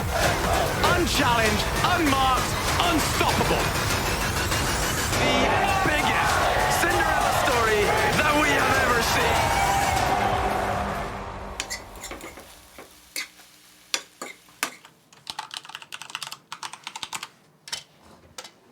Jiro, breakfast is ready. It's 8:50. This is my teammate Mist. He lives an hour and a half away. He just came here to hang out. After this, we're gonna wash up. Yeah. We're gonna hit the road, and I'm gonna shoot you in the face. Paintball. All right, guys, we gotta take your barrel sleeves off. He's gonna aim for the face. I know it. It's not a joke. 3, 2. I'm just gonna try and hit him. That's my goal. Just try and shoot him. Go, go, go! Keep going. Nice job, guys. Oh, he's scared. He's running away. I don't want to get shot. I'm about to get shot in the hand. I see it coming. Oh, my head. My neck. It hit my neck. That's my gaming hand. That's my gaming hand, bro. I mean, it hit me in the neck. Is there anything there? It's a little red. Okay, cool. It went well for me. It hurts a lot. It's more fun playing a game that I could win at. DreamHack Montreal, are you ready? It was my first DreamHack, so I just want to just go in there, at least make day 2. The Peeps over the heavy favorites, really on paper. Once we had the opportunity to make day 3, I just wanted it so much. Gyro lifts one, came up, the Peeps go to the grand finals. You cannot write a better script than this. I was like, we can win this whole tournament, and then I wasn't really scared of G2. The Peeps are 10 seconds from not match point, but championship point. I just felt like it was like a dream. Yeah, I'm pretty sure Riddle said something like, if we win this series, we're all getting hugs. Sends us to game 7. We knew, like, going into game 7, that they would be more nervous. Champions Field, G2 versus the Peeps. 5 minutes to crown a champion. When you're really in the game, you can feel the pace of the game. But watching it, I was like, oh my God, it's 2 minutes, 30 seconds left and no one has scored. Only over the top, it's over! We were just on offense so much. They had no pressure whatsoever and just felt like we were in control of the whole game. G2 rattled. They're asking her.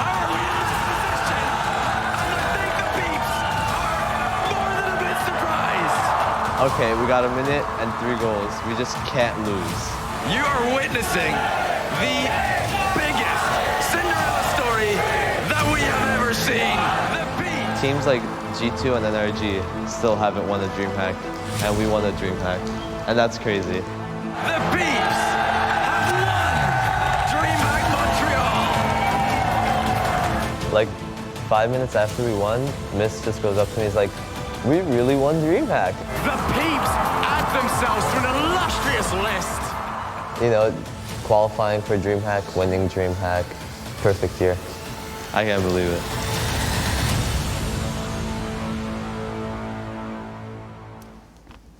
I got goosebumps. You got goosebumps? I got goosebumps. You guys can check out more great content like that on Friday nights on TBS. Those E-League documentaries are absolutely nuts. But why don't we talk about the match at hand with the Knights here at Space Station Gaming. I'm looking at the predictions. Only one on the desk right now, Chiefs, is you that's predicted Space Station Gaming. You got to explain yourself, man. Well, I picked Space Station because the telestrator this morning, I was thinking about it. It's like, all right, they allow a ton of shots on pressure. That's okay. Somehow they managed to pull it out. Not good, unfortunately, for G2, of course. I think they should have won that game. So, point against Space Station today. But the point is, they're great at trapping the ball, and that means the ball doesn't spend enough time above the net to get demoed. Doesn't matter. Chiefs, it doesn't matter. What is this? It's the Peepsburg baby. Bias on the desk. It's not bias. This is not bias at all. I just wore this shirt today by chance. Okay. He is 0-4 today, so I think I'm on Lee's side. I am 0-4. Now, the only one who wasn't in that interview was Reynolds, and I took some time to talk to Gyro about his teammates and stuff like that. He's like, yeah, I've just basically been fixing his rotations. I let him ball chase, so I have no points because I'm too busy following him up. So Gyro is aware that it is a team effort, but this match is a big deal. He talks about how this is the rivalry. These two teams, we talk about new era of Rocket League coming through, all these young guns. This is the teams that they always trade in scrims. They're always super close, and this is the one that they've been kind of nervous about. So I'm excited to see how that develops and if those nerves overtake or if they continue their DreamHack performance and just say, it's another day, we got this. So that was the magic of DreamHack, was we were the last tournament to finish. So everyone else, fans of all other games, they're like, oh, this underdog story of the Peeps, like, can they take down G2? Now it's on the other foot. Everyone expects Pittsburgh Knights to win this. Space Station's trying to play that underdog story. But both these teams in a great spot because we're going to look at the bracket right now, and whoever wins this, they finish top 2, so they go to Worlds. Whoever loses this, they still have 2 more chances to make Worlds. So they have 3 matches, and as long as they don't lose 3 in a row for either of these teams, they're going to the World Championship. So absolutely huge for both because you want to do it this week and you don't want that pressure of next week, but they're both looking really strong. Don't forget, Rogue's in that same spot. They are. That looks Getting very hot at the end of the familiar. It season. looks They can do familiar it to me. again. I don't know. I think you've got enough ground game capability in Space Station Gaming. They win the 1v1s. Arsenal had a great week last week. He had a great week this week. I can't deny they're looking good. I will double down on that. When talking to Joe, he did mention, like, we've got to play different. We can't do the same thing. Arsenal will be on our side taking our boost, which is how we lose. We have to do something different. So I'm excited to see what that is, because you know they game plan for this one. Yeah. This is a very important match, clinching top 2. Who do you think it's going to be? Space Station Gaming or Pittsburgh Knights? Get online on Twitter at RL Esports, hashtag RLCS8. But now we find out who clinches number 2.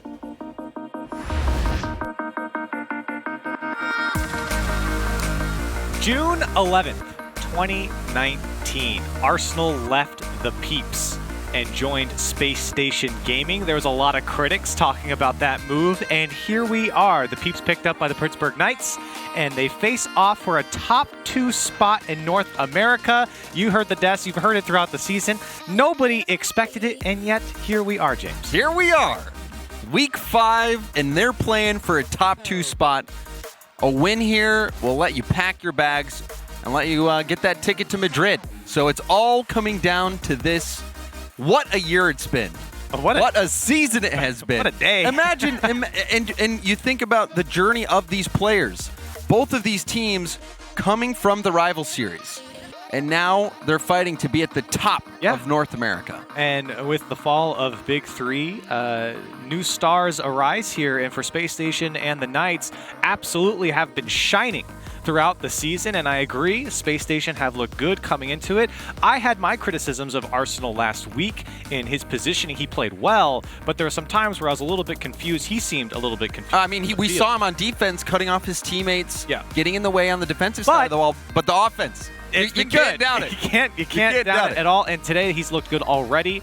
See if they can do it here against the Peeps, or against the Pittsburgh Knights. And for the Pittsburgh Knights, I mean, what can you say? We've said it all. Every single time these guys play, they're aggressive, they're feisty, they're strong on offense, they're in your face, they are bumping you around. It's this brand new play style that we have not seen in Rocket League and has worked every single time the Peeps have stepped on the field. The meta is shifting. And at the head is this Pittsburgh Knights team. Reddles, the spearhead. To me, this comes down to a Reddles versus Sipical battle. See if Sipical and Space Station can get things going. He has been a special player ever since he came into the league in Sipical. And he has found his stride in the Space Station team late in the season. Here's Arsenal to pick this one up. And all the way across, uses all of his boost as well. Can't go any further. Sipical, though, has open space, a demolition on Gyro, and Space Station Gaming on the board first. And I told you, it's going to be a Sipical battle. Mist just got played there. He actually got a piece of the ball, and it kicked it out even further into the middle.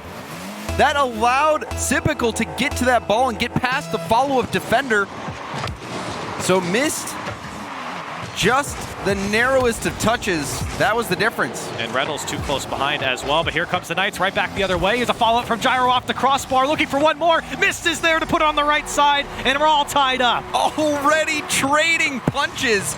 A good touch from AXB. Sipical didn't get close enough to the block and the rebound after the shot from Gyro. Mist able to put that one in immediate response. And it's good from the Knights. They needed that. Mist. Try to keep things going now. Reynolds doesn't get the touch. And he's always been the first man down the field for the Pittsburgh Knights. And a follow-up here from Mist. Can't put it on target. The net was open. As nobody from Space Station read that one. And kickoffs are just, it seems like it's a specialty for the Knights. We've seen it in multiple series already this season, even versus Cloud9. They are just really good off kickoff, getting those quick follow-up goals. Sipical played it out to Mist, who threw it towards the Space Station side. Here's the Knights still putting on pressure. Big clear comes out. Mist forced to slow that one down. Here's Arsenal, picks it up, tried to get the flick, and stops up the tack for Space Station. And that's something we'll see quite a bit for the Pittsburgh Knights. Mist in the back, holding it down. He has been a big part of their success on blocking all the shots coming in on net and shutting down the counterattacks. Mist Popping that one up. Arsenal tried to find the pass from Sipical. So we've talked about it a couple times now here in the booth and also on the desk. The play styles for both these teams are kind of that new generation of North American players. Torment talked about it on his interview. Exactly. It's just the new meta. Bumps, demos, if you're not doing it, it's getting done to you. And it really can change the tone of a series. We're not seeing a lot of it yet. Reynolds is the player that you expect to be the perpetrator. So keep your eye on him. So far it's been Arsenal. He's got 2 for Space Station Gaming. And here comes Arsenal again, trying to put that one past Gyro. A lot of time spent here on the blue side. Here's Sipical. Good to receive this one. Taking a little bit of space, goes past Gyro. Stopped up by Reynolds. Still Arsenal pressing on AXB lurking. This one gonna come out, and Reynolds to clear it away. Sipical in the back, ready to handle it. And that was a big change that has paid dividends for Space Station this season, moving Sipical to that third man role. Give him some space, put him behind the ball. He'll make the stops, and he'll also finish those floating balls that can find their way to the third man. Such a good shooter. And that really is the key for Space Station in that move for Sipical, is his positioning and the shooting. So good from Sipical, able to put away their chances. And here he comes down the field, stopped up by Gyro. Minute and a half left, all tied up. Ball's coming through. Arsenal, can he get around it? He can't, but it still goes in. The defender couldn't make the play. This is the new meta, brute force. Just knock him around and push that ball in. Oh my goodness, Space Station, just bullies. The Knights are the bowling pins, and Arsenal is the bowling ball coming through. You saw Sipical punching the defender around as well. Arsenal just has to dribble that ball through, and now the flick coming out, but that is the aggression we've been seeing all season long. And those bump plays, that's just the way it's done now. Missed it, Sipical. In the midfield, a minute left now. Demo comes out from Gyro, open space for Mist. Shot on target and wide open for Mist to tie it up. This has been a slugfest. The 2 goals from both sides, or the 2 goals from Pittsburgh Knights, come quickly after the Space Station goals. Mist again finishing this one off.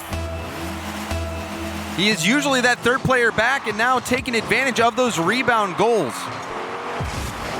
He scored both here for the Knights, and now Space Station coming along, and there's a shot. It's a weak one for AXB, but just able to slip it by the defense. And Sipical pops this one up high. Arsenal was so fast to the ball. Reynolds barely missing that touch. If he gets that touch, AXB's not getting the shot.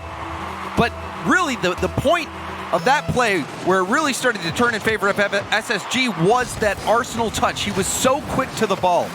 And while at times that can be a pain on defense when he's quickly jumping in front of his teammates, that speed on offense is going to get you goals. Sipical going over the defense there.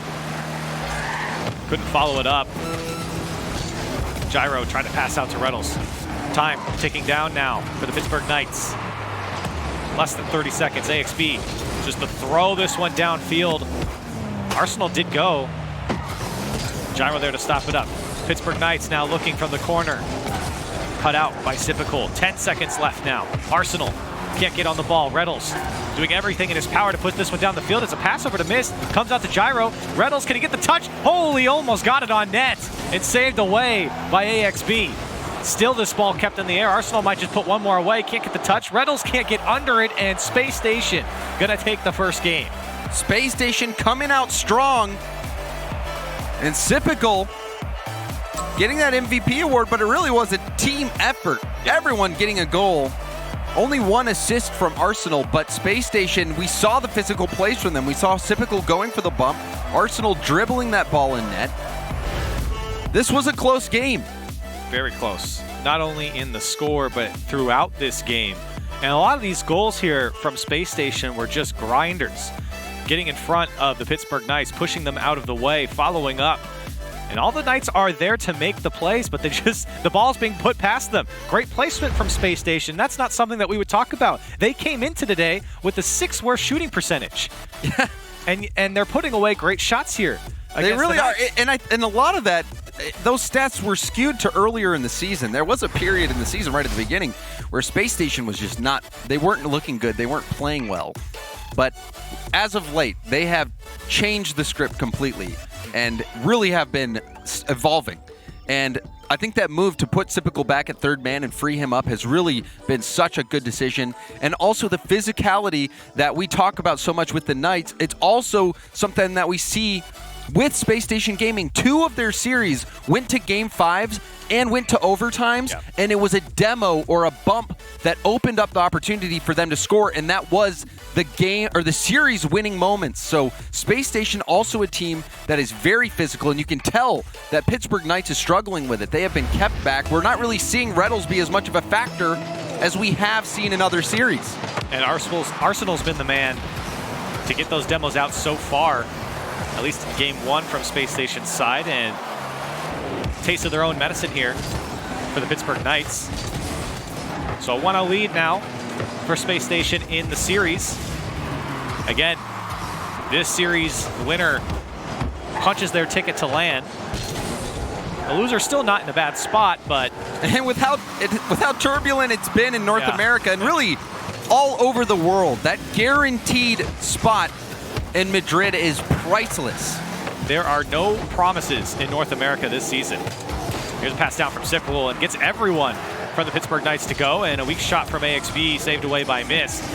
So you're seeing Arsenal, he went for the bump and then got the boost steal. Pittsburgh Knights starting to get closed in their own box. AXB tried to push this one across. Arsenal still here, still being a menace in front of Pittsburgh Knights corner there. Just over a minute in, we're seeing more of the same now as Space Station seem to have figured out this Pittsburgh defense. But that was well done by Gyro. Previous first touch and then getting that big hit has really started to allow the Knights to get some space, but we're seeing Space Station get back on the attack. See if Pittsburgh Knights can battle out. A lot of pressure from Space Station here. It does make its way onto the Space Station side now, but nobody there to follow up for the Pittsburgh Knights, and straight back to their own back wall. It's Reynolds over to Gyro, pushes it downfield. The Knights looking to gain a foothold in Game 2. A shot from Reynolds saved away. Arsenal gets the demolition on Mist. Sipical with no boost, gives it up to Arsenal. What can he do with it? Up the side wall, going to look off the ceiling, gets Mist to bite on the flip, gets it down to AXB. It's beautifully done by Space Station Gaming. Arsenal is deadly on the offensive side of the ball. The first touch, you see Mist gets baited in, and then instead of going for the shot, he hits AXB, who's right in front of that. The defense was just terrified. They were frozen in place because of that move from Arsenal. That pass, that was gorgeous. Space Station, keep it going. And after that first miss by Mist there, it opened up so many options for Arsenal. He just had to get past that first guy, and then he could shoot, he could pass, he could put off the back. I mean, he had so many options. And he made the right one to find AXB. Now, here comes Gyro, the Knights, trying to threaten something. Can't do so. Space Station really calmed down this Knights team. In Game 1, we saw every time Space Station scored, there was a pretty quick response from the Knights, but now we're seeing Space Station keep that pressure going. Mist tried to dribble this one out, can't do it. Gyro, downfield. Mist is there. Gyro still chasing after this ball. Reynolds waiting in the backfield. Opts to go now. Pass across. Easily seen by AXB. Gyro now. Everyone goes from the Pittsburgh Knights. Dangerous play as AXB hits Sipical on accident, and maybe another chance here. Can't do it. Sipical was falling down from the ceiling, and that ball hit him. Had he not hit that ball, that's going to go off the backboard and be an easy read for a goal. Everyone went from the Pittsburgh Knights. Oh, man, what a break for the Knights. Here's Reynolds off the crossbar. Mist on the left side. Plays it back into the box and hit away. Gyro now. The Knights trying to put on some pressure. Great touch there from AXB. Get it out from the Space Station side. Here's Mist now. Not a lot of boost left. Does get the dunk, tries to follow it up. Can't do so. Sipical clears it away. Low-scoring affair here in Game 2. Gyro.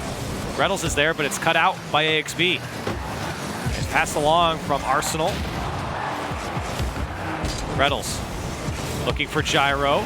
Can't do so. Another Space Station player comes and smacks it out of his hand. Arsenal. Now Reynolds, full boost.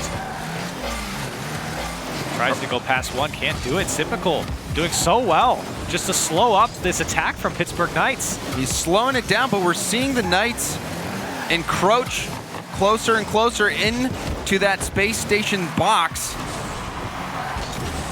But time winding away. Just 30 seconds left. They still haven't managed to score. And that shot from Sypical, a spear to the top corner. And it just comes out of a bad clear from Reynolds. He was trying to relieve the pressure from the box, but nobody was there from Space Station. He comes straight out to Sypical and puts a wonderful shot on target, and a 2-goal lead now for Space Station game. I said this was going to be a showdown between Sypical and Reynolds because both of these players have been so important all season long to the success that their teams have experienced, and they were both top 5 in scoring coming into this weekend, but Reynolds has just been a non-factor. Sypical has taken control. And he does it once more. A 3rd goal now for Space Station Gaming. Game 2 all but over at this point. And you see him even getting that flip back, wave dashing to the ball to keep this speed up, making it look casual. Sypical and they're all doing it. Arsenal, AXB, they're all playing so well right now, but Sypical, you can just tell, he is the heart and soul of this Space Station Gaming team. And the ball will touch the ground. Space Station take Game 2 and have outscored the Knights 6-2 in the series so far. And this is for an automatic bid to Madrid. This is they are pushing them around. Yeah, shutting them out. And you're right, you hit the nail on the head, James. You said they have shut down Reynolds. I have not seen anything from Reynolds in this series, especially in that final third. Space Station has done such a good job of not letting him become a factor for this Knights offense. And you see there, missed was 0 boost. He went for the block, just completely missed. And Arsenal just waiting off the ceiling. This play, you saw him hit the brakes, and just so he could fall off the ceiling. Gyro even gets a piece of the ball there. But Space Station has made this look routine. 705 points for Sypical. Yeah. AXB had 280. I mean, that just goes to show you, Sypical, he's a rock on defense. 4 saves, but then also he finds his way and worms his way into these scoring opportunities that his teammates are generating for him. And then if a defense makes a mistake and gives him a shooting chance, he's going to hit the ball in a tough spot to block. We saw it already. Look, I mean, I want to sing the praises of Space Station over and over again through these last 2 games, but I have to say, the Knights have 2 reverse sweeps. They do. Play alone. And for the Knights, it is never over until they lose their 3rd game in a series. I think you could say that about any team, Corelli, but they need to show up. But for the Knights, they have a record of coming back and reverse sweeping a couple times here. And I agree with you. The sentiment, it's true. The Pittsburgh Knights, they don't give up. We even saw it at DreamHack when they would fall behind in series. They kept it going.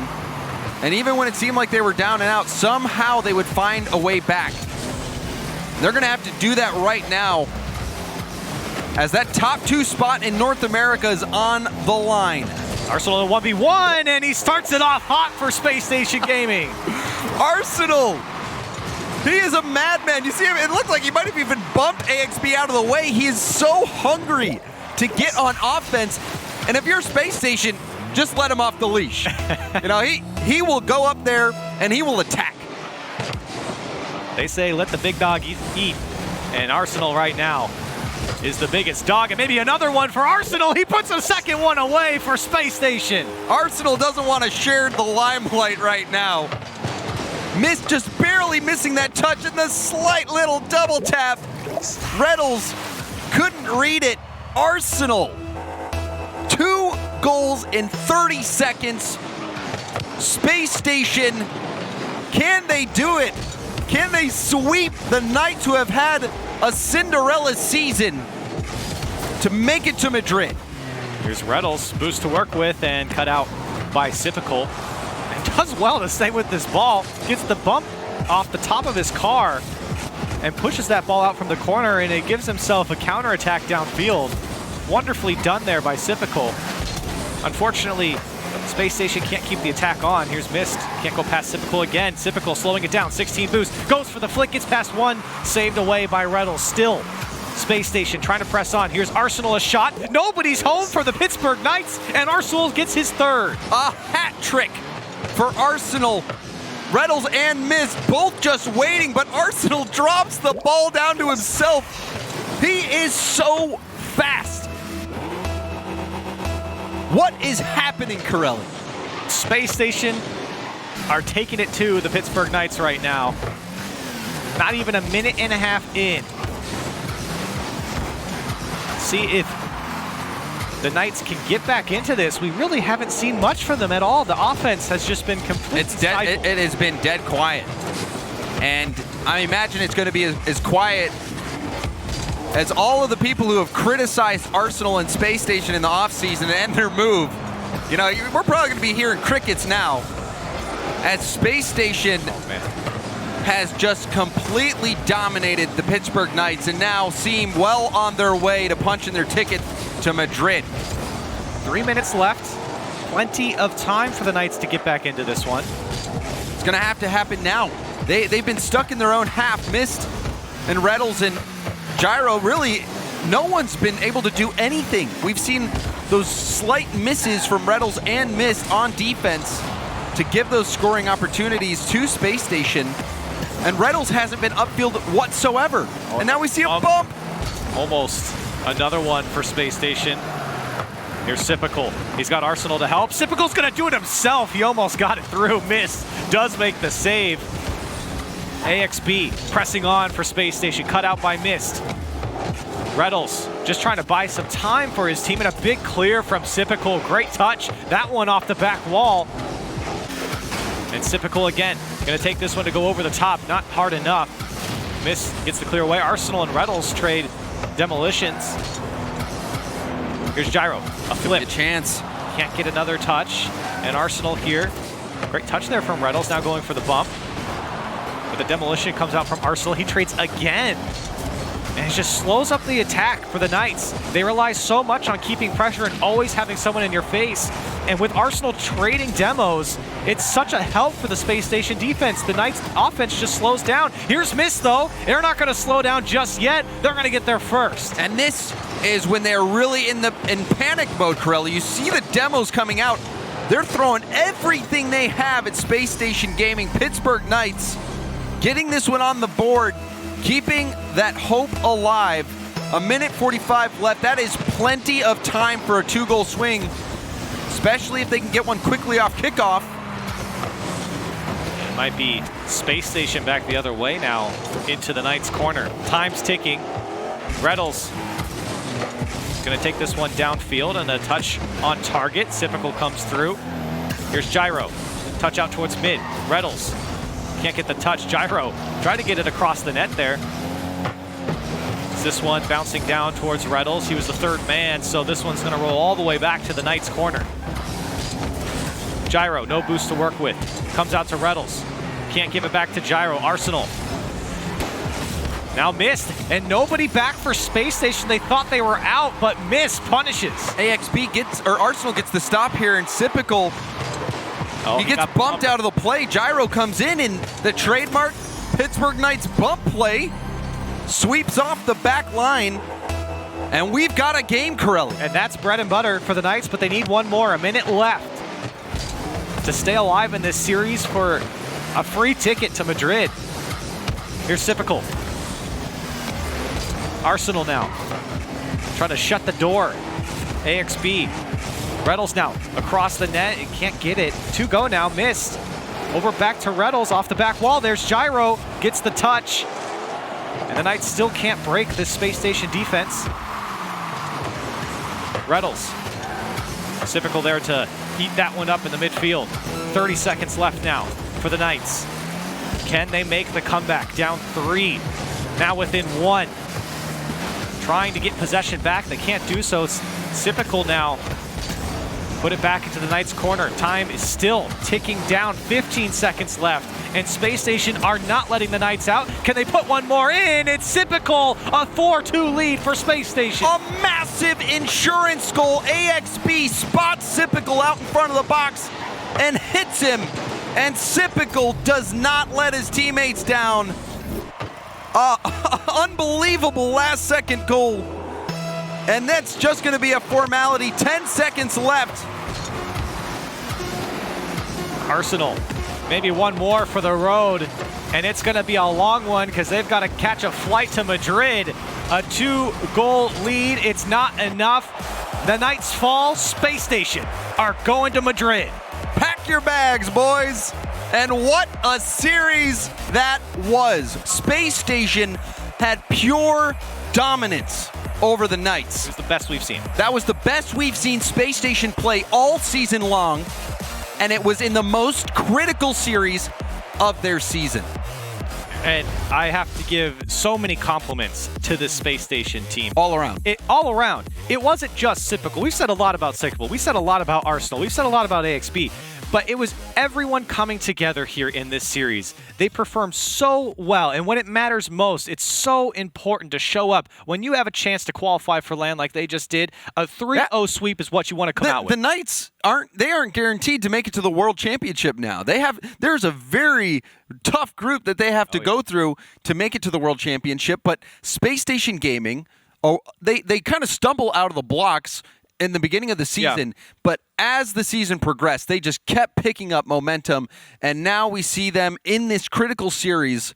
They just slapped the Knights. They slapped them. Absolutely. They have looked so good. So Space Station will join NRG for North America in Madrid. We got another game coming up. It's going to be Birds and Ghosts. Stay with us.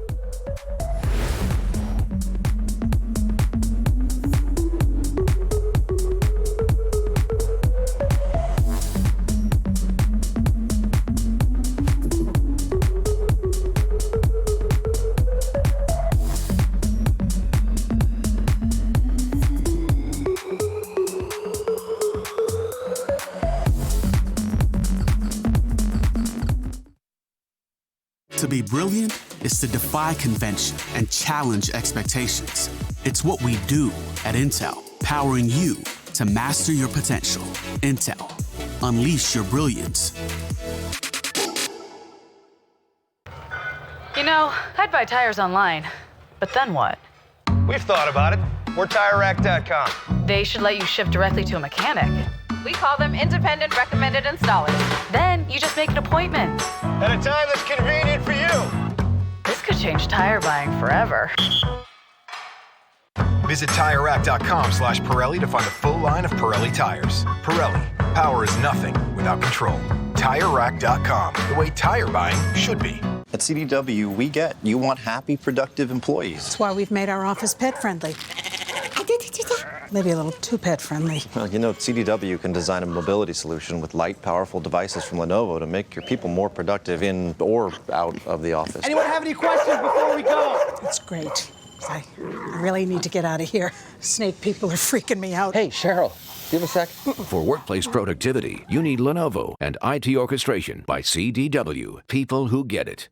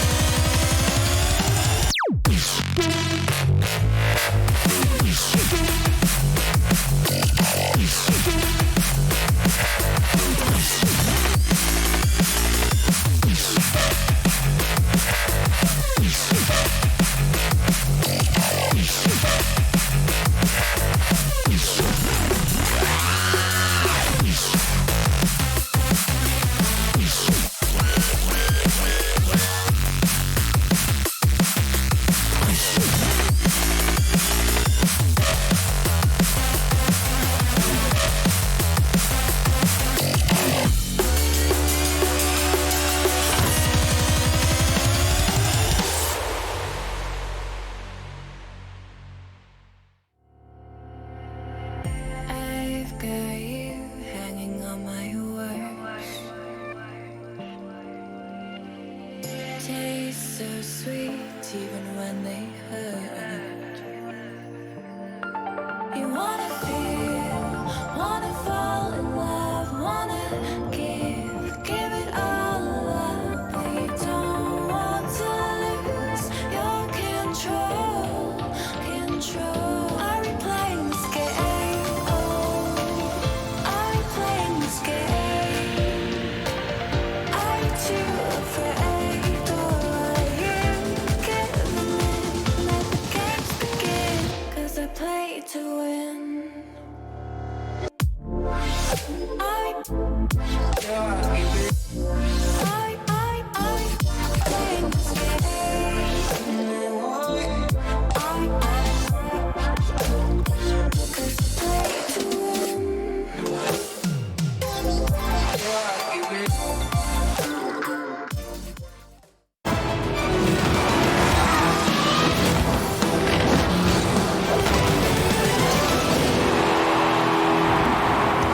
Ladies and gentlemen, Space Station Gaming are going to land. We'll see them in Madrid, Spain, as they take the victory 3-0 over the Pittsburgh Knights. Welcome back to the RLCS. I'm Leaf alongside Still Lawler, Gibbs, and now we have Turtle joining us. Yeah. That was just absolute madness. I think it's fair to say at the beginning of the season, nobody, even outside of this broadcast, would have had Space Station Gaming clinching the top 2 spot. They started 0-2, win 5 in a row to get a top 2 spot. So many questions around them because they collapsed last season. They don't collapse this season. Arsenal as well. Oh, yeah. He leaves the Pittsburgh Knights to join this team, and then the Peeps go on to win DreamHack, and Arsenal must have been like, oh no, I might have made the wrong move.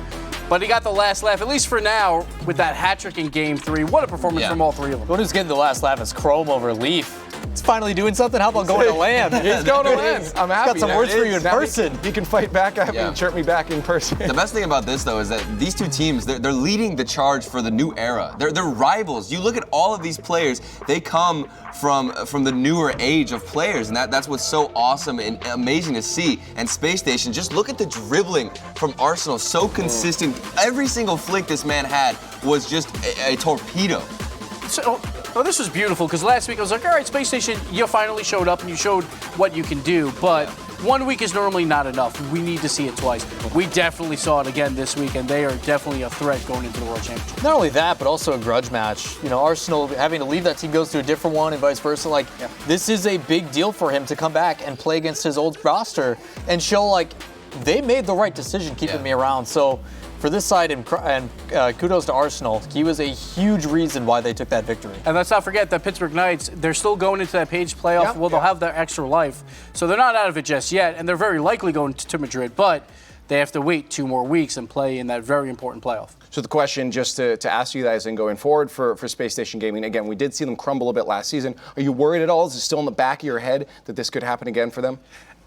It can at this point, because I feel like if they make the World Championship, that is their goal, right? It's not going to matter where they finish necessarily there, because it'll be their first World Championship. So you can't expect greatness right away. Normally, like outside the peeps at DreamHack, I guess, but they made it. They made it to Worlds. I don't know, though, because it's like, it's weird because they got top 2. That is like the biggest confidence boost you can ever have to a team. That is a huge surgence of energy for them. So I feel like if anything, they're going to go to the Worlds just dominating. I would be terrified. I will say though, and you can speak to it better than any of us. You know, World stage is a different experience. Definitely. Oh, I know. That's a lot of new faces that are going to be standing on that stage. That confidence is going to be knocked down a peg. Like, it really depends on the person. I mean, Scrub Killer, he was the prodigy. He came in first experience on stage and he just wins the whole thing. So I mean, the confidence has to be high right now. Again, they did get the win, and on the line we actually have one of their players, AXB. Comment ça va? How are you?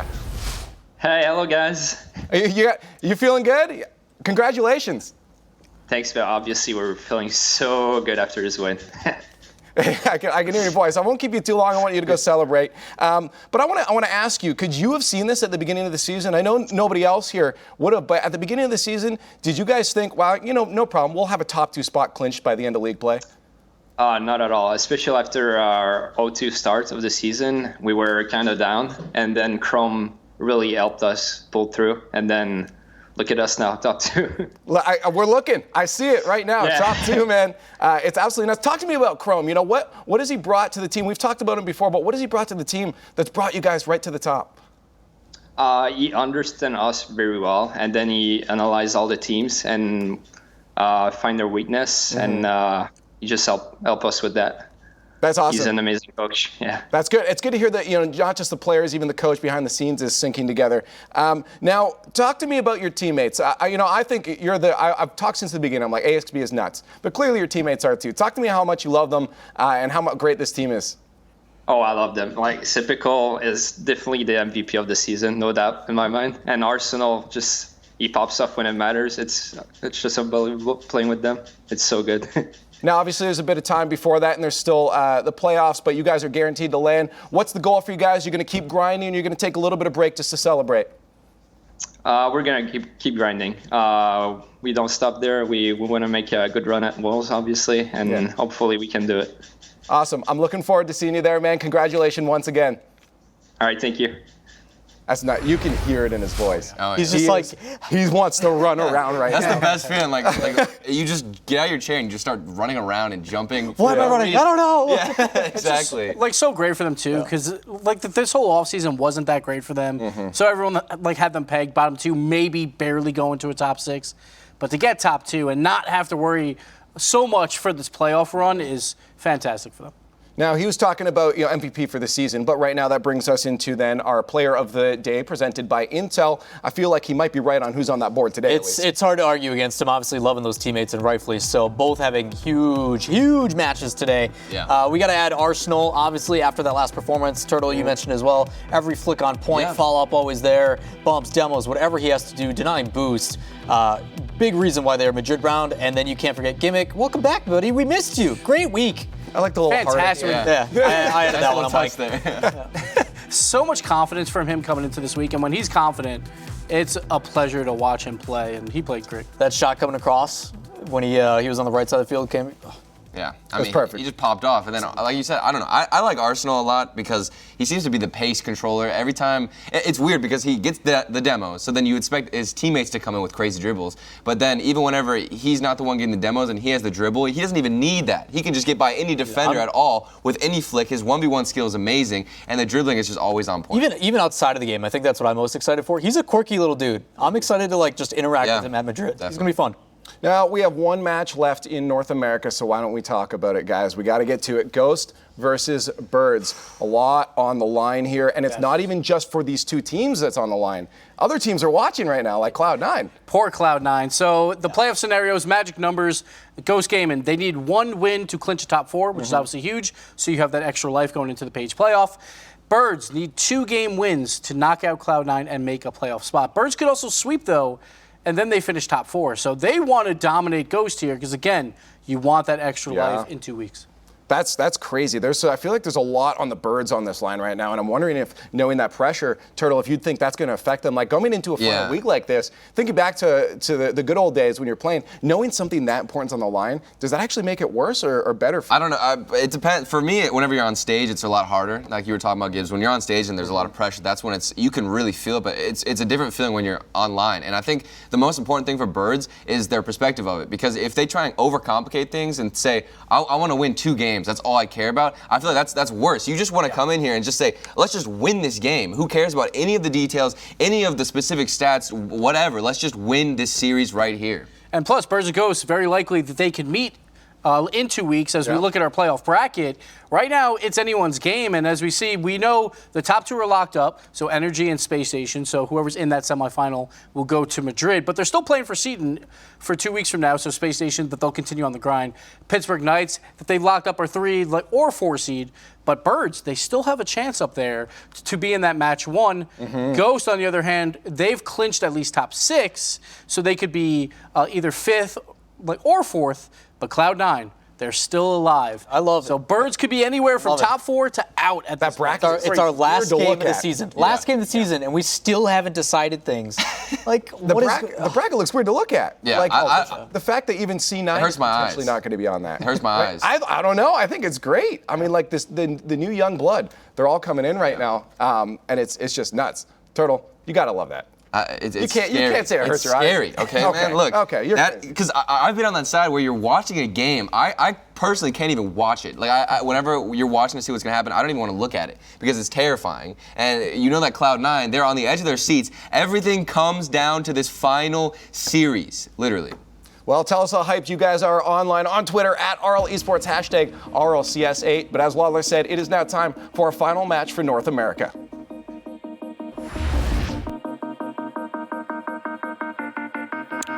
Implications, so many things on the line. The desk broke it down for Ghost and for Birds and for Cloud9, quite frankly. Yeah, there are some things to talk about here. Everything is pretty much settled in terms of, will I be making it to the next season of RLCS, except for Cloud9 and the Birds. That is what it's coming down to here. Cloud9, they're watching closely because if Birds can manage to get 2 wins, that's it. Their season is over. They will be going to the promotion relegation tournament. So a lot coming down to this. And not only that, but for Birds as well, they don't want to be relegated either. So getting those 2 wins is so important. And I guess the team that has the least amount of pressure is Ghost at this point. Of course. Out of these 3, Ghost sitting in a pretty good spot right now, looking to stay in the top 6. And for them, it's been a pretty good season for Ghost. This is one of the best seasons we've seen. Yes, it's finally paying off for them. We saw them struggle in previous seasons, but this season it has clicked. They just need 1 single game, and they will be getting that top 4 spot, which is going to help them. 1 less series that you have to win in order to make it into the World Championship. But this is got to be, like Turtle said, excruciating. The Birds, their entire season coming down to this. Cloud9's entire season coming down to this. The final series of league play in North America. It's been one of the most exciting seasons for North American Rocket League, and to come down to the last game, we wouldn't want it any other way. And for Birds and for Ghosts, who have had some ups and some downs, this game means everything, especially for Birds at this point. So, of course, Cloud9 will be sitting on the side and watching along, but let's get things kicked off here. A best of 5 to round out the North American RLCS. It's Birds and Ghost Gaming. And it could have been a different season for the Birds as well. They've had a few tough Game 5 losses, and that shot blocked away by Illusion.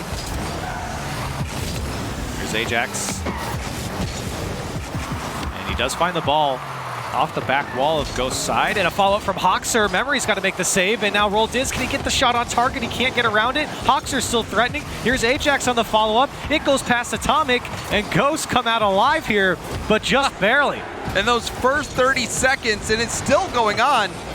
Birds putting on shot after shot after shot, testing the Ghost defense, which so far is holding, but now shot opportunity for Roll Diz, and he put it wide.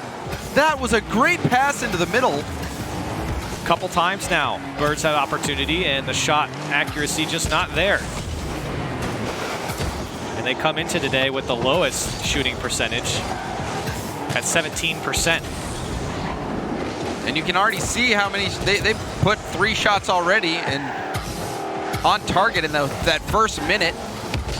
Still haven't managed to connect, but still they're controlling the possession.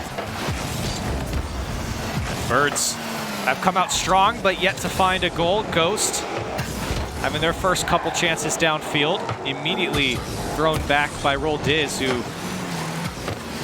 been trying to keep out this Ghost team. This one back to the back wall of Ghost. Roll Diz, pass across. Ajax wasn't ready for it.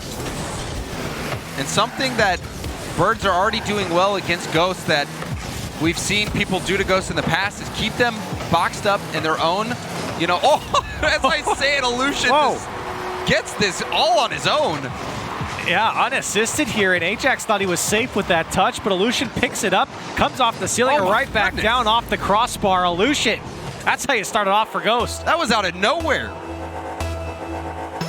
And he catches not only the Birds off guard, but maybe even us. I was just going to talk about how Ghost has had no boost to really do anything, and that they've struggled with that in the past. And Illusion just gets an unassisted goal, crossbar down. An opportunity there wasted by Ajax. Didn't really put a shot on target. He had the defender thinking, here's Roll Diz. You can't get a touch. Ajax now follow this one up. He's got 20 boosts and can't get the touch across the box, and one goes for Birds. It was Roll Diz. Now Memory on the counter. Hoxer gets blown out of the way. Memory's got an open net to shoot on. A 2-goal lead now for Ghost. And Illusion, he has been the demo leader all season long, getting a big one here. Hoxer was racing in for the challenge, and he just gets deleted. Memory will get that goal. It's technically unassisted, but that was a big assist there from Illusion. Yeah, he got a lot of help. The stat books won't show it, and they don't care. 2-goal lead is all they care about. That's the only stat that they'll think about now. Illusion gets past Roll Diz. This one was on target. Hoxer able to clear it away, and he'll pay the price for it. Roll Diz pushing it along for Birds. So what started off hot here for the Birds now puts them in a 2-goal deficit. Ajax back to the Ghost corner. Tried to play it down. Hoxer does pick it up. Ajax still on the play and looking for a second touch, but Illusion so quick. Roll Diz to the midfield. 2 go here from Ghost, but they do win the ball. Ajax, a big touch into his own corner, and he can't get out quick enough. And Roll Diz was chasing Illusion down for quite some time. He had dodged one demo, but Roll Diz just comes up from behind him. This ball floating as Hoxer pass over to Ajax. He picks it up, tries to get past Atomic, makes a wonderful save on the goal line. Memories clears it hard enough, and it still goes in for the Birds. The Birds' overwhelming pressure finally breaks Ghost. Ajax with that late flip forced Atomic out. And you wonder why Memory even hits this ball. Just let it go into the corner. So for Ghost, they've felt a lot of pressure from the Birds. And that was just a mistake from Memory. He felt like he needed to get a hit on the clear, but he could have just let that roll into the corner. So a mistake comes out, and the Birds are on the board. Just a 1-goal game coming up on a minute left. Here's the Birds once more. Hoxer trying to get past Atomic. Atomic's been quiet here in game 1. Memory throws this one downfield. Atomic is there.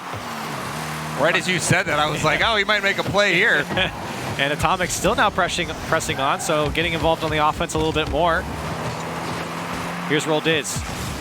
Couldn't quite get it down to Ajax. Atomic into the corner, looking for a touchback out to the mid. Can't get it, but it does come down to Memory. Saved away by Roll Diz. Excellent speed from Atomic to even get that first hit on the ball. He threatened the double tap off the corner. Ghost's gonna have to fend this off. Here's Roll Diz. Opportunities. He puts it back up the back wall. Illusion does clear it away. Hoxer's going to go. Atomic fakes the challenge. Memory throws it downfield. Opportunity here for Ghost. A second touch off the back wall. Illusion is met by Ajax. Atomic, big shot. It goes high. 10 seconds left. Ghost trying to put this one away. The Birds trying to get a handle on the ball. Here's Ajax over to Hoxer. He gets it past. Time's going to go into 0-second time. Can the Birds keep it up? Ajax can't do so. Memory's going to try and let it fall, and it's in front of the net here. Ajax throwing it off the back wall. Still the Birds slowly going to be able to put it away. Hoxer does it and ties it up in game 1. Hoxer, the 0-second goal. That ball, it just wouldn't hit the ground. Birds just playing until the end, never giving up. That is what makes Rocket League Rocket League. So all tied up, and Ghost may be able to put it away in the first 10 seconds. This is a dangerous ball. Birds trying to handle it. Hoxer does clear it away. So Ghost ramp up another attack. And Hoxer clears this one down to the top of his box. Roldiz to follow it up. Beat out by Memory. Here's Atomic. Shot. Turned away by Hoxer. Still Illusion pressing on. Hoxer just barely gets a touch on. Here's Ajax. That one's going to be just high. And Memory to clear it away for Ghost, but still not out of the woods yet. Here's Roldiz. Everyone jumping up for Ghost. Opportunity here for the Birds. If they can find one on target, it's Atomic to clear it away for Ghost. They're running out of boost, Corelli. This could be it. Hoxer to Roldiz. Can't put it away as Illusion gets in front of it. And a good touch there to slow up the Birds' offense. Memory. He'll remove Hoxer, and a big clear from Atomic. Memory still chasing after Ajax. Full boost for Atomic. A second touch. Can't come through. Here's Illusion. Had a little bit of space. Tried to pick it up. Couldn't do so. Big challenge from Atomic. Memory's last one back. Ghost have been fighting off this ruthless attack from Birds. There's opportunity for Illusion as Hoxer clears it away. Ghost not letting the Birds out quite yet.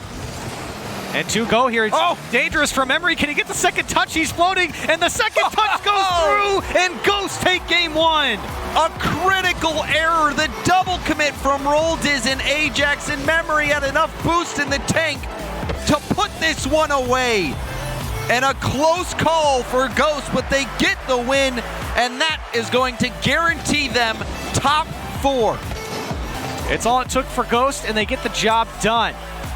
And a thrilling game 1. It's only game 1. And if you're Cloud9 or a Cloud9 fan watching this, you're just dropping your bowl of popcorn right there. You're like, come on, a 0-second goal that way? Come on, get out of here. But on the other hand, you love Memory now. That double tap to finish it off. But Birds, that was a scary game. It did not seem like Ghost was necessarily the better squad. We saw that unassisted goal for Illusion. Every single goal in here technically unassisted. Ghost was just stepping up when they needed to. Illusion getting that goal all by himself, that hard shot off the crossbar that he cut off. He cut rotation, put it up the wall, got the strong shot. And then we saw the play where Illusion gets the demo, opens the door for Memory. Yep. But other than that, the Birds controlled the tempo. Well, that was what I was going to say here, is the Birds, they had a lot of opportunity. They spent a lot of time on the Ghost half. They had a lot of pressure in front of Ghost, but you take a look at the saves, they didn't really force that many out from Ghost. They forced 6 when they spent the majority of the game in their half. Yeah, I mean, that shooting there was one play where it was a pass into the middle for Roldiz, and he put the ball really far wide, and it was a scoring opportunity. Yeah. You have to put those on target. Twice in the first. Yeah, you have to put those on target. But Birds, if they can just fix that small part of their game, they can do it. They just need 2 game wins. They don't even need to win this series. It's 2 game wins for Birds. So we're on to game 2. Ghosts in the lead by 1 in the series. And like James just said, Birds just need 2 to stay alive. Here's Atomic, who did heat up as soon as I called him out in game 1. Got involved in the offense. He's been such a big factor for Ghost. There's Atomic again, over to Illusion. And Illusion's had one heck of a season for Ghost on both sides of the field. I think what we've learned this season is, don't question. Oh, maybe question the defense here as Illusion's got to bail out his team. Everyone was jumping on that awkward ball from the crossbar. Scary moment there, but I was going to say, don't question these players with their roster moves, because a lot of these roster moves pay dividends. Yeah. A lot of good ones here as everyone went from Ghost, and Roldiz, you're right, he's going to ground pitch it in for Birds, a 1-0 lead. The ground pinch for Roldiz. He beats the defender out with that touch. He knows he just needs to get just above the ball on the bounce. Getting that big power. Atomic couldn't get back in time. And a huge goal for Birds. They convert finally on the pressure that they weren't really able to in game one. And it was a big mistake there from Ghost. Everyone went on the play. And Birds good enough to capitalize. Here's Memory. Pops it past one. Ajax trying to find his way out. Goes back to the midfield. Memory. Options to his right. Opts to pop it up. Aleutian went for it and then called it off. As the clear comes through for the Birds. Hoxer. Tried to play it across. No help from his team. This one coming over to Ajax. The ball up there from Hoxer. Dunked away by Atomic. Here's Aleutian. It actually came down to Memory. Double commit as well. Roldiz opts to take it himself. It's Atomic. And the flip. A second touch. Can't get past the defense, and Memory comes barreling through and puts it away for Ghost. And Roldiz almost got back to save this shot, but that flip reset, he was able to dunk on the defender. Ajax dribble. When you try to dribble out in front of your net, that can happen a lot of the time. It's such a risk to not just go for the hit right away. You know, he didn't even flip into that ball. That's why it was such a one-sided 50-50. And so Ghost able to tie it back up. This one played through by Roldiz. Hoxer to keep it going for the Birds, but they're not really going anywhere with the ball. And a follow-up from Ajax, though, as Ghost couldn't get a handle on it, and the Birds take back the lead. And Ajax making up for that mistake earlier, coming in, getting this goal right over Aleutian. And Birds are back on top. So Ghost, big miss there on the clear, and they pay the price. The Birds back in the lead. Here's Memory. Off the ceiling, has Atomic. Cut out by Ajax, Atomic there. And now Aleutian forced to go. Ghost trying to put that pressure on. Big clear comes out, but Ghost still in possession. Memory looking for that back wall. Just barely doesn't touch the roof. Aleutian down to Atomic. Can't put anything on target still. And a touch from Aleutian does roll out to Atomic. Picks this one up with full boost. Opportunity. The follow-up, looking for a demo from Atomic. Can't do so. Ghost slowly chipping away here at the Birds defense.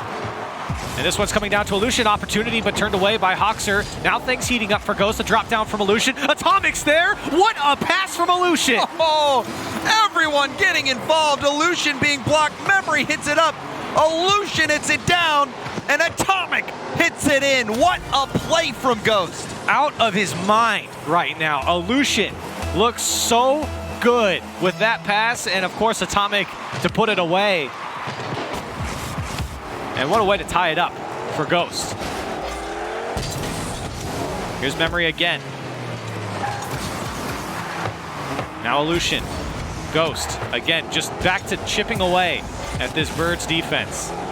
Big clear, but still in possession. Ghost, throw it back. Trading blows here now. See how Birds respond. They had so much good pressure. A double commit. This could be a chance to take advantage. That pass doesn't come across, so Memory's able to get back and regain possession, at least for the moment. This ball just being brute forced down the field by Ghost. Big clear from Memory. Aleutian, a touch. It goes wide. Atomic lurking on the left side. A touch back towards net. Roldiz. Can't get the second one. Aleutian. That one's a little bit high, but Ghost keeping pressure on here. The Birds not keeping the ball too much here. It was an unfortunate touch there for Memory. He flipped it. The ball ended up hitting it far back into his own half. Ball given away. The ball's just landing on Memory's head. And he's happy to take it. Here's Atomic. Second touch. It comes down and out as Hoxer. And the Birds trying to get a hold of this game. They've had so much pressure on their own side, and now opportunity for them. Get some offense going. And a shot here from Ajax is on target, but what a save from Memory. Memory, he scoped that shot out, but that was well handled by Ajax. We were criticizing Birds, saying they needed to put shots on target. That was a quality shot. Just great defense from Ghost. A shot. That one was a little bit scary. Here's Roll Diz. No boost to work with. One more flip. Can't get it. Here's Hoxer to the corner. Looking for some help. Everyone backed off for the Birds. Here's Ajax, though. It's given right to him. Can he get back to it? Off the back wall. Opportunity now. 10 seconds left. One goes for the Birds. Goes looking to counter now. Downfield. Hoxer on his own goal line, forced to go up. This one clear to Klaus. And Roll Diz down to Ajax. Time and space to work with. This one up and over the first one. Ajax off the back wall. Roll Diz is there. They're not going to do it. It was open for Roll Diz, but he gets over it too much. Into overtime. I am speechless, Corelli. We have to roll that one back. That was a wide open net. So we go to overtime. Ajax trying to play this one along. 20 seconds in, Aleutian. Atomic. Ghost looking to put something together here. Ajax on his own goal line has to clear it away. Tension is rising between these two teams. Atomic can't get the touch. An opportunity now for Ajax. Aleutian's got to get back. He didn't put it on target, though. It was too high. And you just can't imagine the pressure these players are under. The Birds know that just 2 games is all they need to stay alive and be guaranteed a spot. And that save from Roll Diz with all that pressure on the line. Oh my, I would hate to be the Birds right now. And now Ajax over to Roll Diz. 1 minute in. This series so far, you couldn't make it up. Here's Atomic. Can't get that second touch. Aleutian flopping to pick up the boost and keep the ball. That one's dangerous as Memory hops on it immediately. And Birds, again, I've said it 2 or 3 times now, they've just felt so much pressure. Ghost just looking for that one mistake. And that will be the difference here. In game 2, tough save from Memory, and Aleutian does well to pop this one up. Takes it off the side wall. Very well done here by Aleutian to navigate that play. Ajax now try to get past Atomic. Roll Diz goes up, met by Aleutian. Here's Hoxer. Can he drop it in? And turned away by Memory. And Memory has been a brick wall on defense, even thinking back to that shot from Ajax, getting in the way of that. A strong presence on that back line. 2 minutes in. From the Ghost side, it's Aleutian. 2 go up from the Birds, but no harm, no foul there as Ajax calls it off. This one comes out to Hoxer. Big clear now. Ghost on the counter. Ajax has got to make the touch. He does so. Here's Atomic. Everything towards net for Atomic, and they just can't get past that first man, that first defender. And on we go. Still 2.5 minutes now into overtime. Ajax just going to throw this one downfield to the back wall of Ghost. The Bird season boiling down these next few minutes. They just need 2 game wins. They could get 1 here with a goal. Memory slowly dealing with this one, and Ajax saw it. Had to slow up his approach as well. Big clear comes out from Birds. Ajax into the Ghost corner. He can't keep it as he has no boost and 2 in front of him. Roll Diz. Now he's got no boost and nowhere to go, but right in front of the net. Hoxer was there. Here's Memory. Throws it downfield, and Ajax, the defense, while it's bending, it's not breaking from the Birds. And now Roll Diz on offense. Both teams handling the pressure well on defense. Trying to force that other team to make the egregious mistake. Testing each other on the long clears. Aleutian does get past one, but Hoxer picks this one up. We're approaching 4 minutes of overtime now. Here's Aleutian. Cuts that one out. Memory can't get to it. Hoxer now. No boost to work with across the box. Ajax waiting. And Hoxer forced to go once more with no boost. Roll Diz goes through. He bounces off the ball. Here comes Atomic. Only 2 back for Birds. Gets over Ajax, but Hoxer there to clear it away. Gives up possession there. Didn't really know what to do, where to hit it. Now Aleutian's going to have to make the play. And you really can't feel the pressure on both sides. Nobody wants to give up anything right now. It's been locked down. Now opportunity for Ajax. That one's on target. Follow-up from Hoxer's there, but he can't put it on frame, and that one goes off the crossbar. I thought he was going to get the touch, and he doesn't. The Birds have gotten so close. They've let chance after chance go by the wayside. And in game one, go into overtime as well after that heroic play at 0 seconds. And now they've had chances, almost a full game of Rocket League in overtime when you just need those 2 wins. This has to be excruciating for the Birds. Here's Memory. Ajax pick that one apart, and it really has been that midfield game for both teams here. Right now, the Birds are in control, but they've given it up to Ghost plenty of times. Great touch now towards the back wall. Rolda is forced to go up, and Ajax to clear it away. Hoxer's there. All 3 of the Birds involved on the clear, and a big missed touch. Comes across the box from Hoxer, but nobody there. Rolda is staying back. 5.5 minutes of overtime. And we even saw this in game 1 when Birds were controlling the tempo, but Ghost found a way to win. Roldiz throws it downfield. Hoxer gets a demolition on Memory. Opportunity here for the Birds. Roldiz is up. Memory's back in net. Stopped up by Atomic. Aleutian tries to get past one.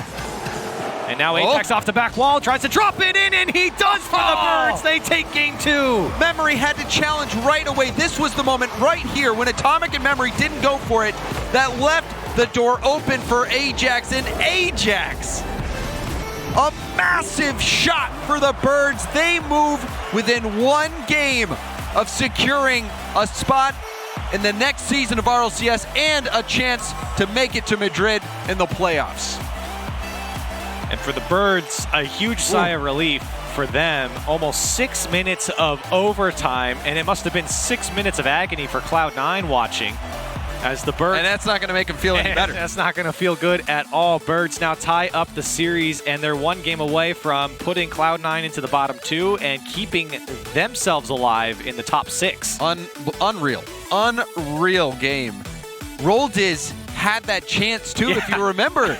So long ago. It was like 11 minutes ago, or 6 minutes ago that happened. Unreal. But Roldiz, he had that chance to end it in regulation, get the 0-second goal. We saw the Birds get the 0-second goal to tie it. Almost got the 0-second goal to win it. And then this overtime really doing a good job of not breaking under that pressure. Ajax had 1,000 points. I don't think I can't even remember the last time that I've seen a player break 1,000 points. The next closest was 742. Yeah, that's a lot. So, yeah. There's a lot of Rocket League being played in that game, and a lot of really high-pressure moments where they had to get those denies on the backboard. They had to make the plays. It all came down to that one play where it was going up off the backboard. Atomic or Memory had to go for it right away. You just have to go. You can't think. You just have to commit. And it all happened so fast. Ajax had the perfect read off the backboard, and he had a quality shot to follow it up. And here's the thing. You still got some more Rocket League to play. That's only 2 games into the series.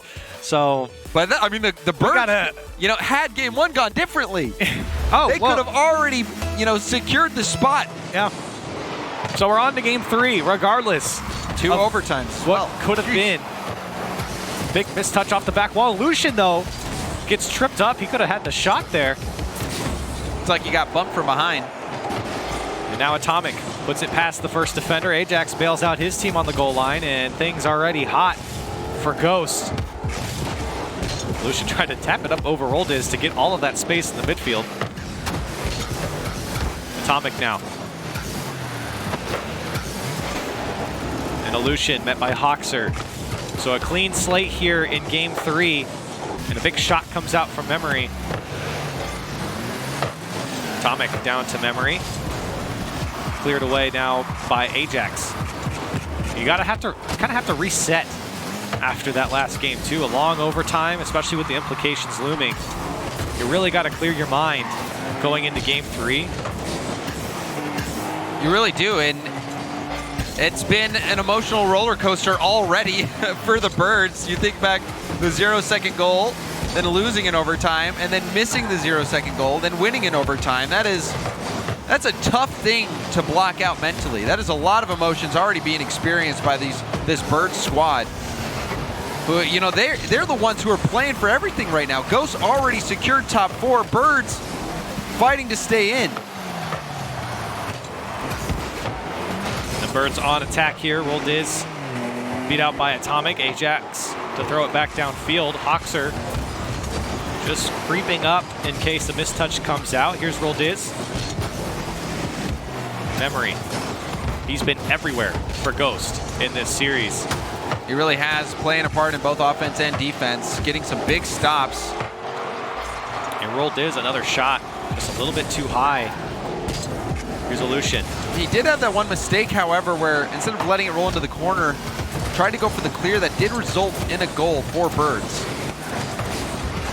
But other than that, he's been solid. Here's Hoxer. Birds slowly but surely moving their way down the field. Opportunity here for Ajax. Can't put it on target. That was a tough one for him anyways. Now Hoxer, met by Atomic. Big clear from Aleutian. Buy some time here for Ghosts. Roll Diz. Didn't really deal with it that nicely, but it still comes out to Hoxer downfield. Gets a flip, but didn't flip up into it. Here's Roll Diz. That one's wide. And nobody overextending. It's what we saw in the overtime. Not a lot of double commits. It's been good rotations. Yeah, good rotations from Ghost, but they still keep getting locked in their own half for the most part. Hoxer, this is going to be weak, and Memory sees it. Unfortunately, he loses out on the challenge. Here's Aleutian. Tried to pass it down to Atomic. Got bumped away. Memory, light touch. He just falls back to earth. Here's Atomic, thrown downfield from Ghost. Still a tie game, as nobody's been able to generate a good shot here so far. It was really just that first 15 seconds.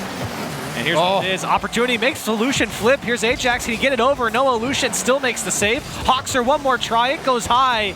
And that'll end the attack for Birds. And that seemed like it was an opening. Aleutian, if he got bumped quickly, that shot could have come in faster, and maybe that would have been the goal for Birds. We did see the overcommit just before that play happened. So the Birds having an opportunity on that play. Oh, Ajax having to come in and help Roll Diz out. Low boost there on the back line. Roll Diz tries to throw it away. Ajax, this is going to be a tough one to save coming off the ceiling, and his teammates bail him out. Less than a minute left. Still a scoreless game. Atomic's going to drop this one down. Roll Diz is there, and is he going to dunk it into the net on the right side? He will for the Birds. And this goal has huge implications. Just 45 seconds left on the clock, and this dunk from Roll Diz could be the season for both Cloud9 and the Birds. If Birds can hold on, they will finish top 6 and will play in the playoffs and be sticking around in Season 9 of the RLCS, and Cloud9 and G2 will be the bottom 2 teams going to the promotion tournament. 30 seconds left. Can the Birds hold on? Roll Diz trying to make it 2 here. So he goes past 1, trying to bump Memory out of the way. Atomic gets in front of Ajax there, and Ghost trying to tie this one back up. All the Ghost fans and all of Cloud9 rooting on Ghost at this point. 10 seconds left. Atomic, maybe one last try here for Ghost. Aleutian looking for the bump. He does get it. It's coming down. Atomic's there, saved away by Hoxer. Aleutian gets it. Another big save. Aleutian, maybe one more time. He can't do it. It's cleared away. Atomic's got to keep this one up and go across the field. Ajax is going to clear it, and Birds get the second win. Cloud9 go to relegation, and Birds stay in the RLCS. Where did Hoxer come from? That looked like we were going to see a last-second goal. Unbelievable defense from the Birds in the final moments. And their season all boiled down to that moment. It comes down to a dunk. That was the difference. That is the difference between these two teams. That's the difference between RLCS and not RLCS for two teams here, Cloud9 and Birds. Wow. I'm speechless, Curly. What can you say? If you told me at the start of this season that G2 and Cloud9 would finish 7th and 8th and have to go and fight for their lives in the RLCS, I wouldn't have believed you. I would have bet my house on it. I would have told you were crazy. And why in the world would you think that? Wow. And yet here we are. The new era. The new era. This is it. Birds staying in the RLCS. Ghost. They got to fight back now in this series. They're down by the one. series isn't even over yet. Yeah. But the die has been cast. That is it. Birds are in. Birds are in, Cloud9's out, and now we're going to be fighting for pride and momentum going into the playoffs. But wow, what a season it's been.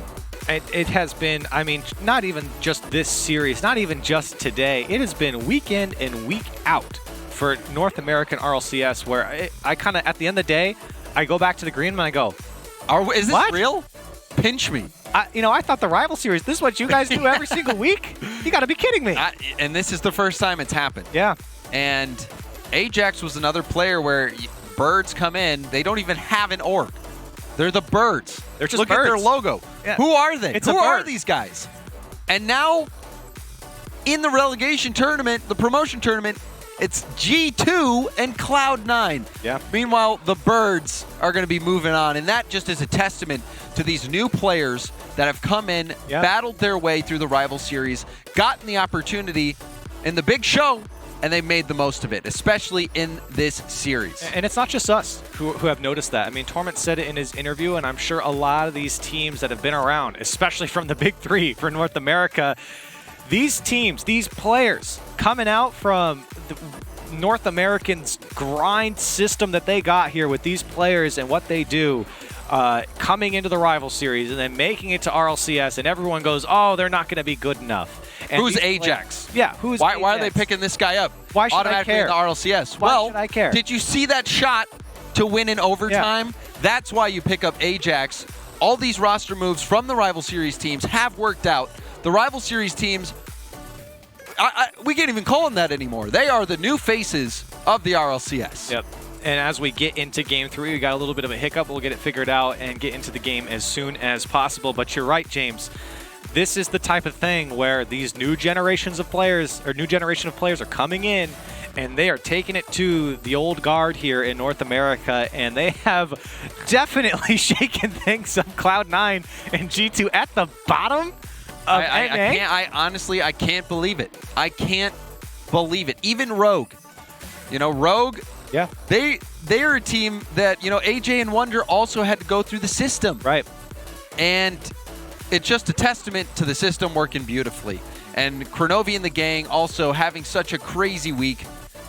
Coming into this week, I thought it was going to be Rogue and Birds. I thought it was Rogue and Birds that were going to be down there at the bottom, but it all came down to week 5. If you show up, you control your own destiny. And Rogue and Birds have done that. Yeah. Absolutely. And, you're not out till you're out. And for Rogue and Birds is a great example of that. And it's been a rocky season for Birds here. I'm happy to see them finish top 6 after all the rough series that they've had. This is a tough series in itself against Ghost. They're up 2-1 at the moment. They would love to close out the series and have another win on the books here, a 3-1 victory over Ghost. But for Ghost now, trying to fight back. And, we really haven't even talked about much of the game. I mean, because like I said, it's been decided. It has been decided, and what a fashion it was for Birds. They almost get that game 1 win. Yeah. They got the 0-second goal to force overtime, then they lose. And then they're in overtime in game 2. It goes, 6 minutes? It went so long. Just under. And that shot from Ajax, that was the difference. And then in game 3, a 1-goal game, that single dunk, and then the defense in the final seconds. The Birds, they controlled their own destiny, and they lived up to it. So we head back onto the field. Everything figured out now. Birds still up 2-1 in the series, looking to just close it out at this point. Ghost playing for pride in their own record. This one comes off the back wall. Nobody there from Birds to follow it up. Here's Atomic. Can't get the touch, no boost. He's gone back to the Dominus. He switched back to the Octane in the first game. or sorry, in the last game. And a shot comes out from Hoxer, bottom right corner, and the Birds on the board. The Birds just keep it rolling. The block from Roldiz, Atomic and Memory both whip, and Hoxer has an easy goal. The Birds keep cruising. So a good start for Birds. They stretch out the defense of Ghost. And great placement there from Hoxer. And Hoxer again to the right side of his own corner there, Aleutian. And Atomic. And Aleutian still staying with this play as it's inside the box. Roldiz lands on it. Now Atomic, he's the only one left, stuffs up Ajax. And Hoxer couldn't get a hold of it. Great defense there. If Hoxer was just a split second slower, he would have been able to get up quicker and hammered that shot towards net. It was a good 50-50. Ajax. They'll throw this one downfield for the Birds. Aleutian. Can't get the follow-up there. Ajax still fighting for every inch on the Birds' side. Here's Atomic. Into his own corner, picks up boost. Lots of options here, throws it to the right side. Aleutian, he's gonna go up. Met by Ajax and back the other way now for the Birds. Here's Hoxer. Stuck by Memory. And Aleutian to clear it out the left side and up his corner. Atomic can't get a hold of it. Memory taking a second to gauge this play as Roldiz just flips in front of the ball. Ajax throws it across the box, and now here comes Memory. And Ghost looking to tie it up. Into the Birds' corner. A demolition comes out on Aleutian, and that'll slow things down for Ghost. Roldiz in the midfield. Trying to find something here for Birds to possibly solidify, or at least get a cushion here in game 4. We've seen how low scoring this game could be last game, all coming down to that single goal at the 45-second mark. Now double commit from Birds. Big clear from Memory. And he does get a little piece of the ball there, but it's cleared away now by Ajax. Roldiz hunting to see where this one's going to go. Can't keep up with it. Atomic now. Coming off the ceiling.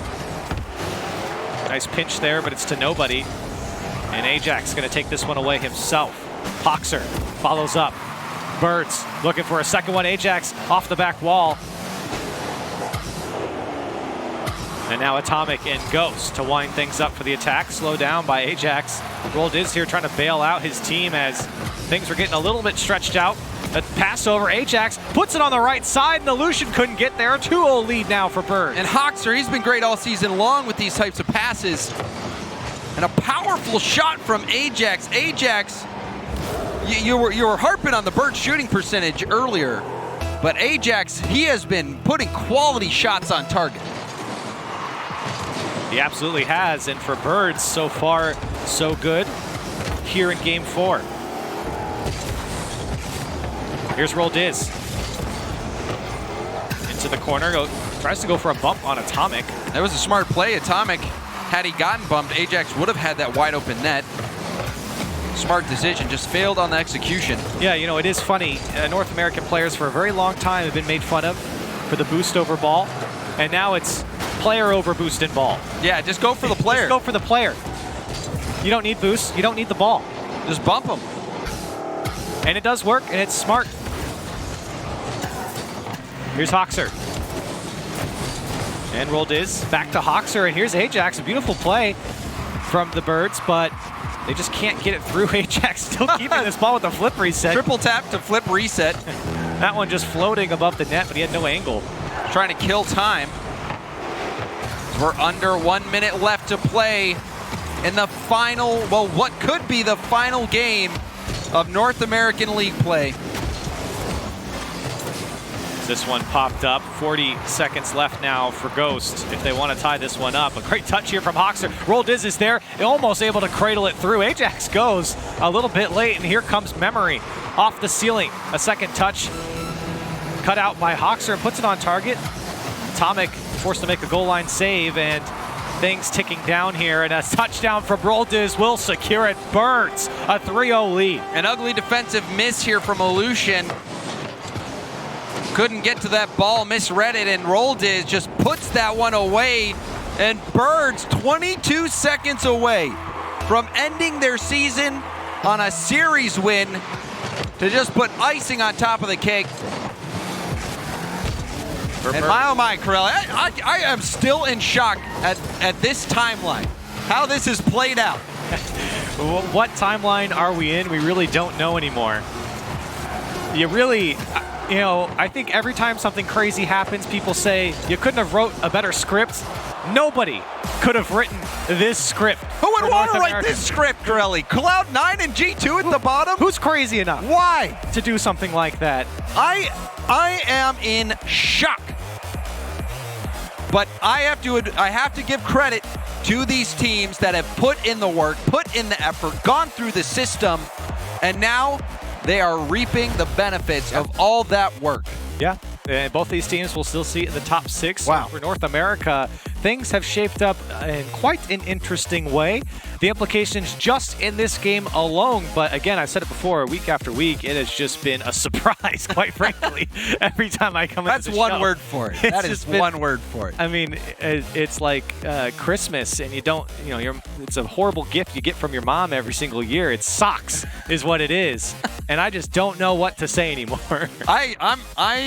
I don't know what to say anymore either, Corelli, because everyone who I would talk to, I said it earlier on the desk, I used to feel like I knew what was going on in North American Rocket League. It was always the same teams up at the top, but that has just been flipped on its head. And I expected maybe a season of transition. Maybe we could ease into it, but no. It just came. They came in this season and flipped everything on its head, except for NRG. That was the only. That's the only constant out of all the other teams. It's the only constant that we've seen so far. And NRG have had a great season. Birds finish out 3-1 here against Ghost. So for Birds, again, they stay in the top 6. Great news for them. And I think that's all she wrote for us here. We don't really know what we're talking about anymore, so we're going to send it back to the analyst desk so they can. I like how you think that we do as well. Anyways, Birds with the victory there. It was decided a bit before the match was completed, but it's good to get kind of some momentum, as they mentioned over at the caster booth, going into those playoffs. But everything's lined up, everything's decided, and it's not the results anybody ever would have figured out. Well done to the Birds, though, man. Like, not only you win your 2 games, but they came out and took down Ghost. Very likely that could be a rematch next week. Birds are looking good. Yeah. I mean, everything for me for the Birds was just willpower. I mean, they almost got the 0-second buzzer beater. Yeah. They get one in game 1, and then they go on to lose. That's already a shot to your confidence. You go into game 2, you get so close, and in the overtime, everything is just not connecting, and they still manage to pull through for the Birds. Yeah, I took some time to talk to Ajax about this matchup and just in general, and he's like, I think we can, and honestly, we should. There's no reason we have any doubts towards this series. So for them, getting that victory is big. And then just talking about his teammates, he's like, I know they chose me over someone like Drippe. They had the opportunity to go with somebody else. And then for him to step up huge, get that goal to bring them to that next area, to keep that play alive in OT, oh my God, there's so many things. That's the worst. That play right there, where you're like, we need every single win, and you miss that 0-second shot. But what does Roldouz do? Huge save in that overtime to allow this to go to 6 minutes, and then Ajax cleans it up. And after that, you're like, all right, Birds, this might be your day. Yeah. Now for Ghost, I feel like, it may have just once everything was decided, held off here. But, looking at the playoffs, how are we feeling about both of these teams, I guess, going in, Ghost specifically, looking at those playoffs? It doesn't matter what we think, Leaf. It does not matter. I care about your opinion, Lawler. I appreciate that, but I'm going to say something, and then the opposite is going to, or maybe I don't know. I honestly have no idea what is happening in North America, and I absolutely love it. Every single week is a surprise, and as fans of the game, I said at the beginning of the day, as fans of this game, we just get to sit back and enjoy, and I love it. So the one nice thing is there is 2 weeks off now, or at least one weekend off, where these teams get a little bit more practice time. So maybe that'll changes, but it seems like every week these teams are changing. Ghost right now is a little bit probably on a downswing, and I think they're probably not too favored over Pittsburgh Knights. And then if they have to play Birds again, that break might work. or Rogue, who just went 2-0, it could hurt them. But there's 2 weeks. They're a very talented squad, and all these teams that make playoffs are very talented. Anything can happen. I mean, I love the fact that it's so close in every single game, and I think that comes and proves the point that at this point it's really whoever's putting in the most amount of work. It's not like a slacking team who just has raw talent can get there. You need to put in hours into this game, practice, do everything you can, and that's what these 2 weeks are really going to come down to. This little break is where everything gets proven for these teams. Do you agree with me that Energy is the hardest working team in North America? Because I do. I believe that for a long time from players like Garrett. Yeah. And it shows. I think this is proving that practice makes perfect. Definitely. You need to be able to put in the effort as if you were playing on land and everything else. And certain teams, to call them out, Cloud9 has been one that has been very laxed on that, and the results are showing because of it. Well, I want to keep it right now on the teams we just saw playing, specifically the Birds, because on the line we have Roll Diz. Hey, man, how you feeling? Top 6. Yeah, hey, how you guys? Doing good. You guys are giving us quite a roller coaster here in North America of emotions. We don't know how to feel anymore. That's why I just want to see, for you guys going into that match, let's focus in on that. Going into that match, there was a very important shot that was missed in game number 2, I believe it was. How do you bounce back from something that's so close, having to go in overtime and keep your composure like that? Well, when the shot happened, I believe I took the shot and it bounced off the ground in the net. We just all went quiet, and then we were like, all right, relax. All right, let's bounce back. We still got an overtime to complete, so we told ourselves to stay focused, and we came out with the dub. Jackson's nuts. So. Talk to me about the whole journey. Let's look back at the whole season here, the ups and the downs. What's it been like for you guys? Has it been a continual, swing up, or has it been that roller coaster for you guys behind the scenes as well? To be honest, after the first week, we kind of felt comfortable in our matches, and so we were, on an upswing the whole way. So some of the matches we lost, they were just flops, and we learned from them. So especially the PK match, and we hope to get revenge on them soon. So where are you going? Oh. Not done with it yet. Let's look forward now at the playoffs. You guys do have a bit of time, but you're obviously going to be prepping for that. And I believe if I look at it right, your first match is going to be Rogue. How are you feeling for this matchup? We're actually excited to get some revenge on Rogue. Okay. I'm really confident against Rogue still. They looked amazing today. All props to them on clinching and everything. But I'm really excited, and I'm ready to get back on the grind with my team and prove ourselves even more. Well, I'm going to let you do that in just a second, but I just want to give you one final moment to shout out to any critics that may have doubted you or any fans that have supported you. Well, I know a lot of people said we were going to go 0-7, so, I can't really respect y'all no more. Y'all doubted on us. I hope we proved y'all wrong. So, and that's all I got to say. That's awesome. Thank you so much, and congratulations on the win. Congratulations on making playoffs. Hey, thank you. That's awesome. I love it, the confidence. You can tell it's great. Yeah. The one thing I got to say, I predicted them to go 1-6 at least, so I'll take you're safe. I'll take that W right there, Birds. All right. Thank you for that input. I really appreciate that. Trying to get himself out of that hole. What a story, though. Cloud9 and G2. They don't even have a chance at Worlds now. Birds, a team, again, everyone, they picked as 8th. Rogue, this week 5, they had to play NRG to make the playoffs. I think we were counting them out. Oh, we were. And we were last season, too. Definitely. And then they make top 4 at Worlds. Anything can happen in Rocket. I like Roll. He looks so comfortable. He's like, I'm excited. I want a rematch, Rogue. I don't even care. He looked cozy. Yeah, he got that hat on. He's exactly. chilling. That's all that matters. He's excited to play Rogue, and he's excited to be here. And it looks like he's not overconfident. Just perfect level of attitude, everything. If you thought today was going to level out for North America, it didn't at all. So why don't we take a look at the schedule and show you just how crazy things were, even today. Oh, man. Cloud9, that loss to Rogue really hurt them to have a chance at a playoff spot. But again, Rogue, they came into today where even if they swept both their matches, they needed other results. They got those results. They took down the #1 team in NRG.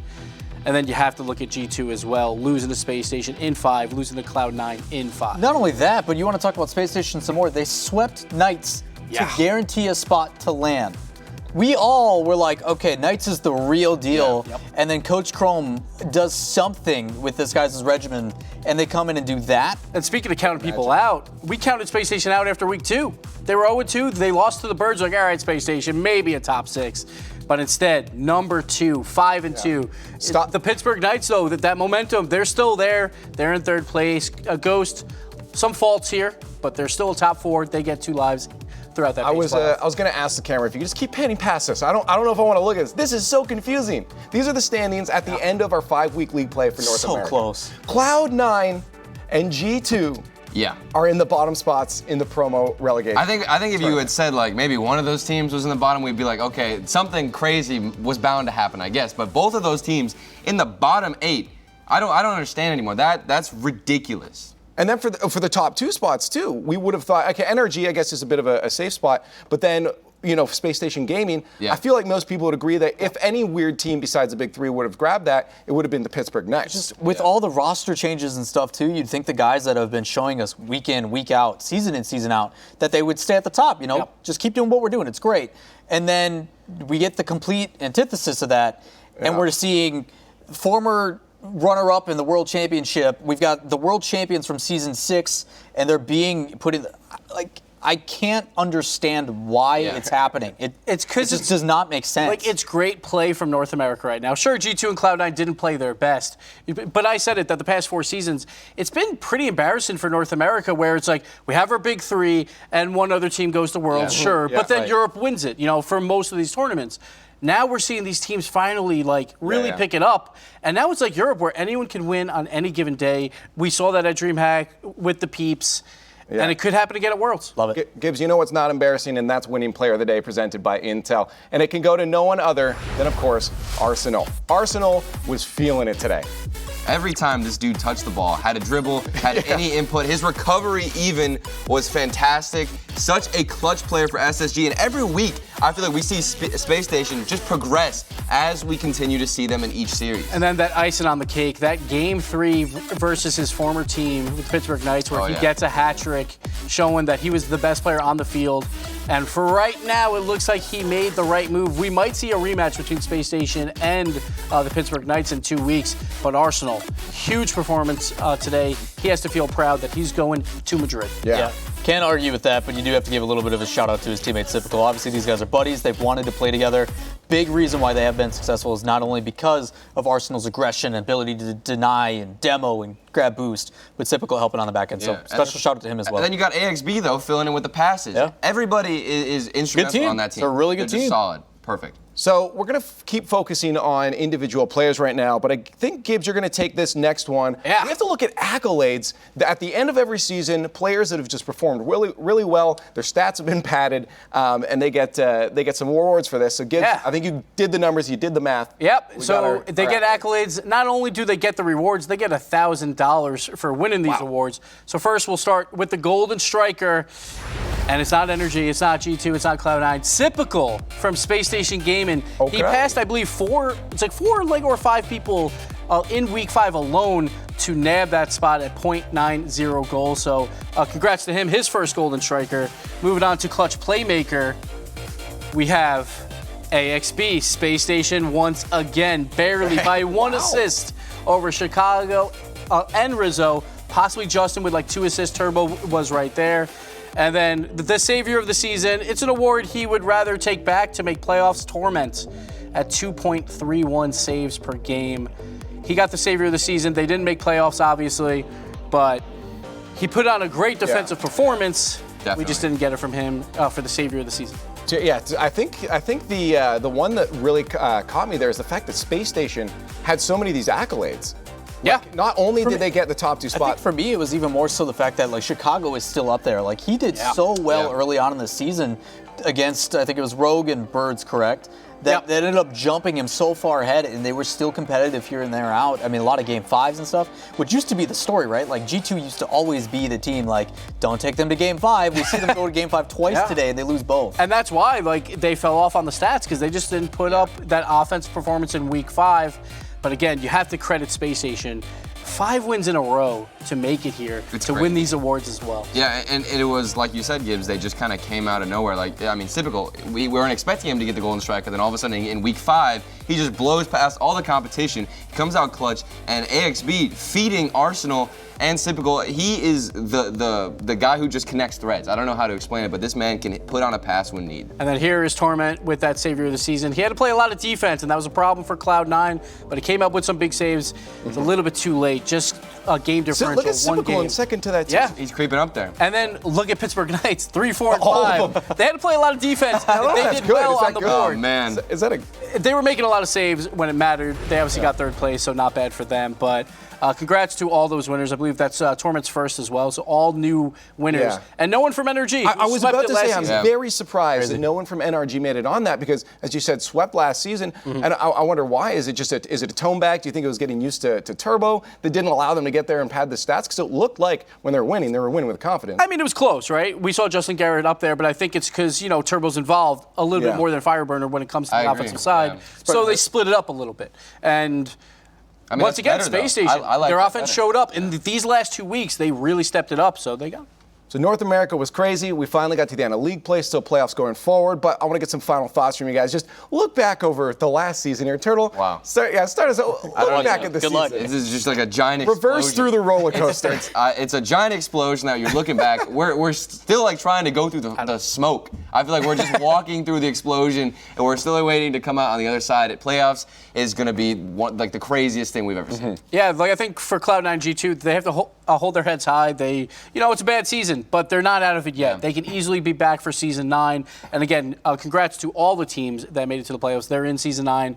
And again, a shot at Worlds, which is going to be a very different outlook compared to previous seasons. I mean, I got to talk to Rogo and 2-0 today over their big 3 previous, I guess now. I guess it's not anymore, right? It's 2-0. And more importantly, that catch from Wonder, just pristine. So good.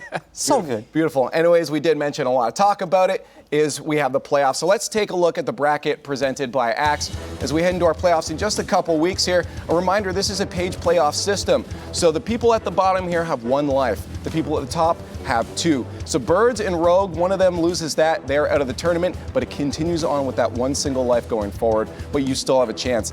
I'm getting familiar vibes from last season with Rogue. They did it last time. We'll see if they can do it again. But we're not done for the weekend. We do have some more Rocket League tomorrow as we head into EU's Day. 8:30 for the pre-show, 9 a.m. PST for kickoff.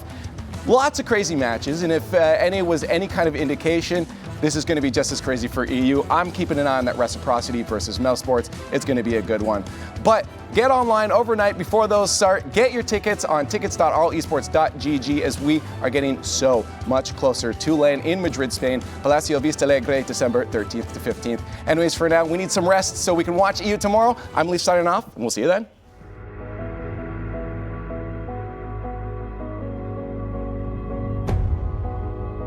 Cloud9 hanging on to this lead by a thread. 5 seconds remain. Squishy keeps it close, keeps the ball killed. Cornovi, another touch off the back wall. AJ off the post and in. Rogue in 0 seconds time. And that's really putting him in a tough position. Demo. Back. Oh, Demo that's it. leaves the net open for Torment. Good by AJ. Flips it over Kimmich. Now AJ with boost and control. Marches down the field. Pops it over another. AJ scores! Rogue! One looking for a pass towards the middle. Cronovi's there. Puts it up high. Wonder has no boost. Cronovi wants to send Wonder, but it's a grounder into the net. He sneaks by Cloud9. Come in, but Cronovi shuts him down, and now Justin over to Garrett G. The midfield shot is high. It's going to need some help. Can he double tap it? Oh, Garrett G's good. There's a tie game at 3rd. Justin immediately turns around, looks for demos, but Cronovi's already airborne. Now back down to Justin, the turbo, and it goes in. Are you kidding me? G2's got to play some transition ball. And G2's doing a nice job. They realize when Cloud9 hits the ball too hard, they're... What? Oh, whoa, gimmick. What is happening? What is going on? They say let the big dog eat. And Arsenal right now is the biggest dog, and maybe another one for Arsenal. He puts a second one away for Space Station. It is down to Ajax. Time and space to work with. This one up and over the first one. Ajax up the back wall.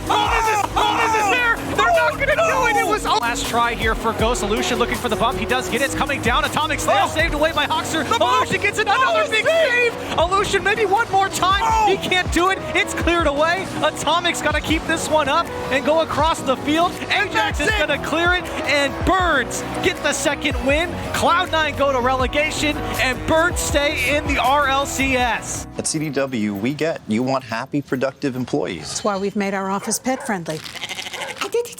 Maybe a little too pet friendly. Well, you know, CDW can design a mobility solution with light, powerful devices from Lenovo to make your people more productive in or out of the office. Anyone have any questions before we go? It's great. I really need to get out of here. Snake people are freaking me out. Hey, Cheryl, do you have a sec? For workplace productivity, you need Lenovo and IT orchestration by CDW. People who get it.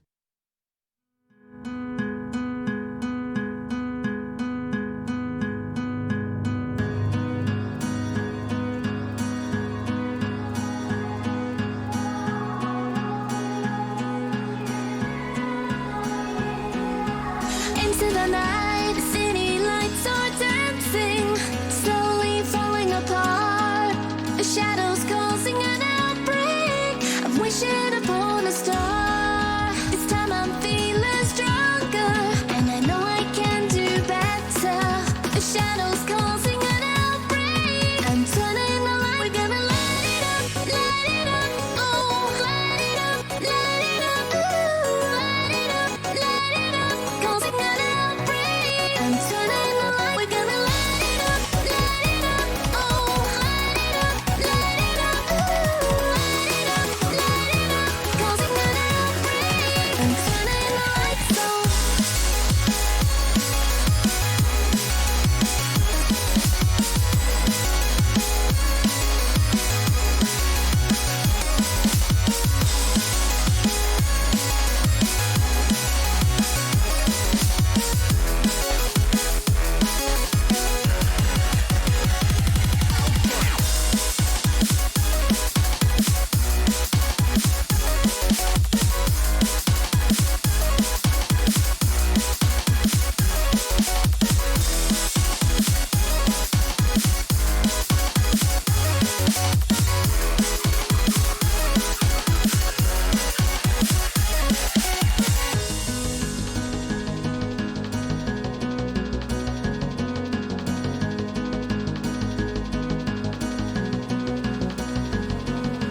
Open your eyes and see the people chanting, slowly falling apart.